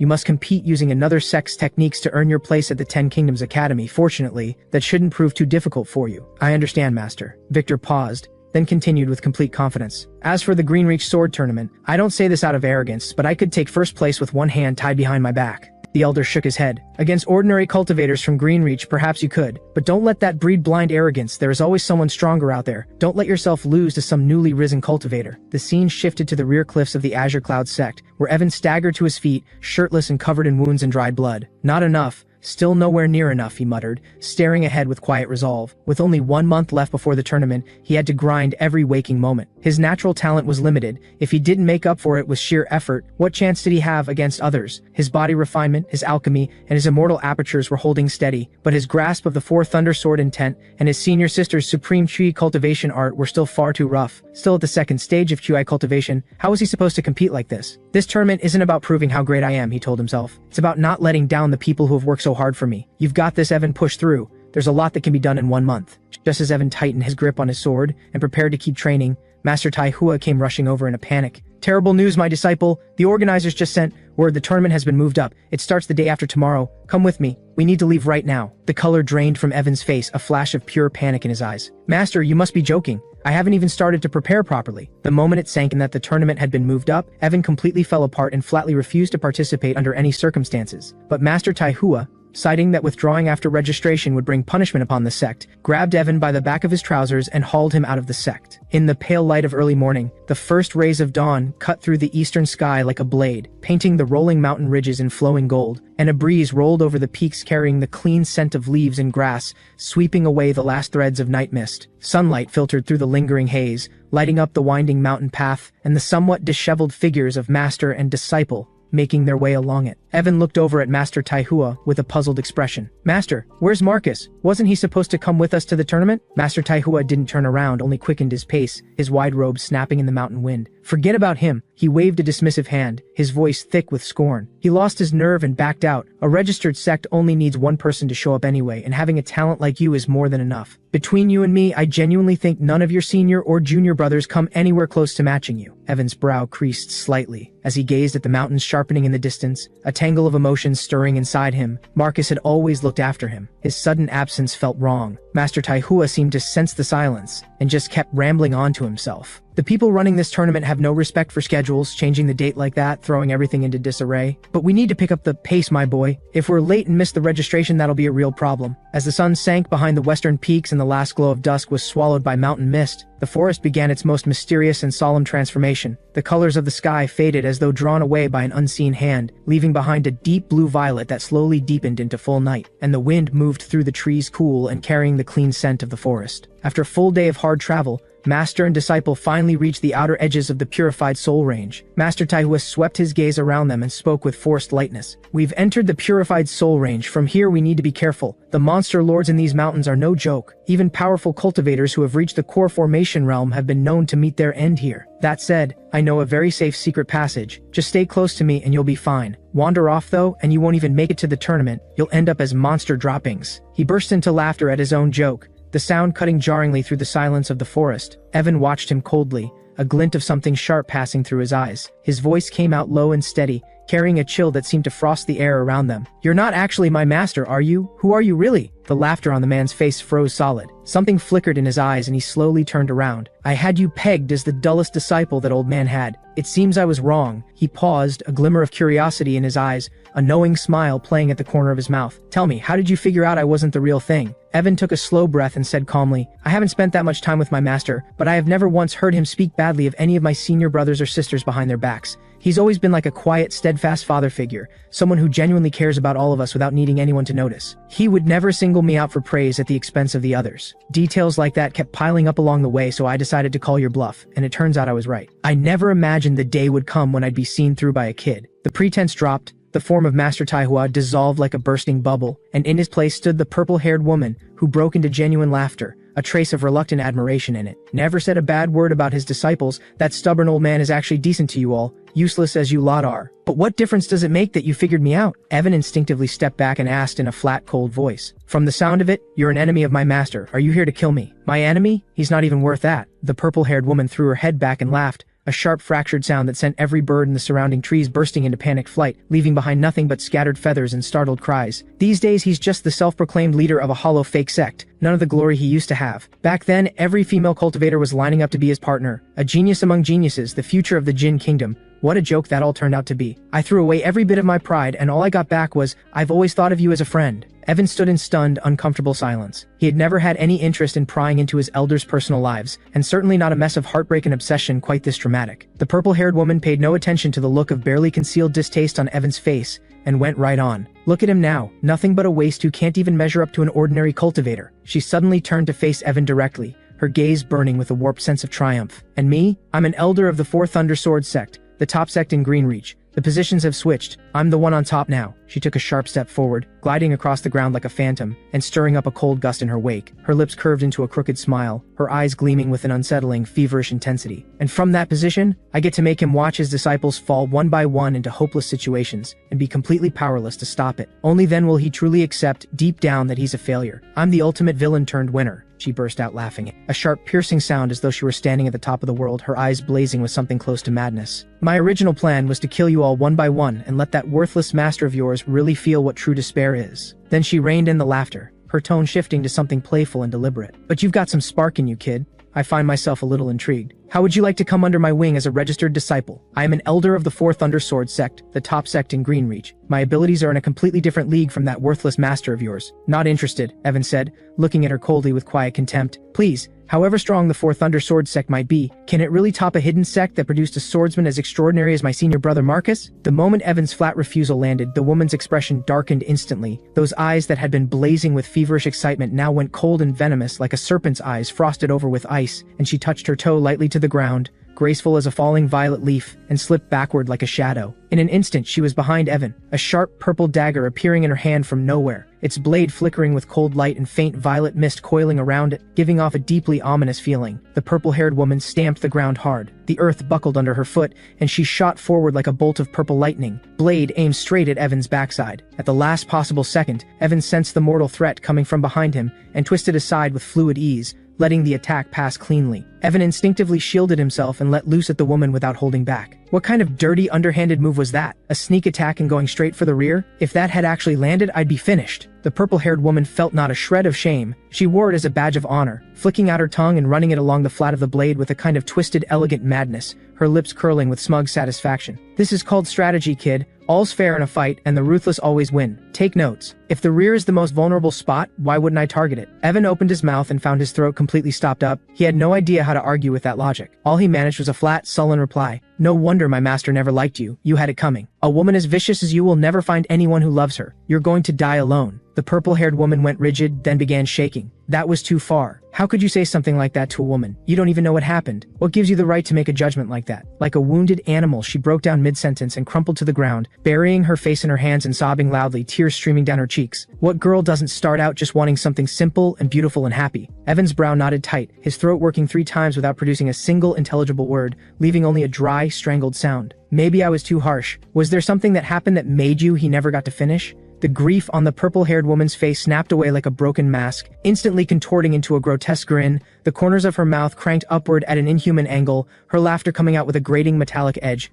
Of course not. I was born this devious. You walked right into it and there's no dodging this one. She let out a serpent-like hiss of a laugh, her violet hair cutting through the air in strange arcs as she flickered behind Evan like a ghostly flame. The hair on the back of Evan's neck shot up. Before he could turn, he heard the shriek of something cutting through the air, and the dagger, glowing with a sickly violet poison light, came down aimed directly at the base of his spine. Millennium Venom Dragon Strike. Evan was launched clean off his feet and crashed hard into the ground a good distance away, while the Venom Dragon dagger in her hand twisted itself into a spiral, still hissing and smoking. She jumped back like she'd been burned, letting out a stunned shriek. What? That was a spiritual energy-infused blade. How on earth did it just break like that? Are you completely out of your mind? You're a total psycho with absolutely no shame. Evan had completely lost his patience and was letting her have it with everything he had. Are you kidding me? What are you made of back there? I've been fighting for decades and I have never seen anything that tough. Are you wearing iron underwear or something? While the purple-haired woman was still hopping in place and ranting about iron underwear, Evan suddenly went completely still, reaching back to touch the spot where the Millennium Venom Dragon Strike had landed, where there should have been a torn, bloody wound. There was nothing. Not a scratch. This is insane. Marcus's ancient god-demon art is far more powerful than I ever imagined. While Evan was still reeling from the revelation of Marcus's strength, the purple-haired woman decided she was done playing games. She channeled every last drop of spiritual energy from this projection body into her palm, and drove it forward with a crack like shattering glass. A violet flame handprint the width of a small house tearing through the air, the lightning crackling through its lines flooding the entire area with blinding light as the massive palm crashed down toward Evan with the intent to destroy him completely. The dust and smoke settled slowly like evening clouds, and there stood Evan, upright and still, his robe spotless, a current of golden energy flowing around him like liquid sunlight, deflecting every last trace of the violet flame and lightning. No way. The purple-haired woman's pupils contracted to pinpoints, her lips trembling beyond her control. No spiritual energy fluctuation at all. He just tanked my killing blow with his bare body. Is this what they call a solidified body? And they're telling me this kid is only at the 2nd stage of chi cultivation? The moment she saw that terrifying golden light emanating from Evan, the purple-haired woman dropped every trace of her earlier condescension. She never would have believed that Master Taihua had actually taken in a prodigy of this caliber, a body-cultivating talent that only appeared once in 100 years. He cannot be allowed to live. He has to die, she thought, her anger sharpening into cold resolve. But at that moment, faint wisps of violet mist began rising from her body. Damn, the projection isn't going to hold much longer. Right, the beast frenzy pill. A grin spread across her face as she pulled out a dark red pill and crushed it between her fingers. A wave of dark red mist erupted outward and spread across the outer reaches of the purified soul range, and countless monsters throughout the mountains caught the scent and let out a deafening unified roar toward the sky. Enjoy my little gift, sweetheart. The next time we meet will be the last. The purple-haired woman's lips curved into a chilling smile, then her body dissolved slowly into the air like smoke. Evan stared at the fading violet mist, genuinely baffled. What was all that actually about? Had she dragged him all the way out here just to make speeches and declare herself his enemy? At that moment, monsters from the outer reaches of the purified soul range came tearing through the trees, frenzied, driven mad, their eyes blazing a bloodthirsty crimson, the wave of savage energy crashing from their ranks hitting Evan like a hammer to the chest. But Evan didn't panic. He stood like an unsheathed blade, an invisible pressure radiating outward from him thick enough to still the air, slowly tilting his head to one side, the killing intent in his ice-blue eyes solidifying like frost, cold as a drawn blade splitting through empty space. The instant the monsters were about to reach him, a breathtaking flash of swordlight appeared, peerless, as though it had stepped down from somewhere beyond, light as a startled swan, swift as a leaping dragon, brilliant without being showy, graceful yet powerful, and the moment the sword left the scabbard, the world was reduced to 3 colors. The killing intent burning in his blue eyes, the ice-blue arc traced by his blade, and the red mist spraying as the monsters came apart. His strikes weren't linear, they fanned outward into a sweeping field of death. The movements were so fast the monster's nerves couldn't register the pain before it was over, his sword light spreading like a net cast over the entire battlefield. Even the most agile shadow wolves couldn't evade in time, and could only freeze in place, and watch their ghostly flames be shredded by the blade. When the last monster fell, time seemed to resume its flow, and pieces of monster rained down around him. Master keeps saying the sect is broke, he thought. Makes sense, all those powerful cultivators never leave the mountain and staying home doesn't pay the bills. Since I'm already out here, I might as well pitch in, and it's the perfect chance to get some real combat practice at the same time. These things went down so easily, they must be the bottom rung type, wild spirits barely worth calling monsters at all. Not even worth collecting. If I actually want to earn anything, I'll have to push deeper into the forest. His mind made up, Evan didn't linger and stepped forward into the depths. Meanwhile, deep within the purified soul range in the monster lord's territory, powerful creatures held undisputed dominion over their respective domains. What those monster lords, who had ruled the purified soul range for 1,000 years, did not yet know was that before long, an unremarkable young boy would come to this lawless and brutal place and turn their entire world upside down. The moment Evan stepped into the monster lord's territory, he was spotted. A monkey beast's eyes gleamed with cunning, the faintest smirk tugging at the corner of its mouth. The monkey saw Evan let his guard down and lunged with a sneak attack, but Evan was faster. Before the monkey could even process what was happening, Evan had already struck it dozens upon dozens of times. The monkey wasn't dead. Evan figured that any creature resorting to a sneak attack was probably near the bottom of the food chain, so he hadn't drawn his sword, he hadn't meant to actually harm it. But there was one thing he absolutely could not stand: being attacked from behind. A sneak attack? I'll show you a sneak attack! Evan raised his sword and began hammering the monkey with it like a club. Getting hit from behind had left a real mark on him. He now had a deep-seated psychological aversion to it, and every muscle in his body tensed up at the thought. He kept beating the monkey for a solid 15 minutes before his nerves finally settled. The monkey beast dropped to its knees, whimpering weakly that it was wrong and begging for its life. The monkey ached all over, its spirit utterly crushed. Of all the rotten luck, running into someone like this, there hasn't been a powerful human anywhere in this whole region. Could this be that great Sun Sword sect disciple everyone's been talking about lately? But he doesn't look the part. Having vented his frustration, Evan had no intention of actually killing the monkey. It clearly had some degree of intelligence. In his mind, any monster he could drop in one hit wasn't worth much anyway. Better to press on deeper into the purified soul range. Please don't kill me, big brother. I have money, a whole cave full of spirit stones. It's all yours, just please spare my life. Evan, who had been about to let the monkey go, couldn't help but laugh. What kind of money could one scraggly little monkey possibly have? If a mountain monkey actually has real money, I'll eat my own shoe. Then Evan saw the cave, flooded wall to wall with dazzling golden light. He stood completely dumbstruck. No way, this has to be fake. You're messing with my head, some kind of illusion, right? Undo it right now. Evan grabbed the monkey and gave it another thorough beating. He simply could not wrap his head around the idea that an ordinary wild monster could be sitting on this kind of wealth. Please, big brother, let me explain. There's actually a reason for all of this. Back at the Azure Cloud sect, Master Taihua noticed his left eyelid wouldn't stop twitching. Left eye for money, right eye for trouble. Maybe my luck is finally turning. The words were barely out of his mouth before he laughed at himself. Dream on, old man. A broke man's fate is a broke man's fate. The scene cut back to the monkey, who pressed its palms together and fixed Evan with the most ingratiating smile it could manage. So, big brother, here's the thing. In the purified soul range, there's an incredibly rare medicinal herb.